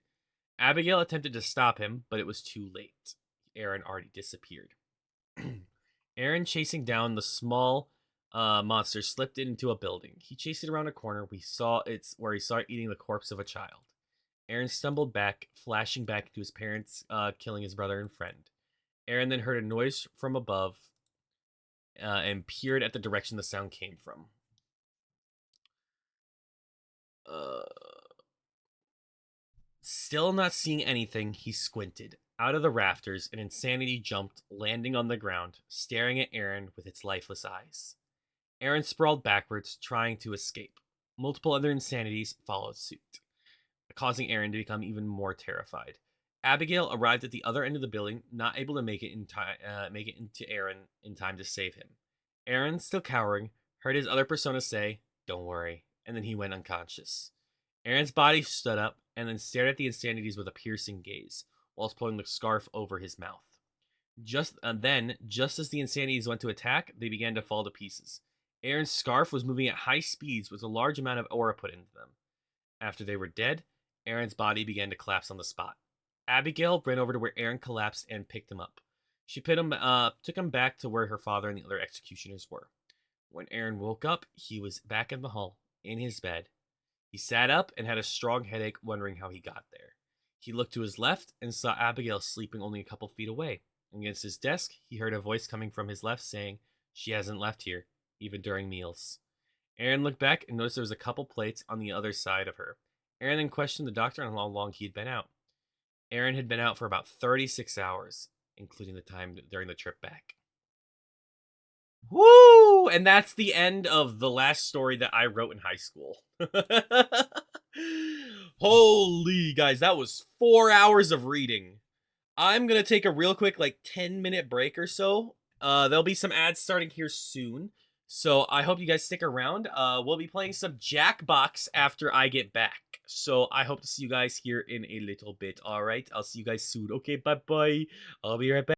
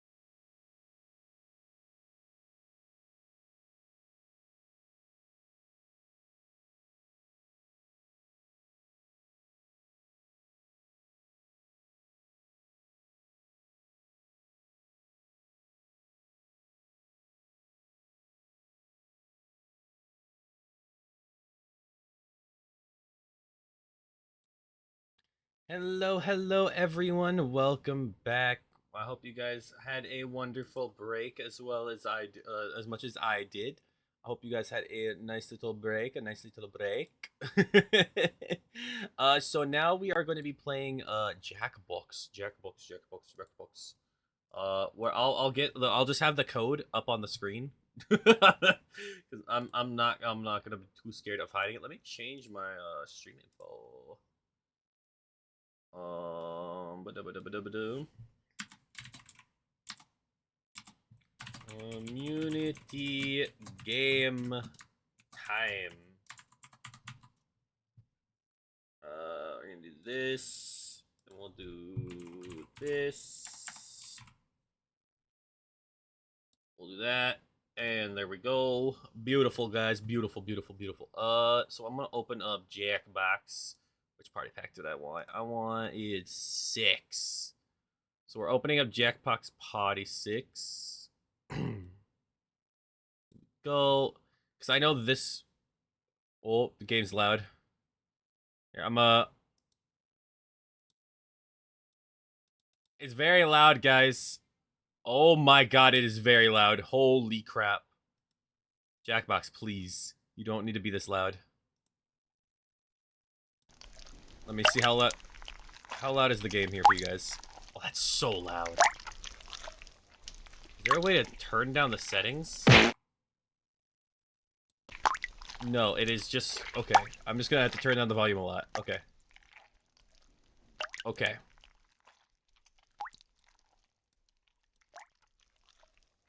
I think that'll be okay? Maybe? Maybe? Oh. Let's see. I gotta stop the Spotify music. Ba-dum. That's very drippy. It's very drippy. Y'all get to listen to the drippiness. Is it, let's see. Is this, see, this might be a little too loud for you guys still. Let me turn that down a little bit. I'm turning down my PC volume too, because like, holy crap, that's loud. Okay, we're gonna play some Trivia Murder Party 2. Wait, can I? Oh my god, I can turn down the volume here. I'm turning my PC back up. Gosh, dang it.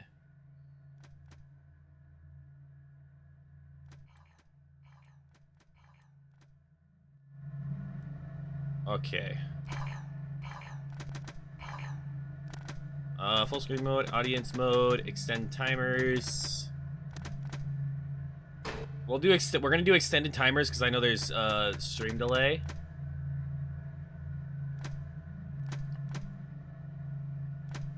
See, Mega, that is perfectly fine. I'm just appreciate if you decide to come play.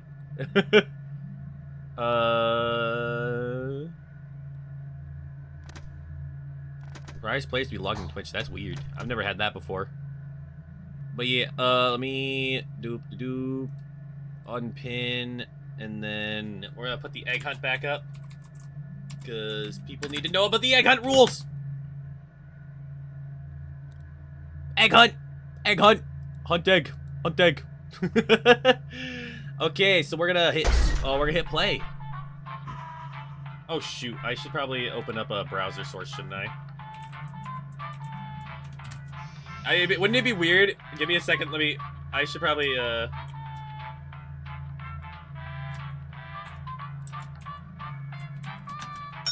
Okay, there we go, I'm in. Feel free to join in, guys. Feel free to join in, I just have it up there. Don't you guys think it's great? My potato is like bigger than you guys. Look how much bigger potato is he. He's like a giant, he's like twice, he's like 3 times your height. Hi, Lumen. Hello.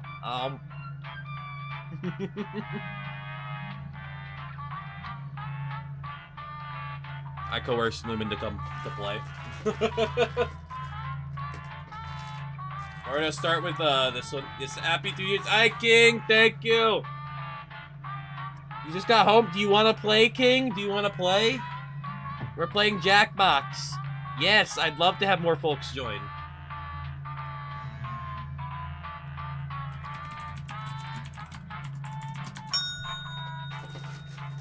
He who vibes. Who is he who vibes? Is that you, Mega? Are you the viber? No, Maid Master, I said I'd still be here when you wake up. We're doing a long stream today because it's my anniversary. We're doing a long stream today. We're playing Jackbox today. You are indeed he who vibes. I assume so. It's funny because you're green. You got the green character too. Also, Lumen, I think it's slightly apt that you're the clown.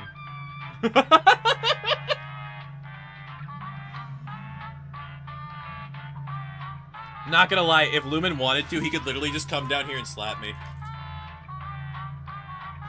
For that joke.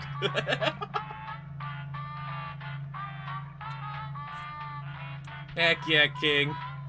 Yeah, it's okay, Maid Master. Maybe another time, maybe another time. I hope you have a good time at work.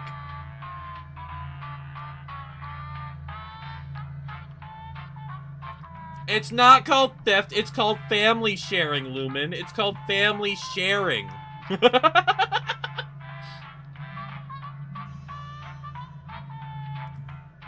Yeah, you could. Didn't I also buy you this party pack? Didn't I buy you this one?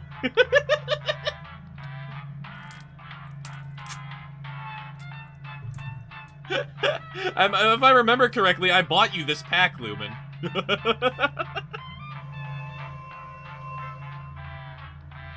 If you your memory shot.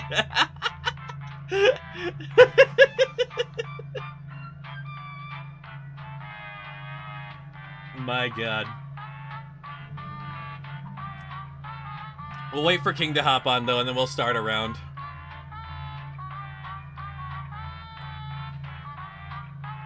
Yeah, that's what we're saying. The family sharing's so nice now.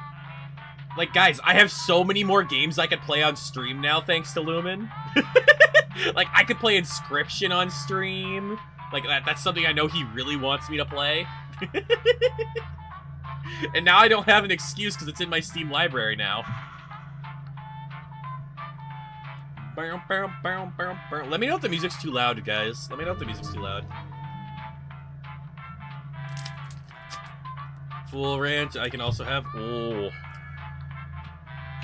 Yeah, I was about to say, I have no idea what that means, King. I have no idea what that means.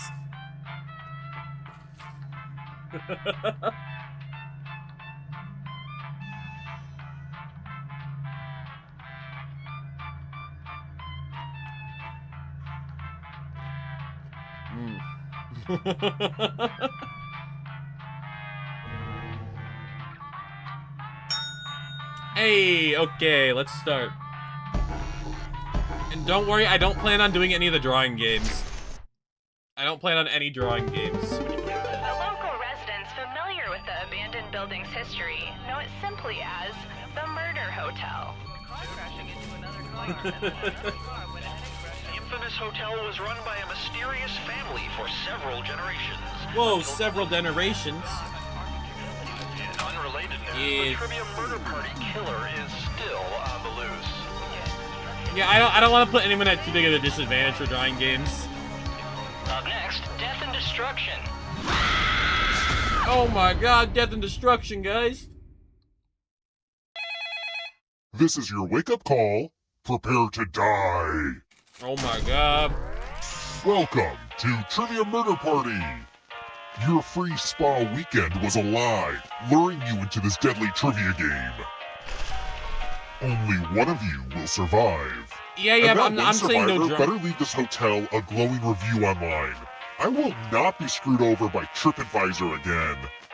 Yeah, see, Okay, I say that, but I first also am question. like, that's more focusing on drawing. When did police first start keeping track of fingerprints? Oh God, what? When did they first start keeping track of that? Use your device to answer the question.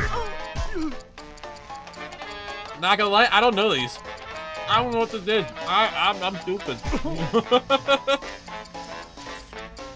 And don't worry, I added the extra cut in the 20s. Don't tell us that, Master. It's a trivia. And the correct answer is... Who got the question right? Hey, King! The rest We're of all you, gonna die. it's time. 7, boys. Welcome to the killing room. I know I have a slight advantage, but it's okay. Yay! I love using Cousin You Aloysius' watched the magic documentary box. maybe about murder. Oh, Pick God. a space in this box to hide yourself. When this was used in magic shows, there were safeguards inside to prevent injury. But don't worry, I took those out. Oh, wait, shoot. Woo! It's time for the volunteers.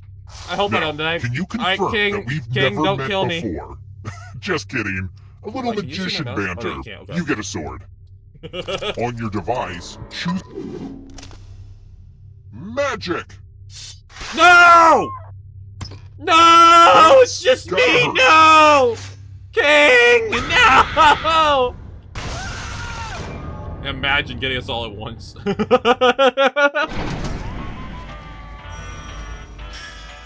Oh, did it? King, you should have ignored it then. Don't worry. Okay. You know, I was literally like, oh don't no. freak out, I was like, oh but no. you're a ghost now. The thing is, I Keep tried playing seeing if and my you just mouse might showed up on steal screen someone again, but else's it life didn't. I'm force just and win the stupid. game. Okay, it has to be when I'm clicked into the game. That makes sense. I'm just stupid. Let's keep moving.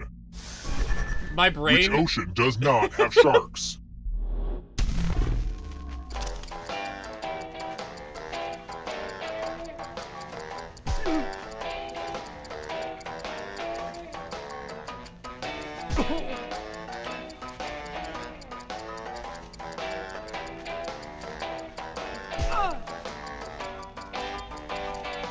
Why I keep trying to click the screen? This. Oh, I wasn't sure if the south. It was like Southern Ocean. What's the Southern Ocean? One of you is still alive. Come with me. I'm gonna get them all wrong, guys. Don't worry. Bonjour! Welcome back to the killing room. Hopefully you can defend yourself from ESP. Type Oh, in no. an answer that fits this category. Everyone else will answer too. And if anyone matches you, you die. Get to writing. My guess.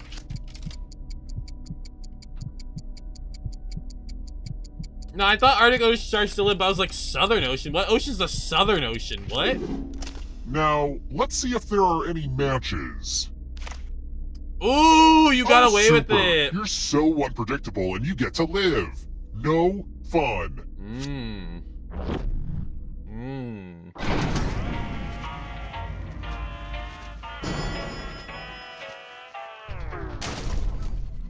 Let's try another one. I'm gonna get it wrong too, guys. Watch, In The watch, Great watch. Gatsby, who was the love of Gatsby's life?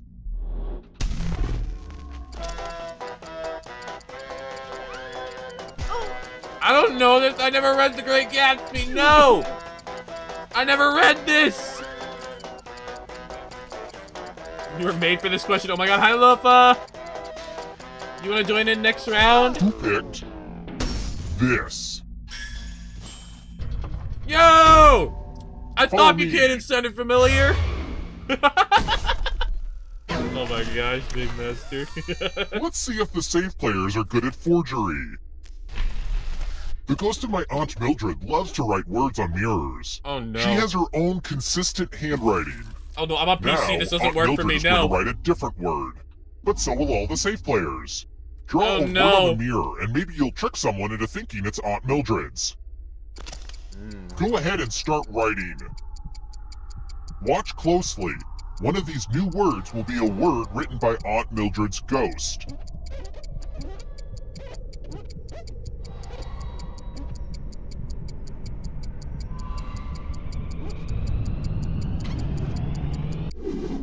So many convincing words to choose from. I'm on Now, PC. type the word that Aunt Mildred wrote, or you Yeah, die.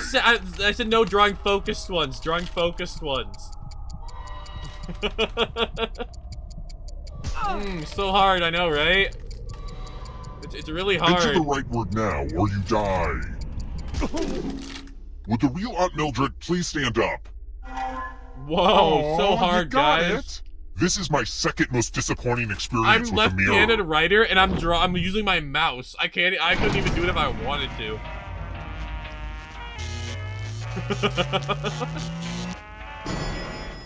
I know you didn't even finish your word. We're here. When one player is left alive, we'll go to the final round. Next question. What is Malta? Malta.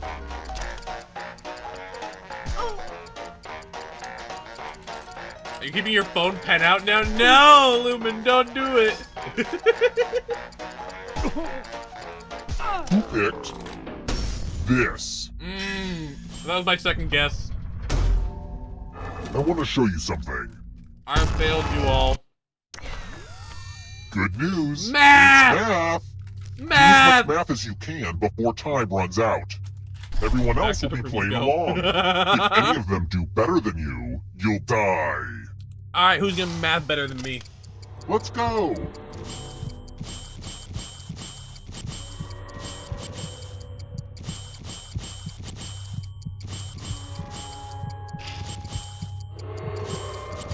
I'm excited to have this platform to encourage math fundamentals. I'm frozen, no! I clicked the wrong one. Only time for 1 or 2 more bits of math. 21, 3. No! As we say in team sports, wait, King is up. you Oh are my God, mathematically King! eliminated. King!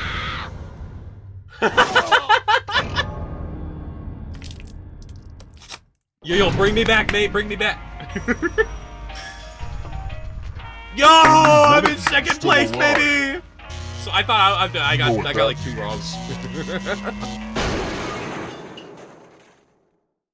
Misclicked, you screwed you over. No. Glad to see you're the one to make it here alive, but will you be the one to escape? Will I? I don't know, King. I'm bad at trivia, apparently. I'm going to give you a category. Scary stories to tell in the dark. What the heck's the indoor that fits kid? The category, and then press submit. Yep. Should use your pen. Let's see the right answers. You advance 1 space. Wait, for the every monkey paw's correct got a answer. scary story? What? I think a paw that grants wishes and puts them into horrible ways is pretty scary. But wait, What? there's more. If a ghost catches you, he'll steal your life force. Then Ooh, they can try to escape I'm a and scary win the game. ghost. Here's everyone's next question. And ghosts get a 3rd choice to help them catch up to you.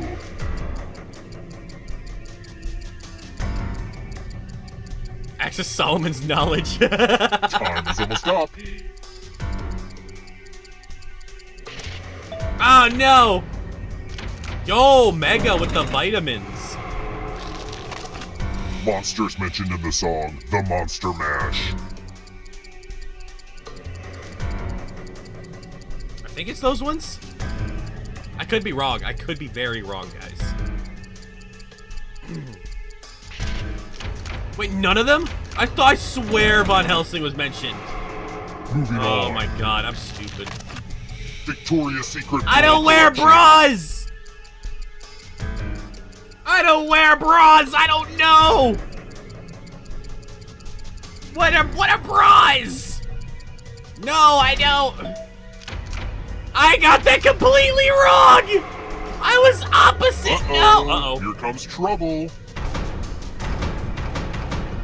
Here comes the Oh my darkness. god, I got them all wrong. Born in South Africa. Dude, I swear, if it's Elon Musk, I'm gonna blow up my Time brain. is almost up. It's a gimme. I don't know. Elon was? I didn't know that. I didn't know that. The darkness approaches. Taller than the Eiffel Tower. I don't know these things.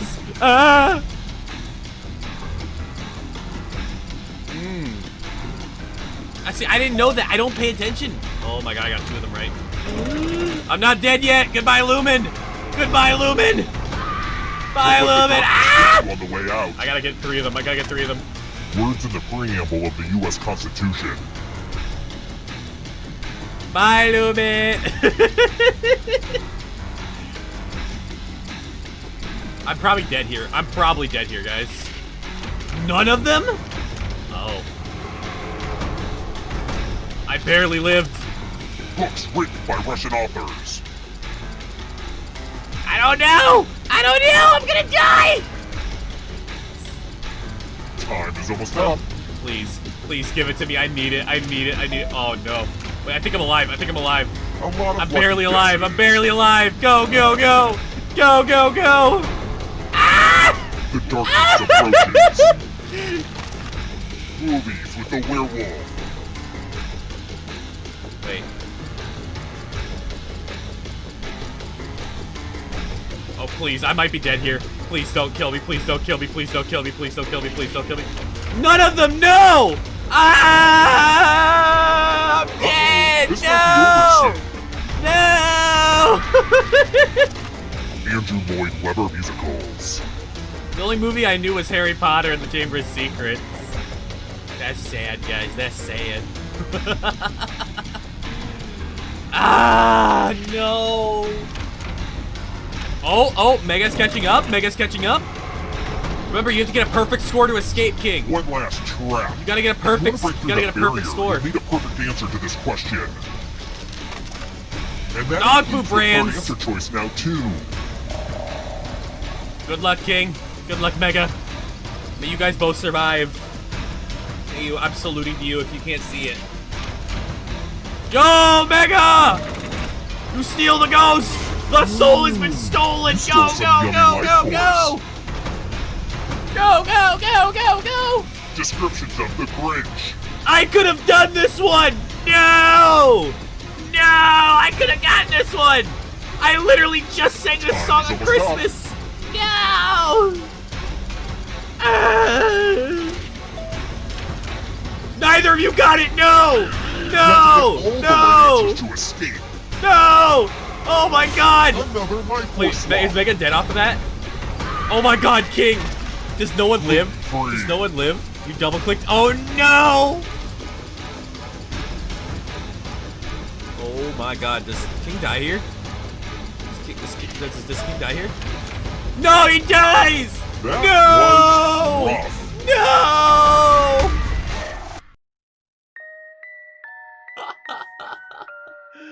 Oh my god, brutal. None of us made it. None of us made it. Okay, we're gonna reboot, see if there's anyone else who wanted to play. Alright, MTJM. Alright, everyone, get on in again. Get on in for another one. Get on in for another game.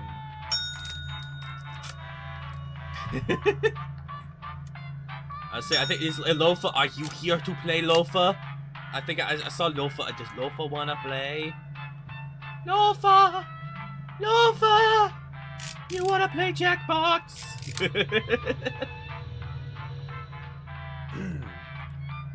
Boop, boop, boop, boop. Man, if you didn't double click, that's brutal. That's brutal. We'll wait another minute or two, see if anyone else wants to join.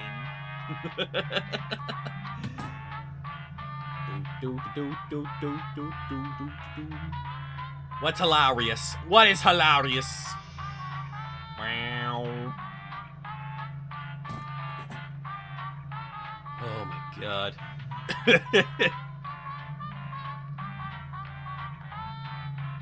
Cause you know what's crazy? I read for 4 hours today, dude. I read my story. It took me 4 hours to read my stories, which is like brutal on my voice.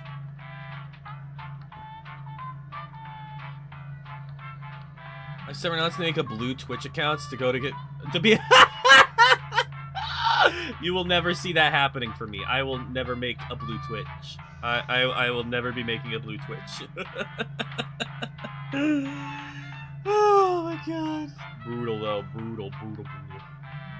Lofa, are you there in the abyss? Lofa! Ooh, spooky noise. Alright, we'll wait another minute. See if anyone else is joining. Otherwise, we'll just go back in again.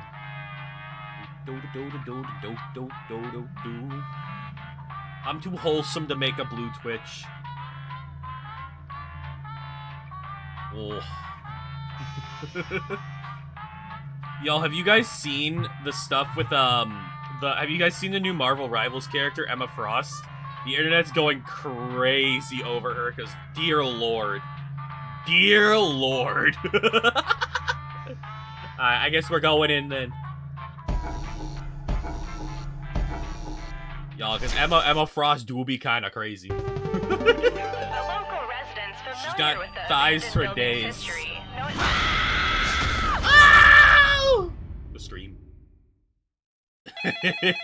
This is your wake-up call. This is your Prepare wake-up to call. die. Prepare to die. Welcome to Trivia Murder Party. You just checked in to a game of murder. Only one of Murder. you will survive. I know that's a lot of pressure, but just try to have fun. I got my little derpy shark. All right. First question. This is your type of game, John heck James yeah. Audubon was well known for drawing and painting what? Who? Use your device to answer the question. Who? Who are you? I don't know this man. Whose man's is this? Whose man's is this? And the correct answer is... Yay! I got it right, I guess! Yo, I'm the only one right! Heck yeah! The rest of you. Woohoo! Time for consequences. See, I felt like I Welcome don't to feel like room there 101. was, but maybe there was. I don't know. I was like, he sounded like a bird guy. The lost art of letter writing. He sounded like a dog. He I'm going sounded to like dictate that. a message to you. Write down as much of what I say as you can. The player who writes the fewest of my words will die. Get your typing fingers ready because I'm starting right now. God, oh no, oh no. Dear dog owners, what is it like to feel unconditional love in spite oh of no. all of your human flaws? I bet it is really nice. I guessed you even How before do you you said feel that you about typed having slow. to Oh pick no. up dog poop? I suspect that is the best part. Oh, you know what's even worse? Because you guys have Time's delay. up.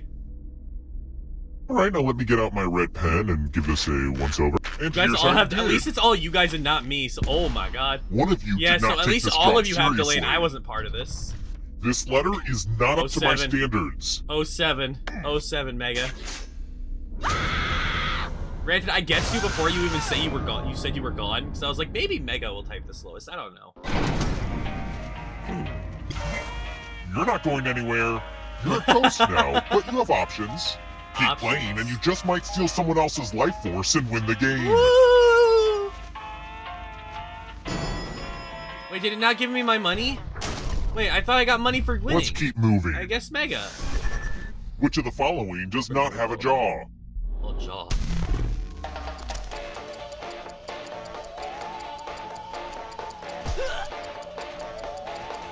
I think it's this? I could be wrong.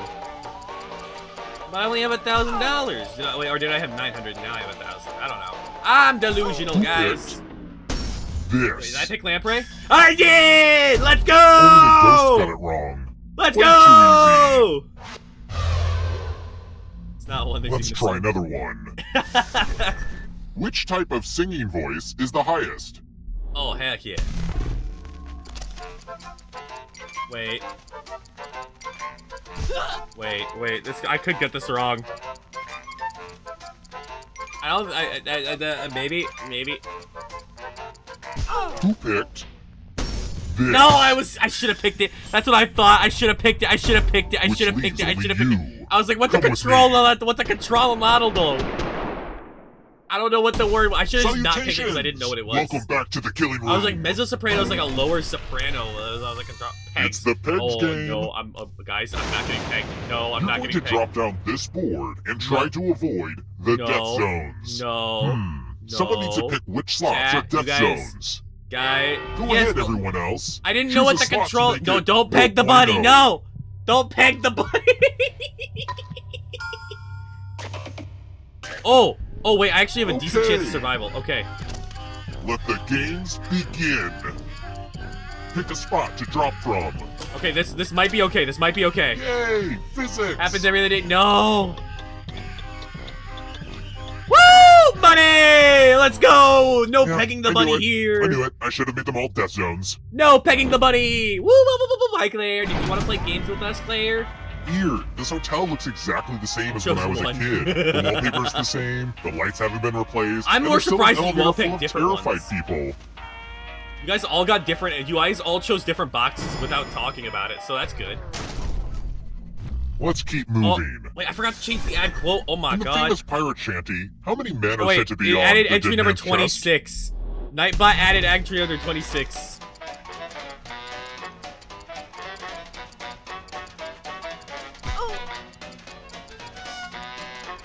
I think it's this one. Maybe next time? Okay, that's okay, Claire. This. Yes! Yo ho, yo ho! Me when I go back to my pirate sea shanty again, my sea shanty phase. Yo ho, Time yo to try to ho, save a yourself pirate's with a life for password. me. Uh-oh. Enter a real four-letter Oh! word with your device. Heck yeah. Make it hard to guess. Make If a your hard password get, gets make a hard cracked, word, you King. Make a hard die. word. Now heck everyone yeah, else will Mega. try to crack the password. As a team, guess the password on your device.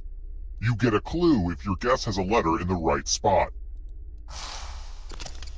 If anyone figures out the password before time runs out, I will reward you all. Oh, it's a GS.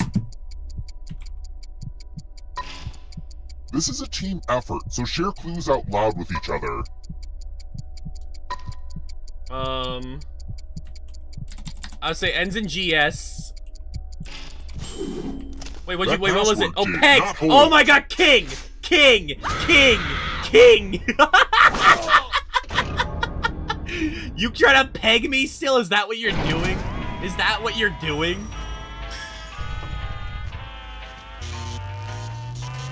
Not gonna lie, this is probably the best I've done in one of these games.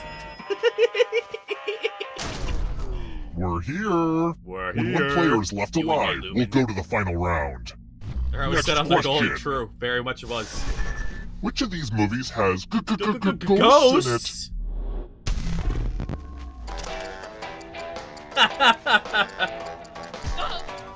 I could be wrong. I could be wrong. No, I'm probably wrong here. I know it's definitely not number 3. It's not number 3. This. Yo! Let's go! Lumen, you gotta One of die. you's still alive. Death wheel, Follow death me. wheel, death wheel, death wheel. Death wheel, death wheel, death wheel. Loser Oh, wheel! it's the loser wheel. Yo! Die, Give it a death, spin. death, death, death, death, death, death, death, death, death, death, Croupier, death, I'm death, putting death. all my money on death. Yay! Not gonna lie, that hit the spot. Did you guys know I've never died to a death wheel? I always live through the death wheel. Yo, let's Only one of go! you is still alive. I've got so much money, guys! You know what I've got that so much means. money! I've only gotten one question wrong. And then I had to play pegs. Congrats on making it here alive. No, you're But not, can you Lumen! escape? Get away from me! Get away! Get away! I'm going to give you a category. Dairy products. Tap each answer that fits the category, and then let's see the right answers. What? I got it wrong! I just got it wrong! Oh god! For each Oh correct god! answer. Oh god! What was half and half? What's half and half? Would have moved closer to the exit if you'd gotten any of I don't- those right. I thought sorbet had Plot milk in twist, it! all the ghosts get to play too. If a ghost catches up with you, they will steal your life force. Half Then and they half can what? escape No, and win what's the half game. and half? Here's everyone's next question. And ghosts get a third choice to help them catch up to you. It's a coffee girl. I don't drink coffee! I don't drink coffee! I've never drank coffee, so I wouldn't know! Oh my god, I'm gonna die. I'm gonna die, Lumen, get away from me. Lumen, get away from me. It's a milk? Next question. I just drink normal milk. Fictional doctors. I'm gonna die, I'm gonna die, I'm gonna die, I'm gonna die. Lumen's actually Time gonna is come for my almost soul. I'm going to die here. No, it's both of them? Oh god. Yo, King with the triple? Golf clubs. I think I got this wrong, though. I think I got this wrong. Dad, goodbye. Get cream, make milk. Wait. Carbon wedges aren't a thing? What? Don't look back because there's a ghost right there. Guys, I guess I'm just stupid. Don't look behind you. That's what I was thinking. What? It's only darkness. Types of lettuce. I've never heard of one of these things, so I'm guessing on one of them.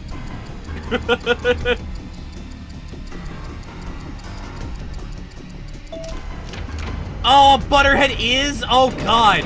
Guys, I have moved like 3 spaces this entire thing. Here comes the next question.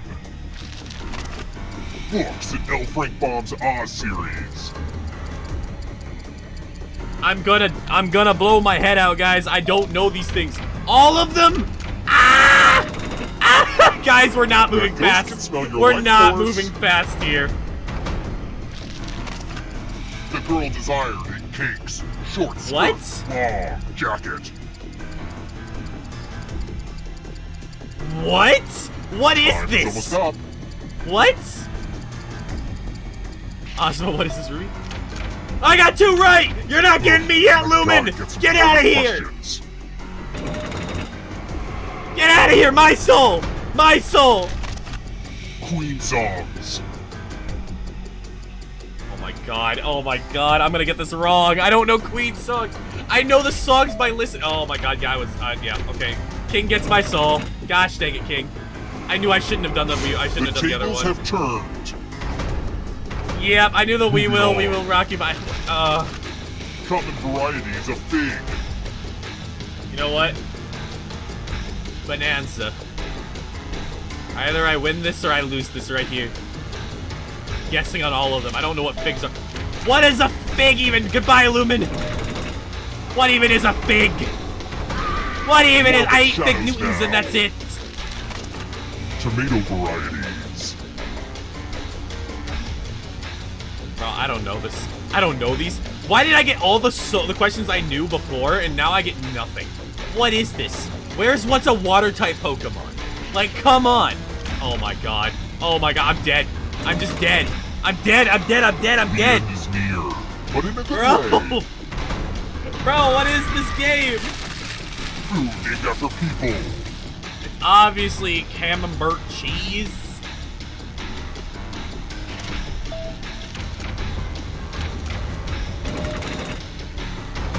Alright, King, will you get a perfect score to escape? This will slow you down. You need a perfect answer all for your gonna die final again. escape. And that includes the Antihistamines! third answer choice now, too. Oh my god. Now you're just hungry. Oh my god, you got it! You got it! Holy my god! I would've gotten that wrong. I would've gotten that wrong, King. Oh my god, dude. Oh my god, dude. Oh my god. Okay, we're gonna go play a different game now though. We're gonna go play a different game now. A different one. See ya, suckers. Okay. Oh, wait. Did it just close the entire game? What? I didn't want to leave the entire game. What are you doing? Go back into... Wait, is this even the one I want to do? Yes. It just left the entire game.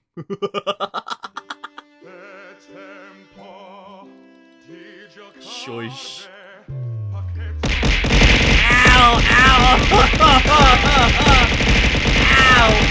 Ow! There's not supposed to have stop signs in there. Ow, God! Ow! Ow! I'll hydrate, okay? Oh, God.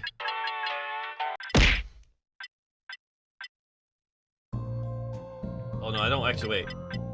No, we'll do roll. We're gonna do roll. Hey, my hoodie! We're gonna do role models. I'm gonna do role models, guys. Bonked my clothes off.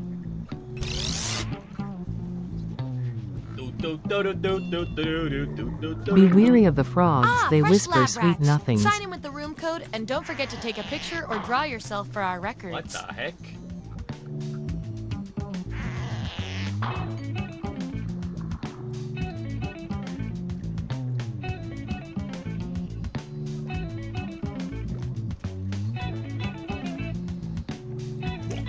I am Bunny.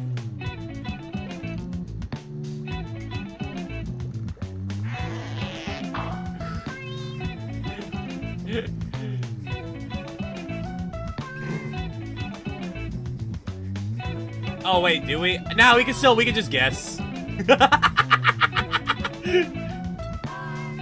Yeah, we can still do that. It could be goofy. It could be weird and goofy. Nah, see, that's where it gets real weird. That's where it gets real weird, King.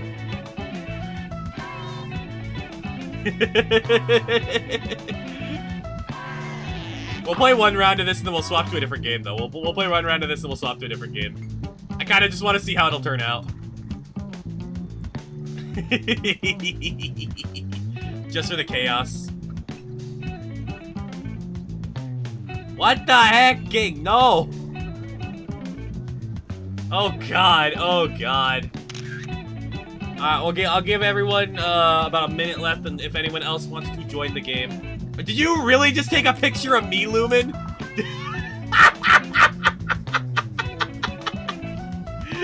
Lumen just took a picture of me on screen.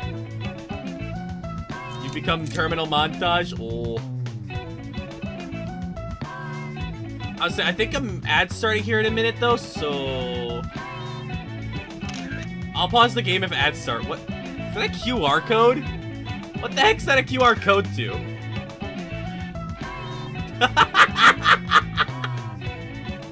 Alright, we're going.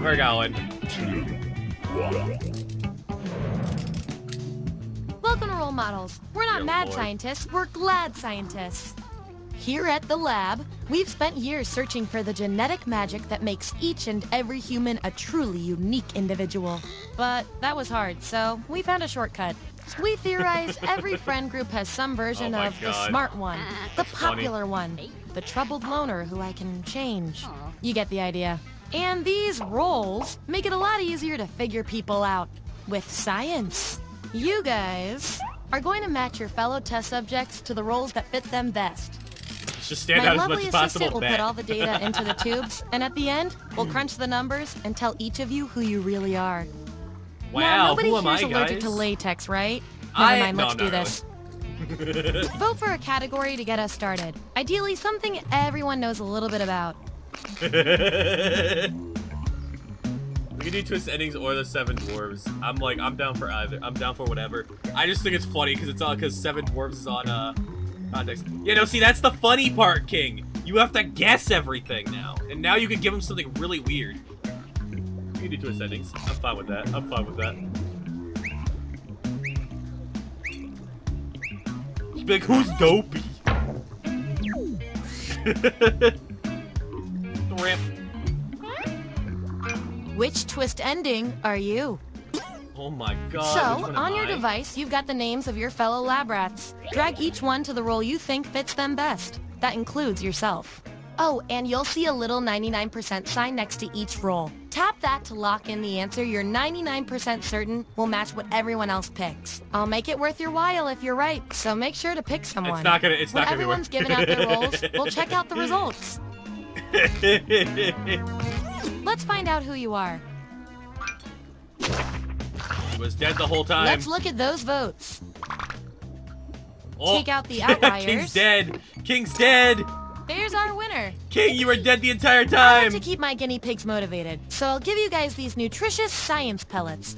Whatever your Right. answers match the group. Whoever has the most at the end is my lab rat You of work the too month. much. Plus, they're a healthy snack. Oh my god. It was purgatory. Is that just me? Is this gonna be me? Yeah, it's gonna be Subjects who me. already have a role can't get this one, so we'll take out these votes. It's I'm a little purgatory. lost. You know, that's fair.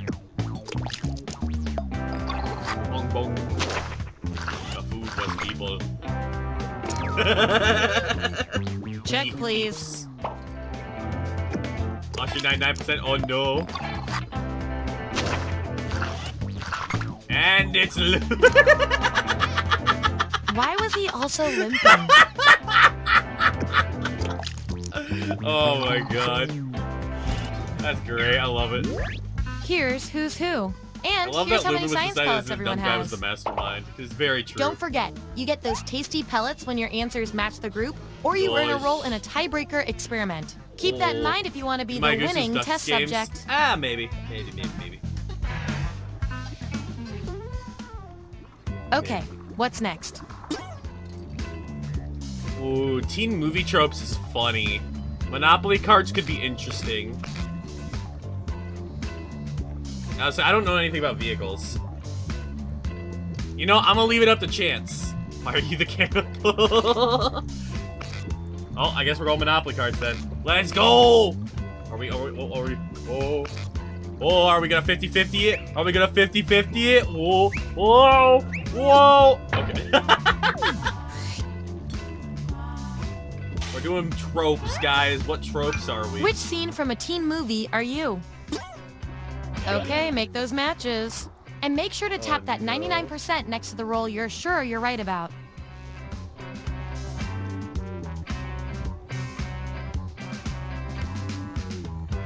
You know, I actually don't know. I don't know that. I wouldn't even know who to put on any of them. I wouldn't even put myself on any of these.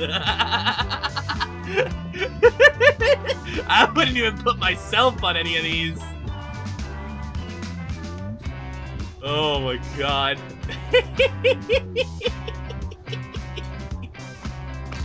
Let's see where we landed. Yo! King, no! At least they let you out of the King, locker? no! You know my wildness.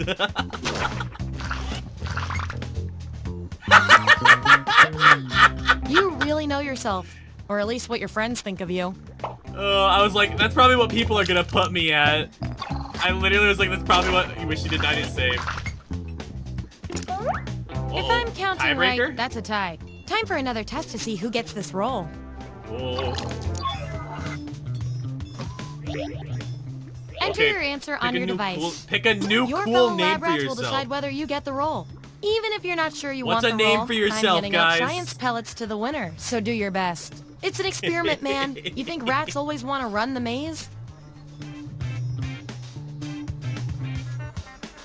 What's your name? What's your name? What's your name? Name. That's the raw data. Vote on your devices now.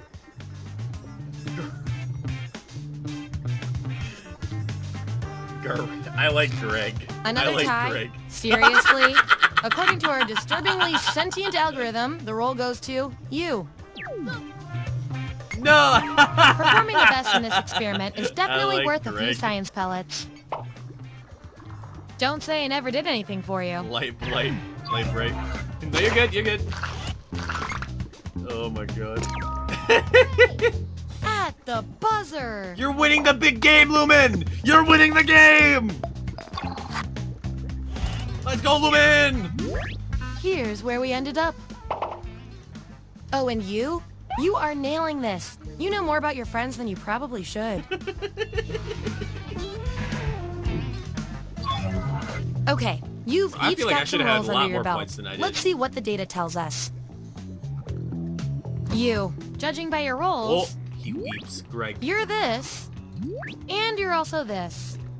That makes no sense to our algorithm. We're going to find out which quality It's fits you fair, better. it's fine, Lumen, it's fine. If you had an unlimited budget, what would you add to your living room? Answer this prompt on your device. Then the other subjects will vote on your Yo. response. What? If you had an unlimited... Oh, dude, oh my god. If this was Lumen, I know exactly what it would have been, but...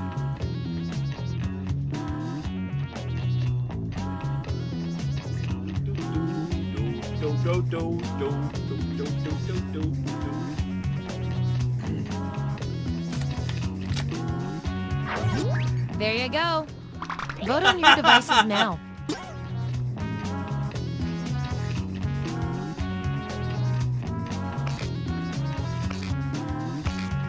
Yes. Race car bed, obviously, exactly. I love results. Yo, what? No! Your rolls tell me that you're polar opposites. If you look at the data a certain way, that is. Science demands an experiment to see which of you is Are we better polar for opposites, science. Oh, we polar What's the worst opposites. thing about attending college parties? I want both of you to write an answer that fits the trait above your head. Your peers will decide whose answer fits the best. Oh, we have to fit. Wait, which one matches the best? Oops. Okay, there's the data. Vote on your devices I think now. I lose this. I think I lose this because I was like, the people suck at a party. Let me get the pets. Let me do the pets. Let me pet the pets at the party. I'm sorry, pets are better than people. We were all thinking the same thing on that one. Pets are just better than people. I know, but pets at a party, it's a pet party, it's not a people party. It's a bring your pet to the party. Pick your final category. Pirate accessories? Wait, that's funny. I like pirate accessories. Pirate accessories. Who's getting the monocle? Who's getting the peg leg? Who's getting the parrot? Yo ho, yo ho. All the other ones kind of suck.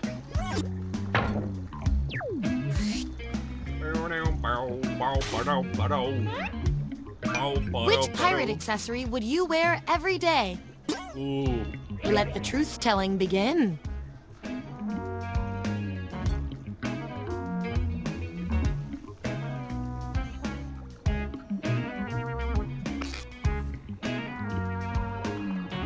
I think King's getting pegged.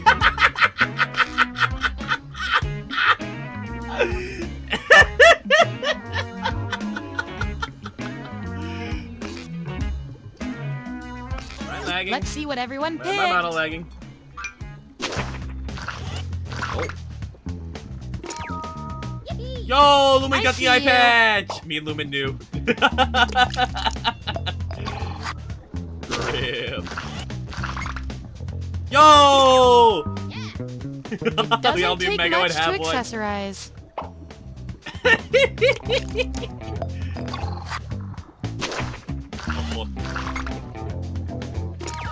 Me and Lumen were like Seriously, on hands point. are overrated. Me and Lumen were like on point this entire time. Oh my god. Let's go, Lumen! We knew it the Your entire left elbow on my time! shoulder. Me and Lumen had literal exact same answers. That is so good. Me and Lumen knew exactly lineup. what it was. Holy, that's hilarious. That was the final piece of data. Get ready for your final rolls as determined by everything your fellow subjects said about you. Oh, 10 points over second place. Lumen's stopping you guys. Okay, no points. Oh no. Spiritual extra quasi party dude. And my favorite little lab rat with the most total science pellets is... Super humble? Show up. What? Rebel? The super humble show off rebel. Oh my god, that's so stupid. Second place, spiritual extra quasi party dude. Spooky put under phantom? What? Very gross, not very stylish introvert. Oh my god, okay, we're gonna go to a different party pack though, actually. We're gonna go a different party pack. We're gonna go a different party pack. Ba-dum bum ba ba dum bum bum ba dum bum. Which one we going?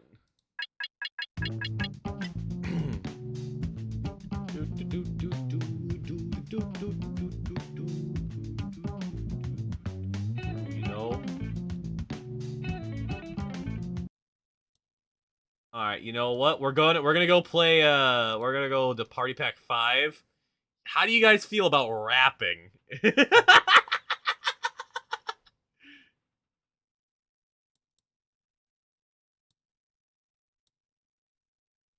Oh no.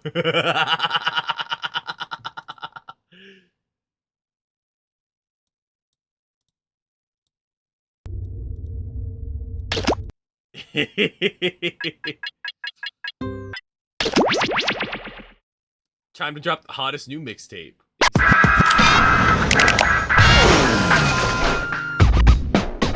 Wait, did I...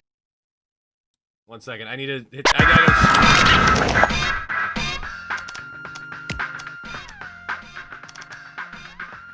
Sorry!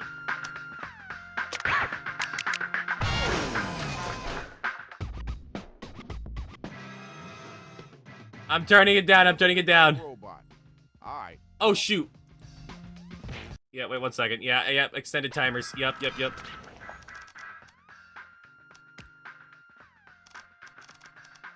Honestly, no, I don't need to turn streamer mode on. I'm not worried about that.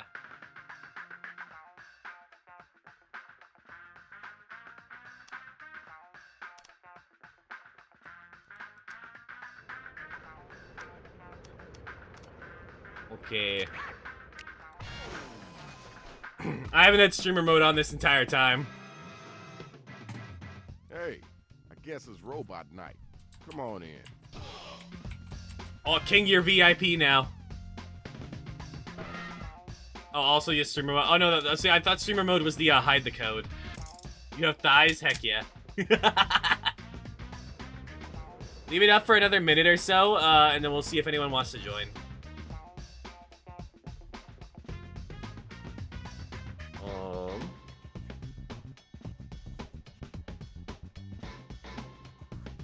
That's weird.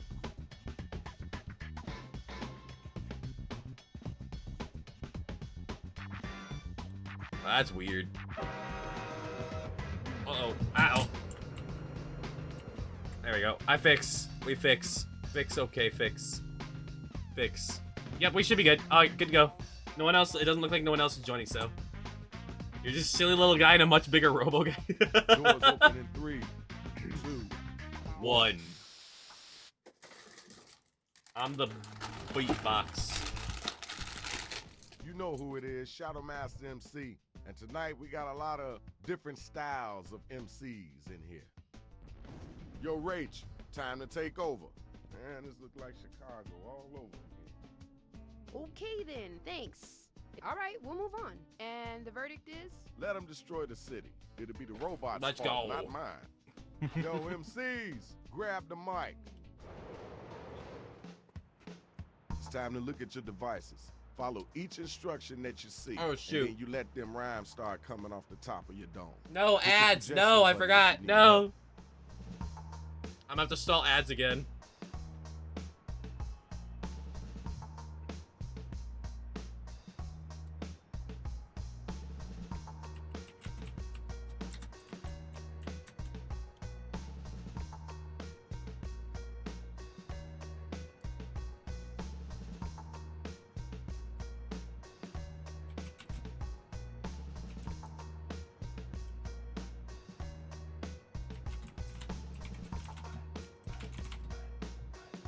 Oh god.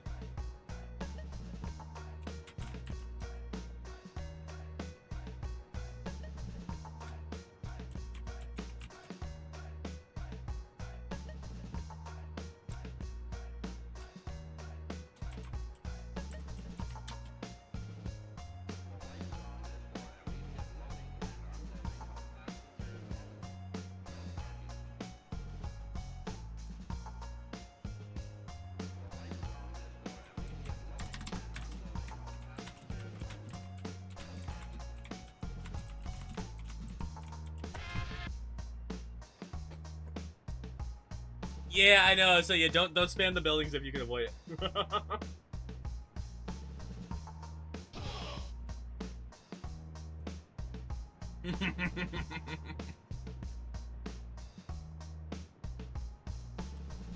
All right, Lumen, we waiting on you. Get your sick beats in.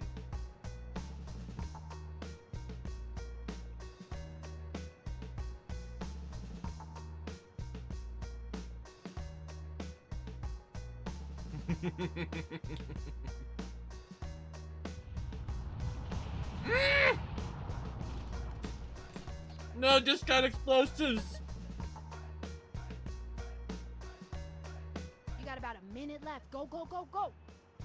You got this, Lumen. There we go. Here are the first matchups, drawn at random. Check it out, party people. We got the first 2 robot battle rappers up here, and they ready to get it in. Yo, hit those voting buttons during the round.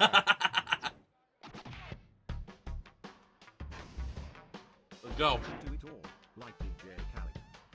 My rhymes are gonna put you to bed.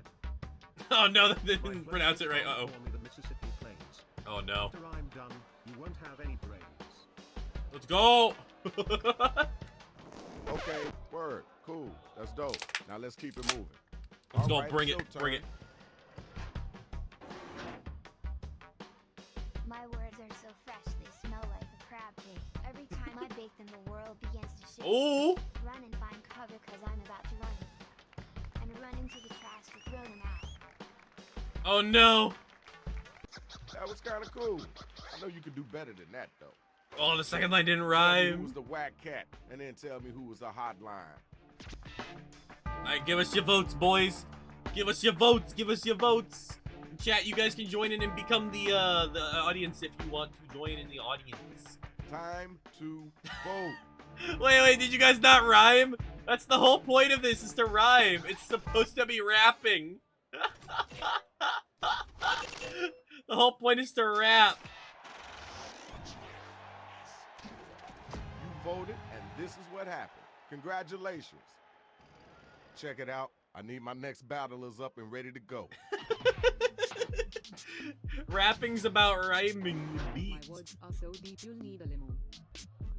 To hold all the ladies and dudes I will pick up. Wait. I'm so hot I got sponsored by Nestle. And I forced them to change their ways while in 8. Oh no. Thank Oh God. no. Let's keep moving. Yo, where the next You got fight booed at? from the Get your game? peers What? in That the here. whole point is to rhyme. I'm so strong because I eat all my apples. In this city I don't lose, I win grapples. Nestle, yeah. I deliver it hot as prawn. Oh no. Meal served, you just got roast on. Oh, wait, he used your name against Now, you. this is your Oh first time. no. You ever come back here with that whackness? I'm gonna unscrew every bolt in your body. He just got you All with right, your now it's time name. for you to use your devices and vote. Oh, he got you with your name, King. He got you with your name.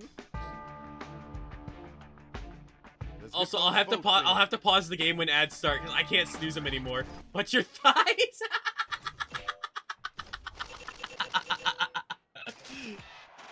Not the thighs. Okay, good job, good job. Wait, we got can't your winner. pause game? Oh Hey, my man, god, the come on, watch gas. where you stepping. Round 1 is over. Let's Oh, keep it no. moving. We got some more rounds to I go. thought I could pause it from over here. Let's check the Can I score. not? I can pause it. I can pause it.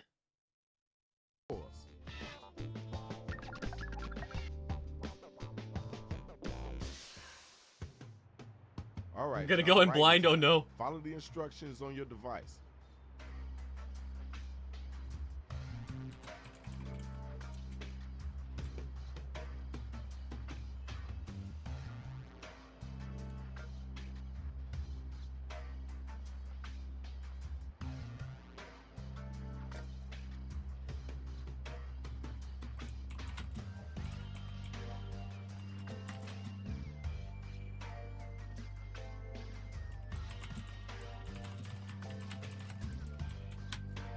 Let's see.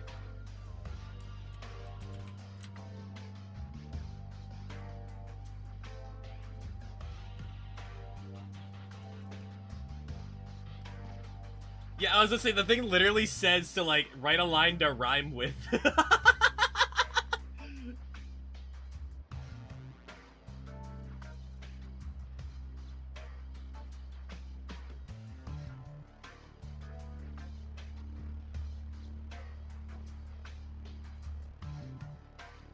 Oh no, Lumen, oh no, oh no.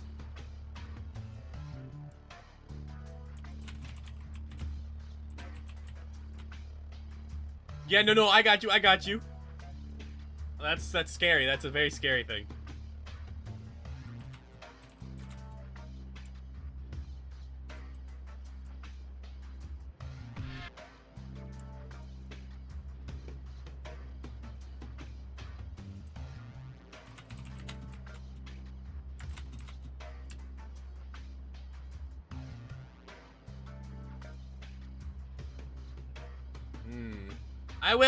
I will.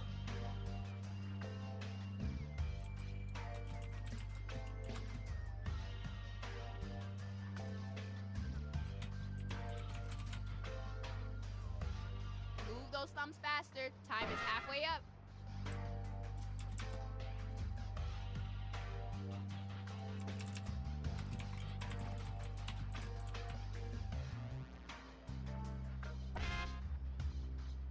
Choo choo, the choo choo on the way. Choo choo choo choo choo. Oh no, Lumen, what'd you do? What'd you do, Lumen? You know you can use right for me to have us fill in your line, right?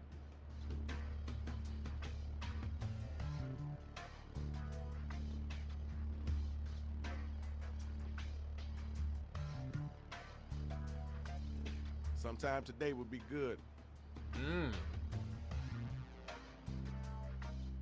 8 seconds, 7 seconds, 6 seconds, 5 seconds. King, go. 4. Here's on. We'll wait another minute for the ads. What made your minds flow so much better? Oh no. We just gotta wait for ads to be done. Oh no, oh no.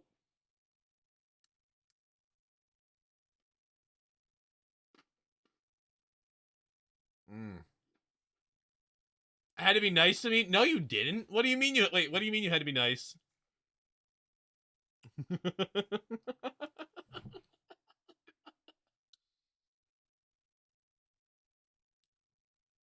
Oh no.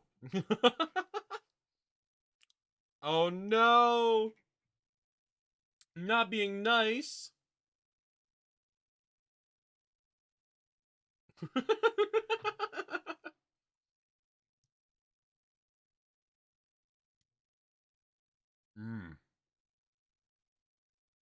I think I typed my name wrong.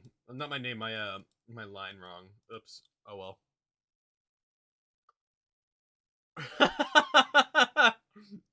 Okay. Oh wait. Oh. The card and main event for round 2.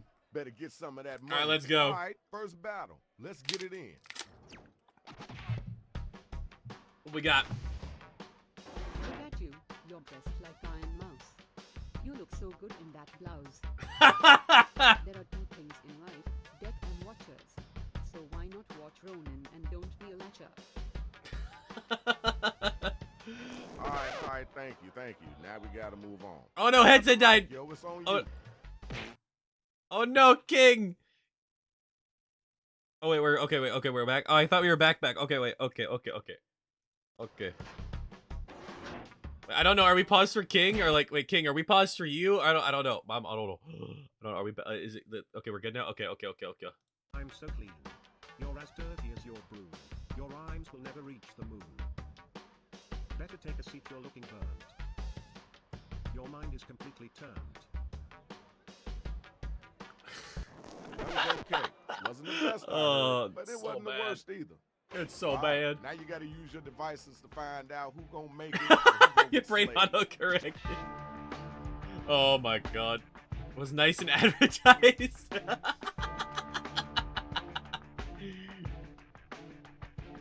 Let's get those votes in expeditiously. I'm ready to see what happened to Lumen. No, you have to choose, Lumen. You have to choose. You have to choose, Lumen. Choose. Am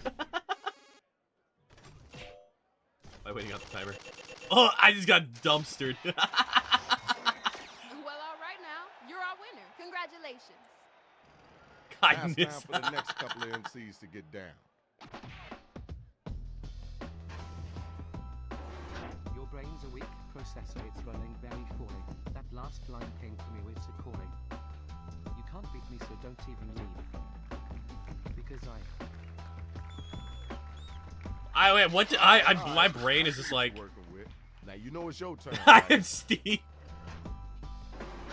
You're not on my level and you're way too fast. Speeding up like that, you'll still be last. Ready, kid? Here comes another falling like leaves on in the end of the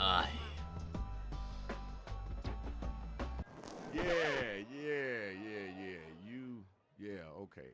Next. I don't think we're good at rhyming, guys. Check it out. Now it's time to use your devices to I don't think we make good raps. stronger. Let's do that. Curious.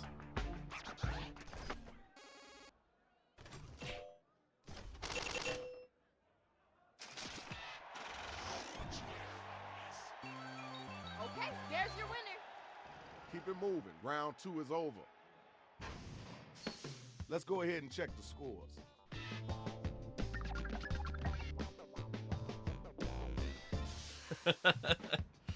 Rub All it right, in now half. it's time to get them lyrics flowing. You gotta get in them, so let them have it.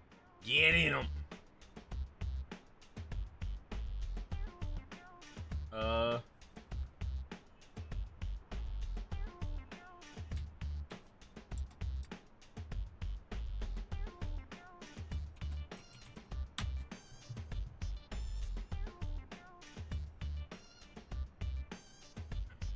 Oh no.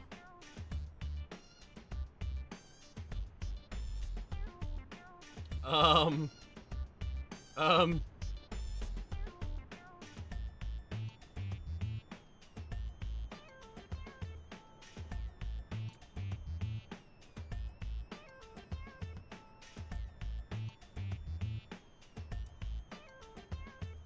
Well, I don't know any word that rhymes with this. Oh no.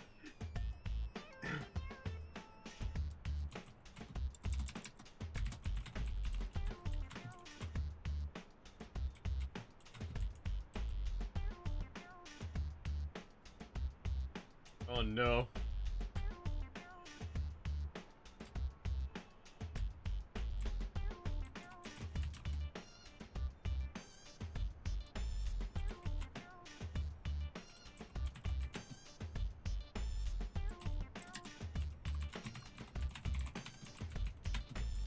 This is so bad, guys. This is so bad. These lines are so bad. They whack. They whack. Oh my god. Am I lagging my... Bro. Bro.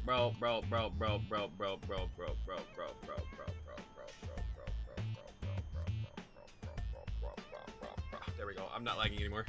If I'm against Ronan, I'm sorry, not sorry. I was gonna say, mine's also was not good. I'm calling the choo-choo. Does my bling make me look fat? Fat or dope fat?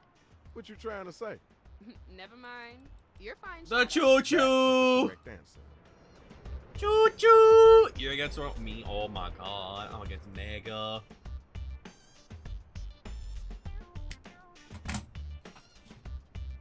Wah, wah, wah, wah, wah.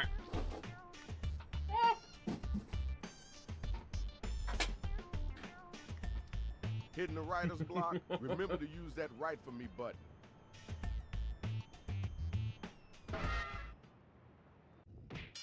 Oh boy. Would you look at this card? Matchup on matchup, goodness on goodness. You ready to go? Let me hear you get at him.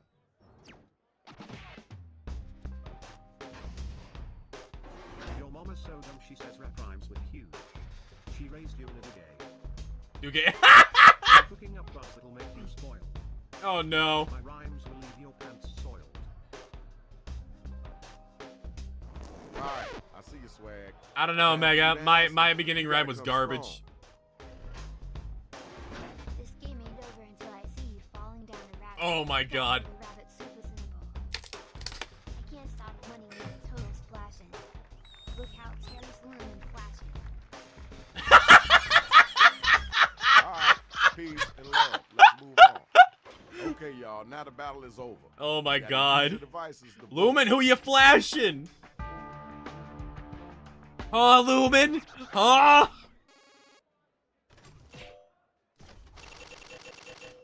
I don't think I got a single point this entire game, guys. The headlights come for you, Ronan. Congratulations, shorty. That was pretty decent. Good job. Oh my god. Here's the best of the best, y'all. Time to see who's really number one. Did I get money? I don't know, man. Why don't you go back to being a streamer?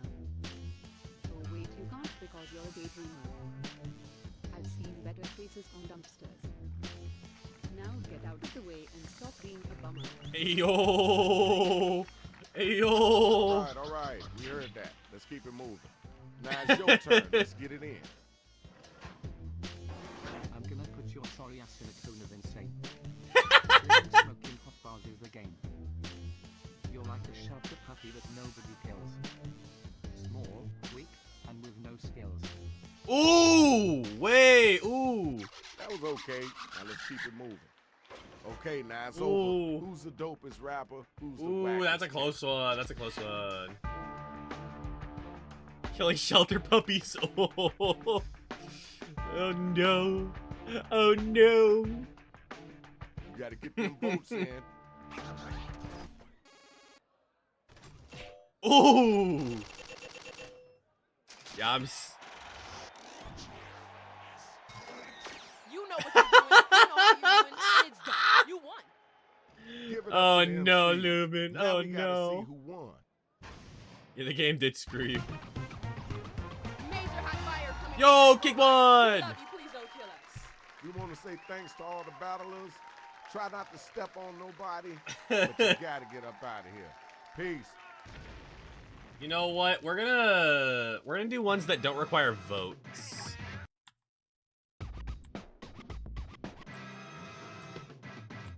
Well, yeah. You know what? We're gonna go to one that doesn't require voting. Give me a second. We're gonna go to one that does not require like voting. Ooh.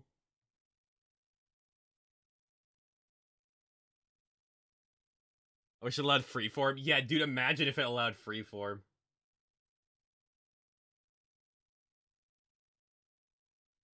Okay, come on, Jackbox, load up. That's fine. I don't need saves with the cloud on this. I don't need saves on the cloud with Jackbox. You know, here, 1 second. Cloud, check the cloud. Come on, come on, cloud.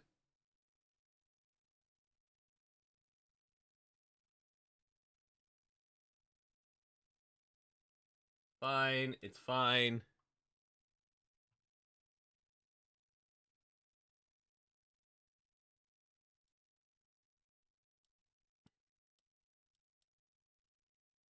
I guess we just weren't paying attention. Where?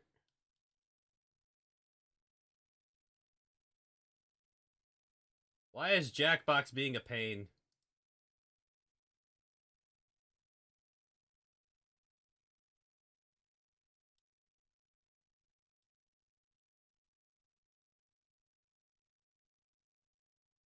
Steam, what are you doing? Steam! Guys, my Steam's being a big pain in the butt.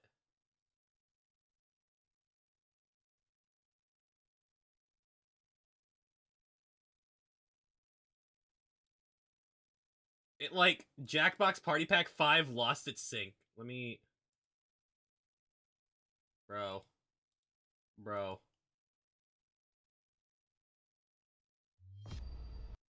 It launched 5, no issue. Okay, let me...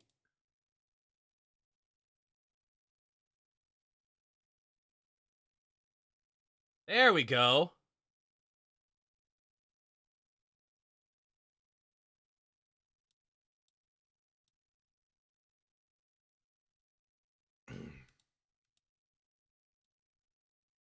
Okay, I will fix the signs. We're going to the wheel of enormous proportions! Yippee!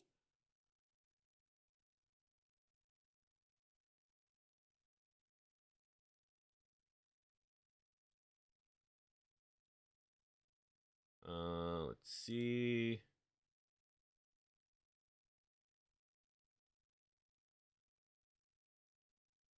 Oh, you know what? There's subtitles too. Let's add those. Alright. It's trivia! Don't worry, guys. It's trivia. Don't worry. You love trivia here, guys. You love trivia. You love trivia. More trivia. See, trivia is better than voting, I think. I think trivia is better than voting. We're learning, guys. It's a learning experience.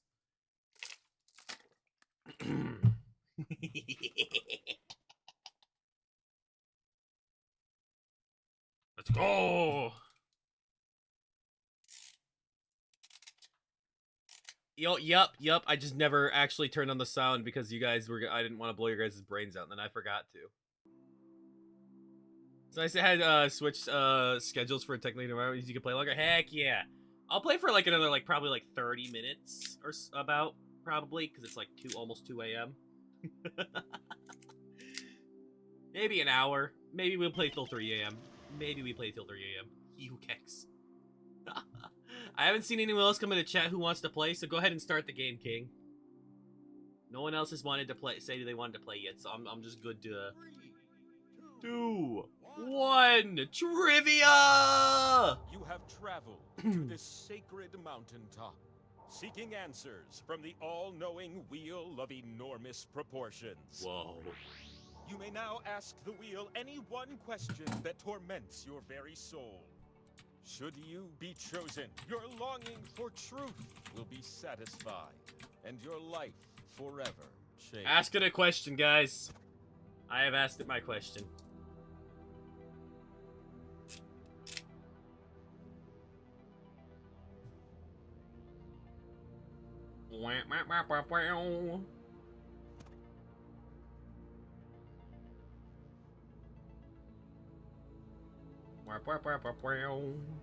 Wop wop wop wop wop wop wop wop wop wop wop wop wop wop. Time to get philosophical. It could be any question that torments your mind. What question do you have, King? If you can't... There we And go. with that, the wheel of enormous proportions awaits. You fell asleep in the You had to dentist get chair, specific. and now you're a Oh. trivia answering board game meeple? Oh, I promise it only gets weirder. Yay! You're Weirder. gonna take turns spinning me. Woo. And you get points if I land on your slice. Yes. Earn 20,000 points, and you'll be able to spin the winner wheel. Oh. But not just anyone can spin me. You have to prove yourself first. Prove yourself. You have the chance to win points with these two slices. Okay. But your odds are better when you have more. So we're gonna earn some by doing trivia. Okay? Yay, Okay. trivia. We will start with question 1. Okay. Which of these games were played on the original Oh Nintendo shoot. Entertainment Oh System? shoot, I never had an NES. Just tap on the ones that fit the prompt.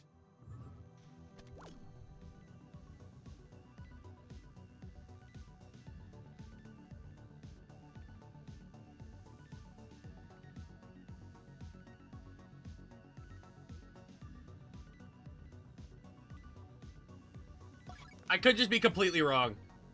I could be I never owned an NES. So I don't actually know which ones were on the NES.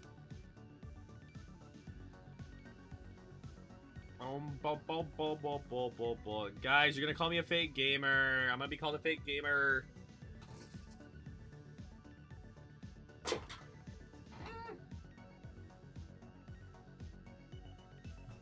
Vanilla Lakers.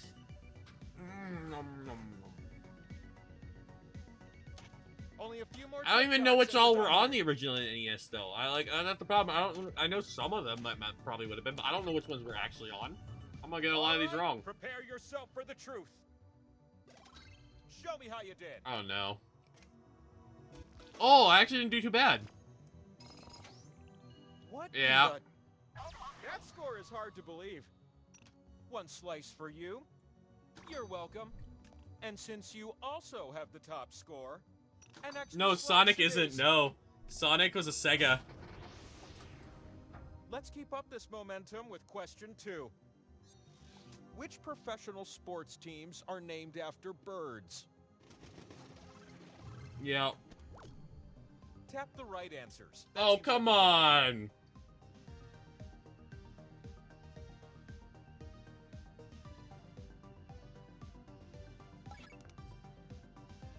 I don't know these. What are sports? What are sports? I'm a VTuber. What are sports? This doesn't make any sense.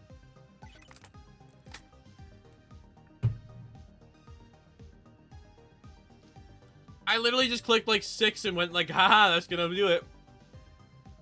No, we can't have an anti-sports How about mode. some This answers, isn't baby? possible. How many did you get? I got 10? Whoa! One more slice.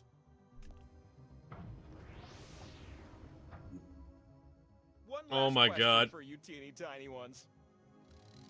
You're gonna pair things off based on Oh my this God. prompt. Okay, you have to Match the pair landmark historical to its landmarks in their states. states. Oh no, oh no. You'll see 2 columns that you can slide up and down. Tap an item in column A, then tap its match in column B. Oh no.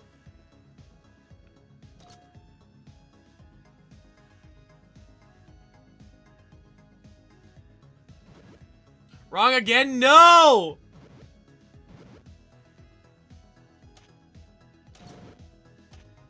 Match time is coming to an end. No! Wait, I didn't realize we were timed! I didn't realize we were timed! Bing. And what exactly matched what? Oh no. Guys, I'm glad none of us know geography. Oh, how about that? I'm glad none of us know geography. I choose you. You're the one for me. Don't stare directly at it. It's like the sun. Our flight. I present to The you power the slice! You can stick it on my head and spin me.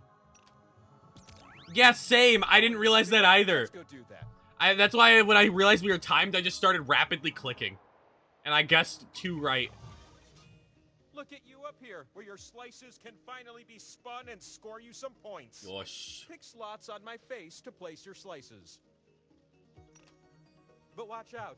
You split the points with everyone that shares a slot with you. Guys, my face might be broken. The slot with the 2 and the X, that one's worth double. Unless everyone shares it. Then it won't end up worth so much, am I right? My phone. My phone is losing power. Why are you losing power? You're plugged in. My face is craving your slices. Come I on. did turn on extended timers. At least I thought so. Is there subtitles or is there no subtitles? Did they not save? You're gonna take turns spinning me. And I've decided that you will go No, they saved. That's the extended timer. Swipe the wheel on your device to spin. You can also tap real fast, if that's more your thing. My phone's losing battery, so I probably will end around before the next ad break, around 2. Spin that wheel! You'll never forget. Yo, you got 2,000 points! All right, some points to line your pockets with. Bro, that got you chalked up on points. It grows in number until My power you land slice. on one. My power slice grows in power. Your time to shine. Alright, spin it, Lumen. I'm slowly slowing down. Oh! I'm King so Braun pleased. got points! Get wrecked, nerd. Lumen. My turn! Ready for a new spinner? 'Cause I sure Spin that wheel! Hey, that's 80 something. points. Heck yeah. Your spins have filled up my spin meter, which Uh-oh. means it is time for the last spin of the round. Yes. You get up. Your spin is worth Good luck, extra it's your points, last spin King. of the round. Your spin is worth extra points, King. Give me some money. Give me some money. Speed. It's Yeah! Woo! landed on the Power ground. slice! Heck yeah. Get over here, slice owner. You Hi. won the pot. But wait, there's more. There's more. You're about to get the pot again. But the other meeples can agree on someone else. What?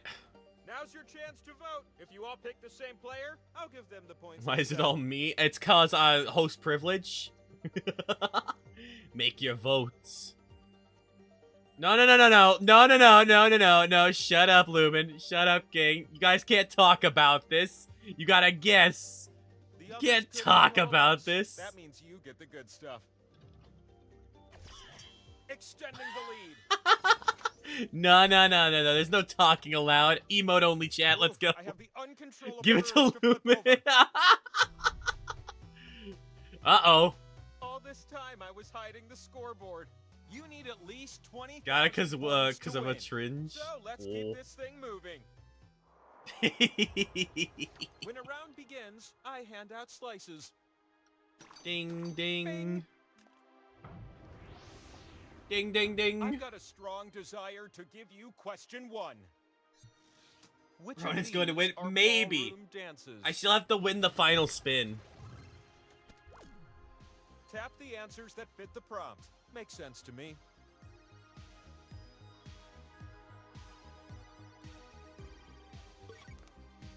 It's definitely a foxtrot, guys. It's definitely a foxtrot.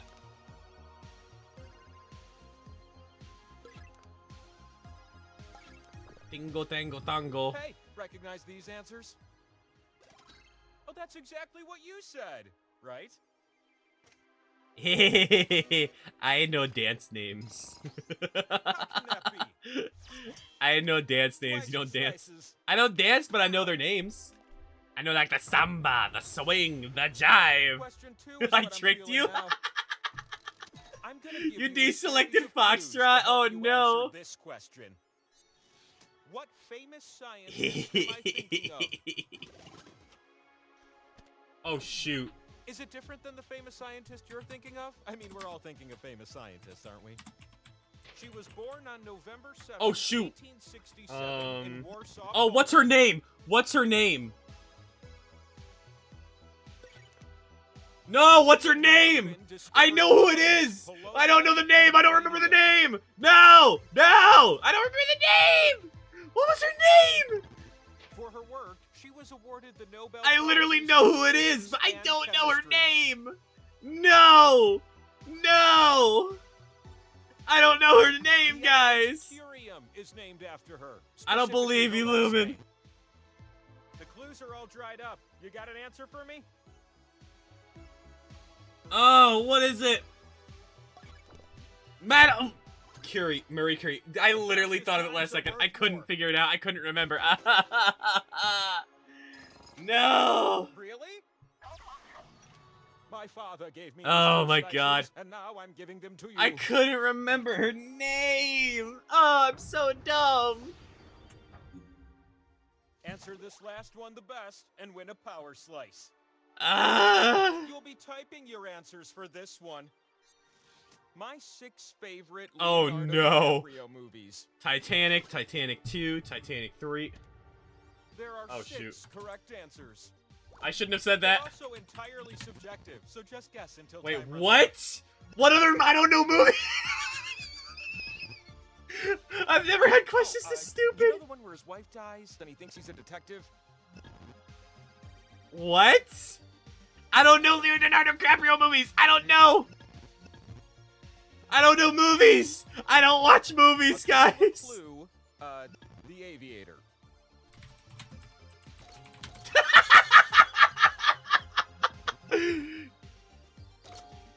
What movies? What movies? I don't know Leonardo DiCaprio movies.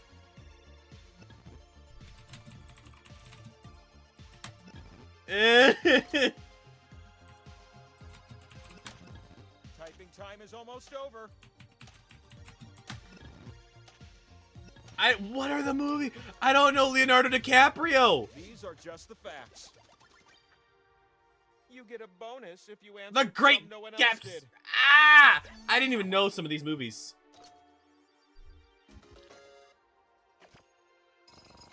Yo, I got enough points, baby! Points you need. You need just one more spin to go your way. You are looking good. Oh my I got a God. power slice with your name on it. Ah! The wheel was here. Now hurry up the mountain. I'm That is lonely a over collection. Oh my God. Up to the wheel.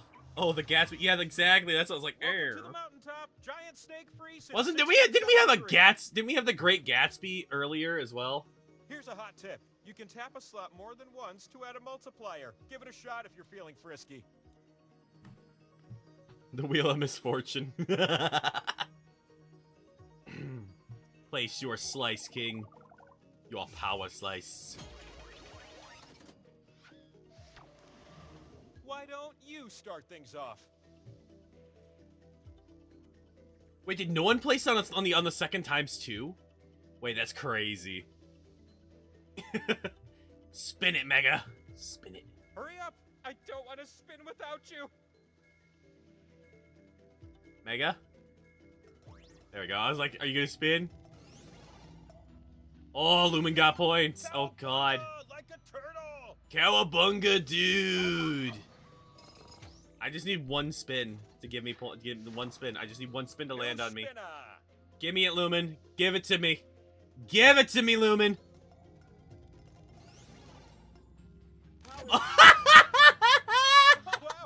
Power slice. Lumen, have you never landed on yourself? You haven't landed on yourself at all, have you? The energy of that slice. Oh, you threw a tab. Oh no. Me with vigor.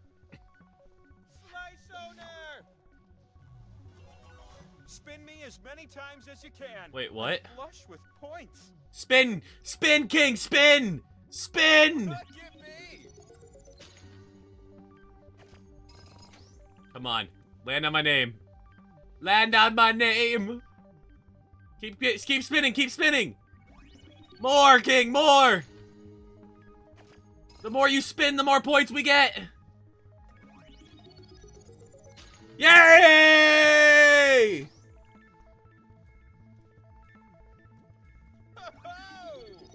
I don't know if that counts as a spin towards me. Oh.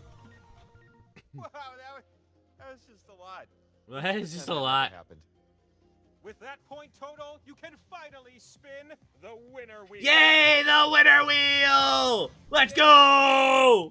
If you can spin and land on one of your slices, then you win. But land on one of the skulls, and we still have a game to play. Winner wheel! Last spin of the game. Winner wheel! Death. Oh, oh, oh! No! That's a pixel! That's a pixel! Oh my god, that's a It's pixel! Skull City over here. Now's your chance to steal the win, next spinner. I'm the next spinner. Clip this, please. Yeah, baby! Give me another spin! Give me another spin! Another winner wheel spin! Yeah, let's go! Winner wheel! Let's go! Let's go! Winner wheel! Yippee! I will now answer the question that you've always Yes. struggled with. Yes, what is it? What does the fox say? It's time for one last spin. The spin that Spin! will answer everything. What does the fox say? Let it be known, the wheel has You know how a caterpillar becomes a butterfly? That's all you need to know. Like, that's a weird thing for the fox to say.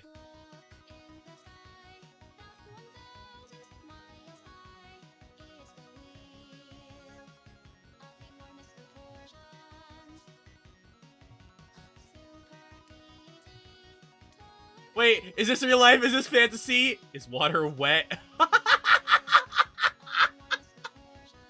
Wait, what was your question, King? I missed seeing it.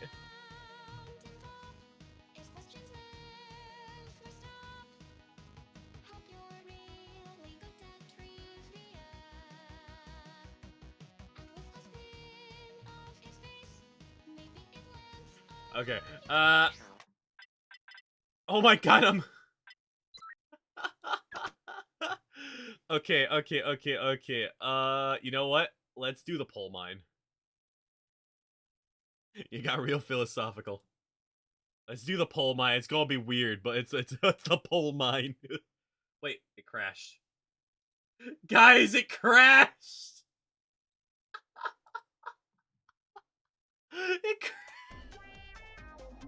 Yeah, I was about to say, I'm also gonna do one more and we're going to bed.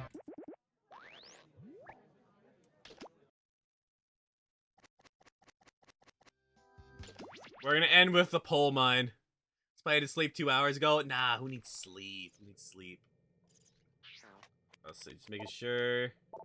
Yeah, extended timer's on. Alright, pole mine gamers. Last game of the night.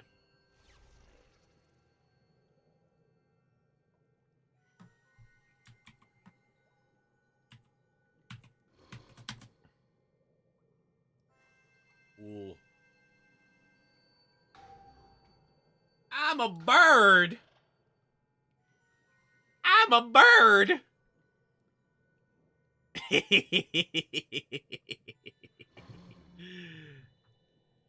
Oh. Bah! Ah! I'm a bird. Where's... Oh, Mega's still picking a skin. Pick a skin, Mega! Pick a skin! Oh my god, he's a gnome! He's a gnome! Alright, King, go ahead and send us in.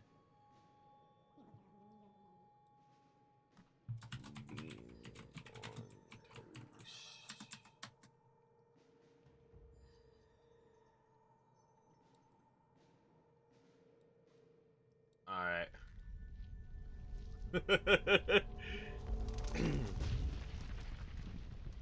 Let's do this! Gotcha. Oh!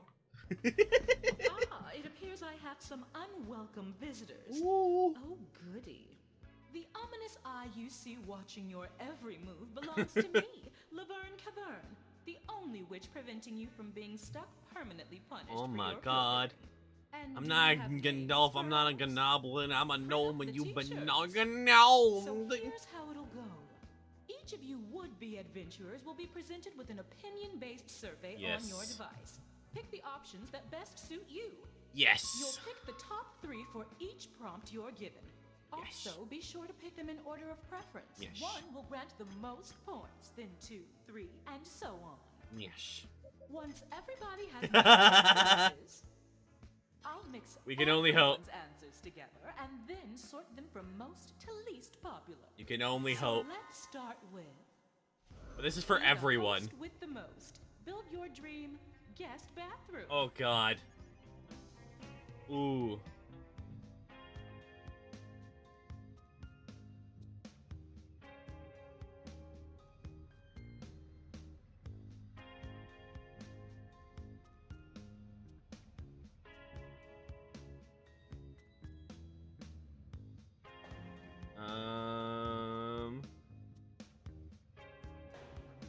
You know what? Sure. You know, I forget, but I think this game's better with more people. Okay, I've got everything I need. Come along now.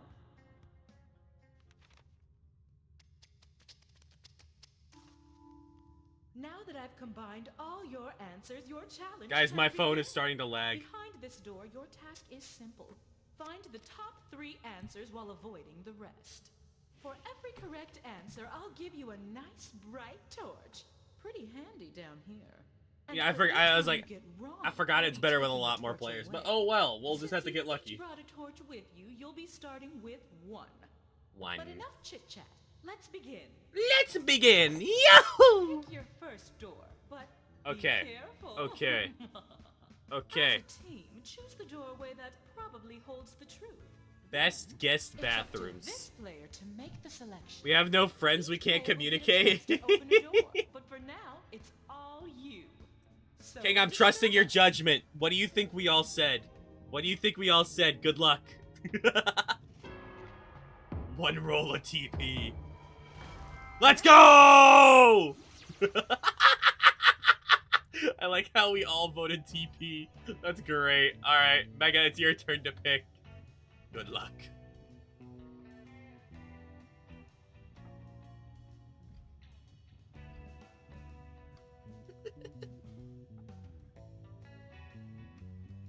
Good luck.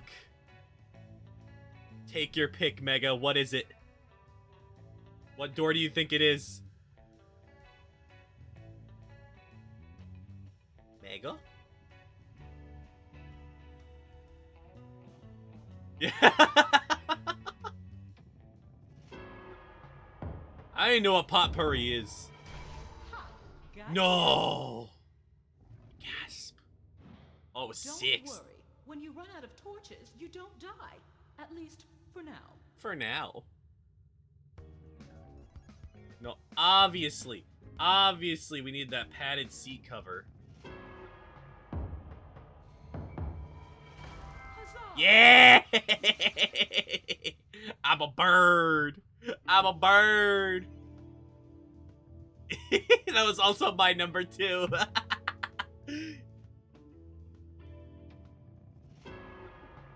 Funny bathroom book. I'm glad. Yeah, I was like, that's probably next one. Heck, burb. Wait, heck, BRB. Wait, heck, BRB. Then let me find a fresh Uh-oh. cave for you. Uh-oh, Mega. 1 second. Mega. Mega, are you okay? Mega, don't die on us. Mega. Yeah, I paused. I paused you for Mega, guys. Mega! Mega! Ah! A-dooby-doo-bop, ba-dooby-doo-ba-doo-bow, ba-doo-ba-doo-ba-doo-ba-doo-ba-doo-ba-doo-bee, a-shooby-dooby-dooby. It's 2 a.m. and my brain is gone. Oh, guys, I could do a pull on TCG Pocket. I've never done one on stream. Let's go. Let's go. Let's go. Let's go. Let's go. I'm doing a TCG pull.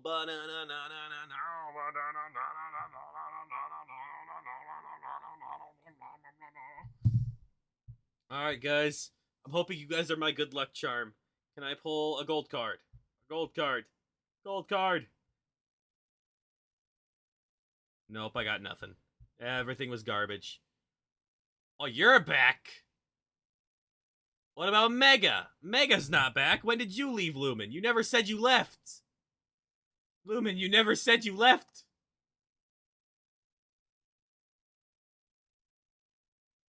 No. Okay. We'll resume for now. Let's take a peek at how we're doing. Time for something a little bolder. And let's kick it up a notch and rank 4 choices instead of 3. Which of the following would be the most boring place to spend Oh my spring God. break?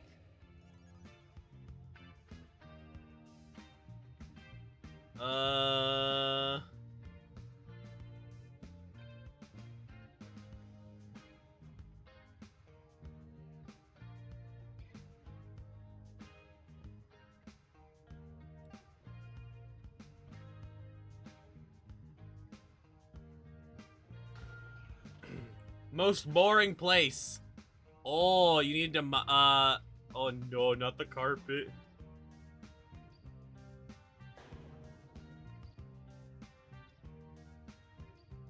Let's go. There are more answers to mine. Oh boy, guys.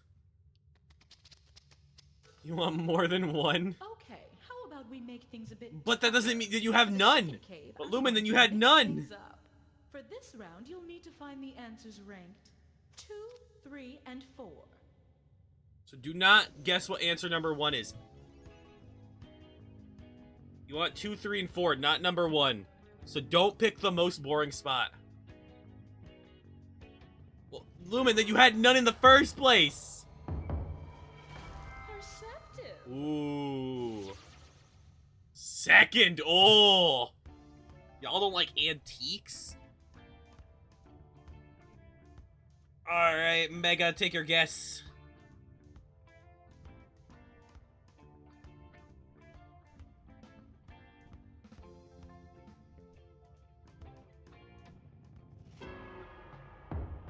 Doom. Doom, doom. Oh, is that number 1? That's number 1!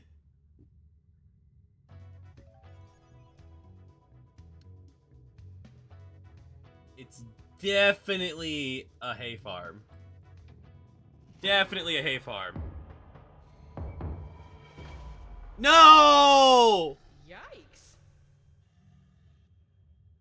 Well, I'm trying to guess 3 and 4. I'm trying to guess 3 and 4.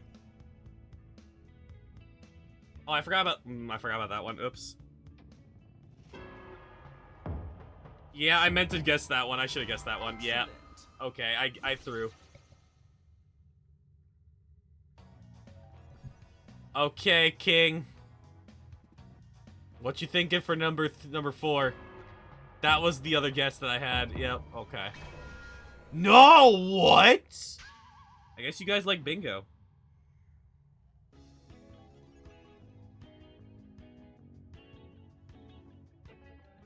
What? But the other ones are all good. What?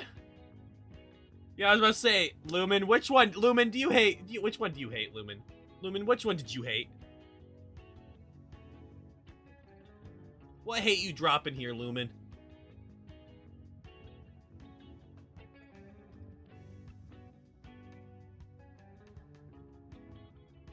Wanna... Accounting fair. Gosh and dang it, Lumen.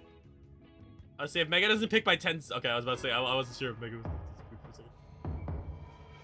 Looky It was the strip malt lumen. You went against it. Magnificent! I'm all raves in this cave.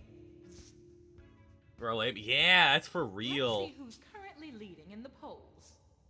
2 teams, 1 final round. I mean, I mean, if you gotta go to the right trip malls, you gotta go to the right ones. This time, let's rank 5 instead of 4, okay? Oh Your God, teenager's 5. prom date just pulled up. What's the worst case scenario? Oh no.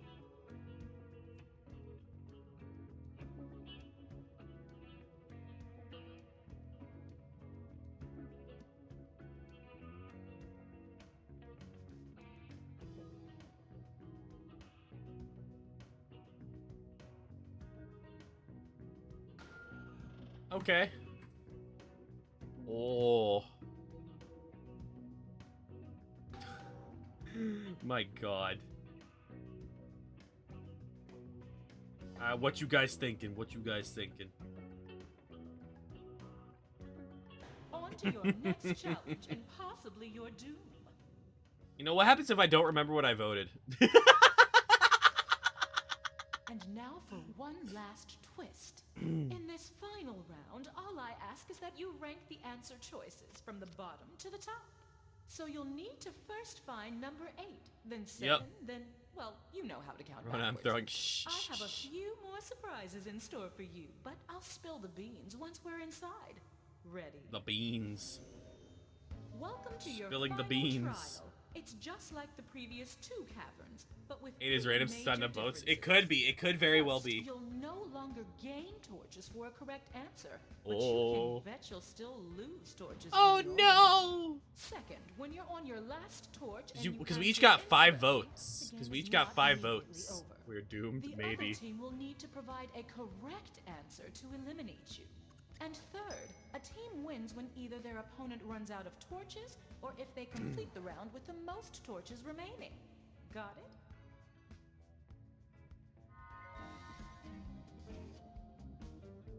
Yes.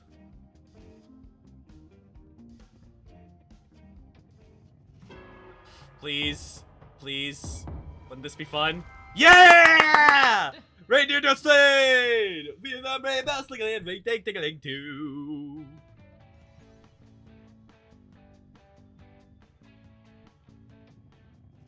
Let's go! Oh no, see, those are scary, dude. Those are scary. It's a prototype. If it wasn't a prototype, maybe, but it's a prototype. It's a prototype.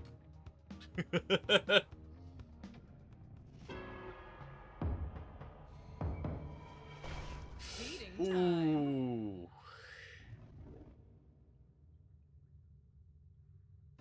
Since you both whiffed on that, let me just help you out. Yeah, spooky stagecoach.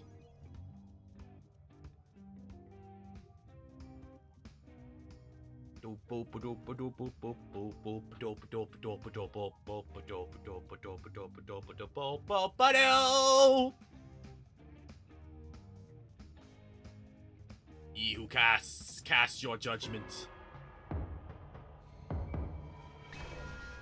Oh. Your monster chow. Unfortunate. What's up? Keep in mind, the other team got it wrong, so a right answer here ends the game.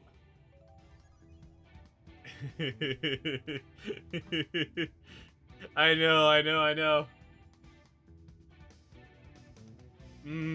Wait. You were choosing for 7? So you're thinking it's prototype? You're thinking it's prototype? I don't think it's prototype. I'm gonna be real. I'm gonna do this. I'm doing this for the memes. Cloud car! Cloud car! Dang it.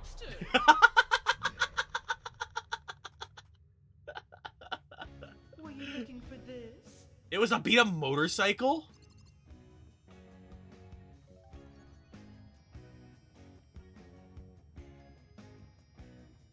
Oh, wait, what the heck?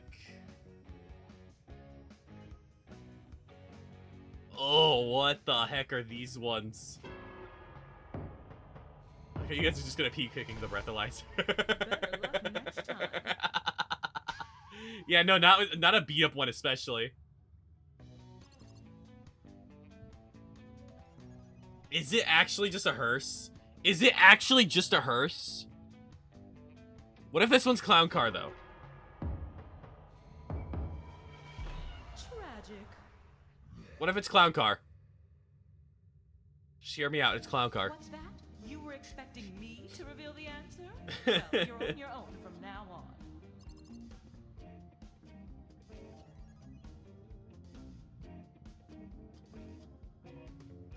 What you got? What you got?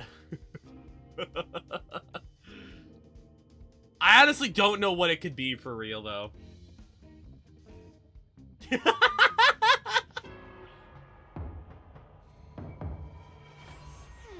thought you had that one.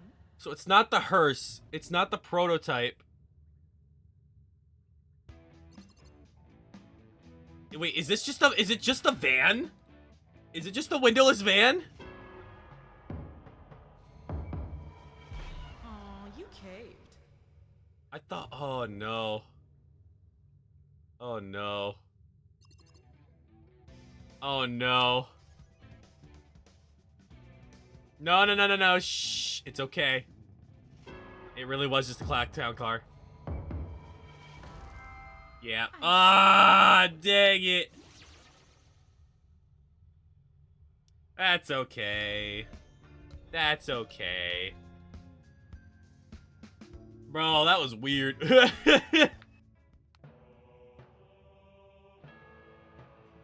job.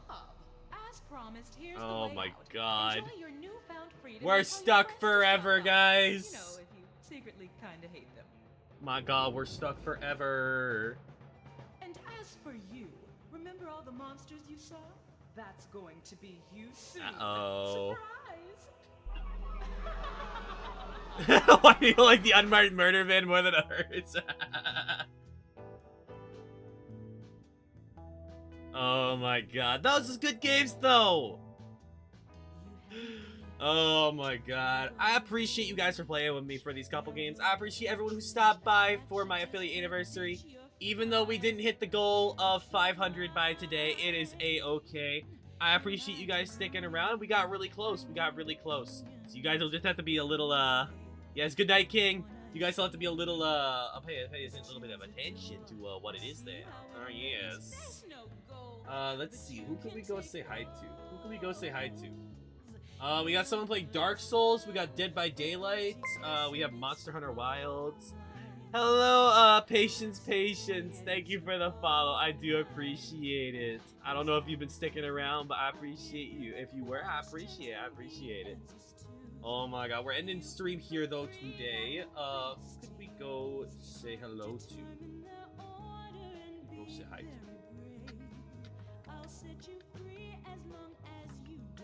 You know, let's go say hi to Polo. Polo's playing Monster Hunter. We're gonna go say hi to Polo, guys. I smell like yummy soup, bro. Oh my god, I smell like soup. Oh my god, what type of soup? Is it carrot soup? Is it bunny soup? Thank you for the hydrate. Oh, I didn't see hi. I would say, oh. You know, we could go say hi to Hylia again. You know, it's been a hot second since we said hi to Hylia. It's been a hot while. We can go say hi to Hylia. Sure, why not? You guys can go mess with her. Clearly gazpacho soup, I see. Ow! Congratulations on your weighted plush carrot. Okay, but thank you guys all again for stopping by for my affiliate anniversary. If you guys want to grab a raid message, feel free to grab a raid message here. Or that one's for subs, and the first one's for followers. And if any of you guys haven't joined my Discord and you want to join my Discord, feel free to hop in right there. It's always available to everyone. We'll be doing more stuff in the future. I hope you guys all have a wonderful rest of your night, and let's honestly just go mess with Hylia. Why not? Have a very good rest of your night, everyone. I hope to see you guys again on Tuesday. Bye bye.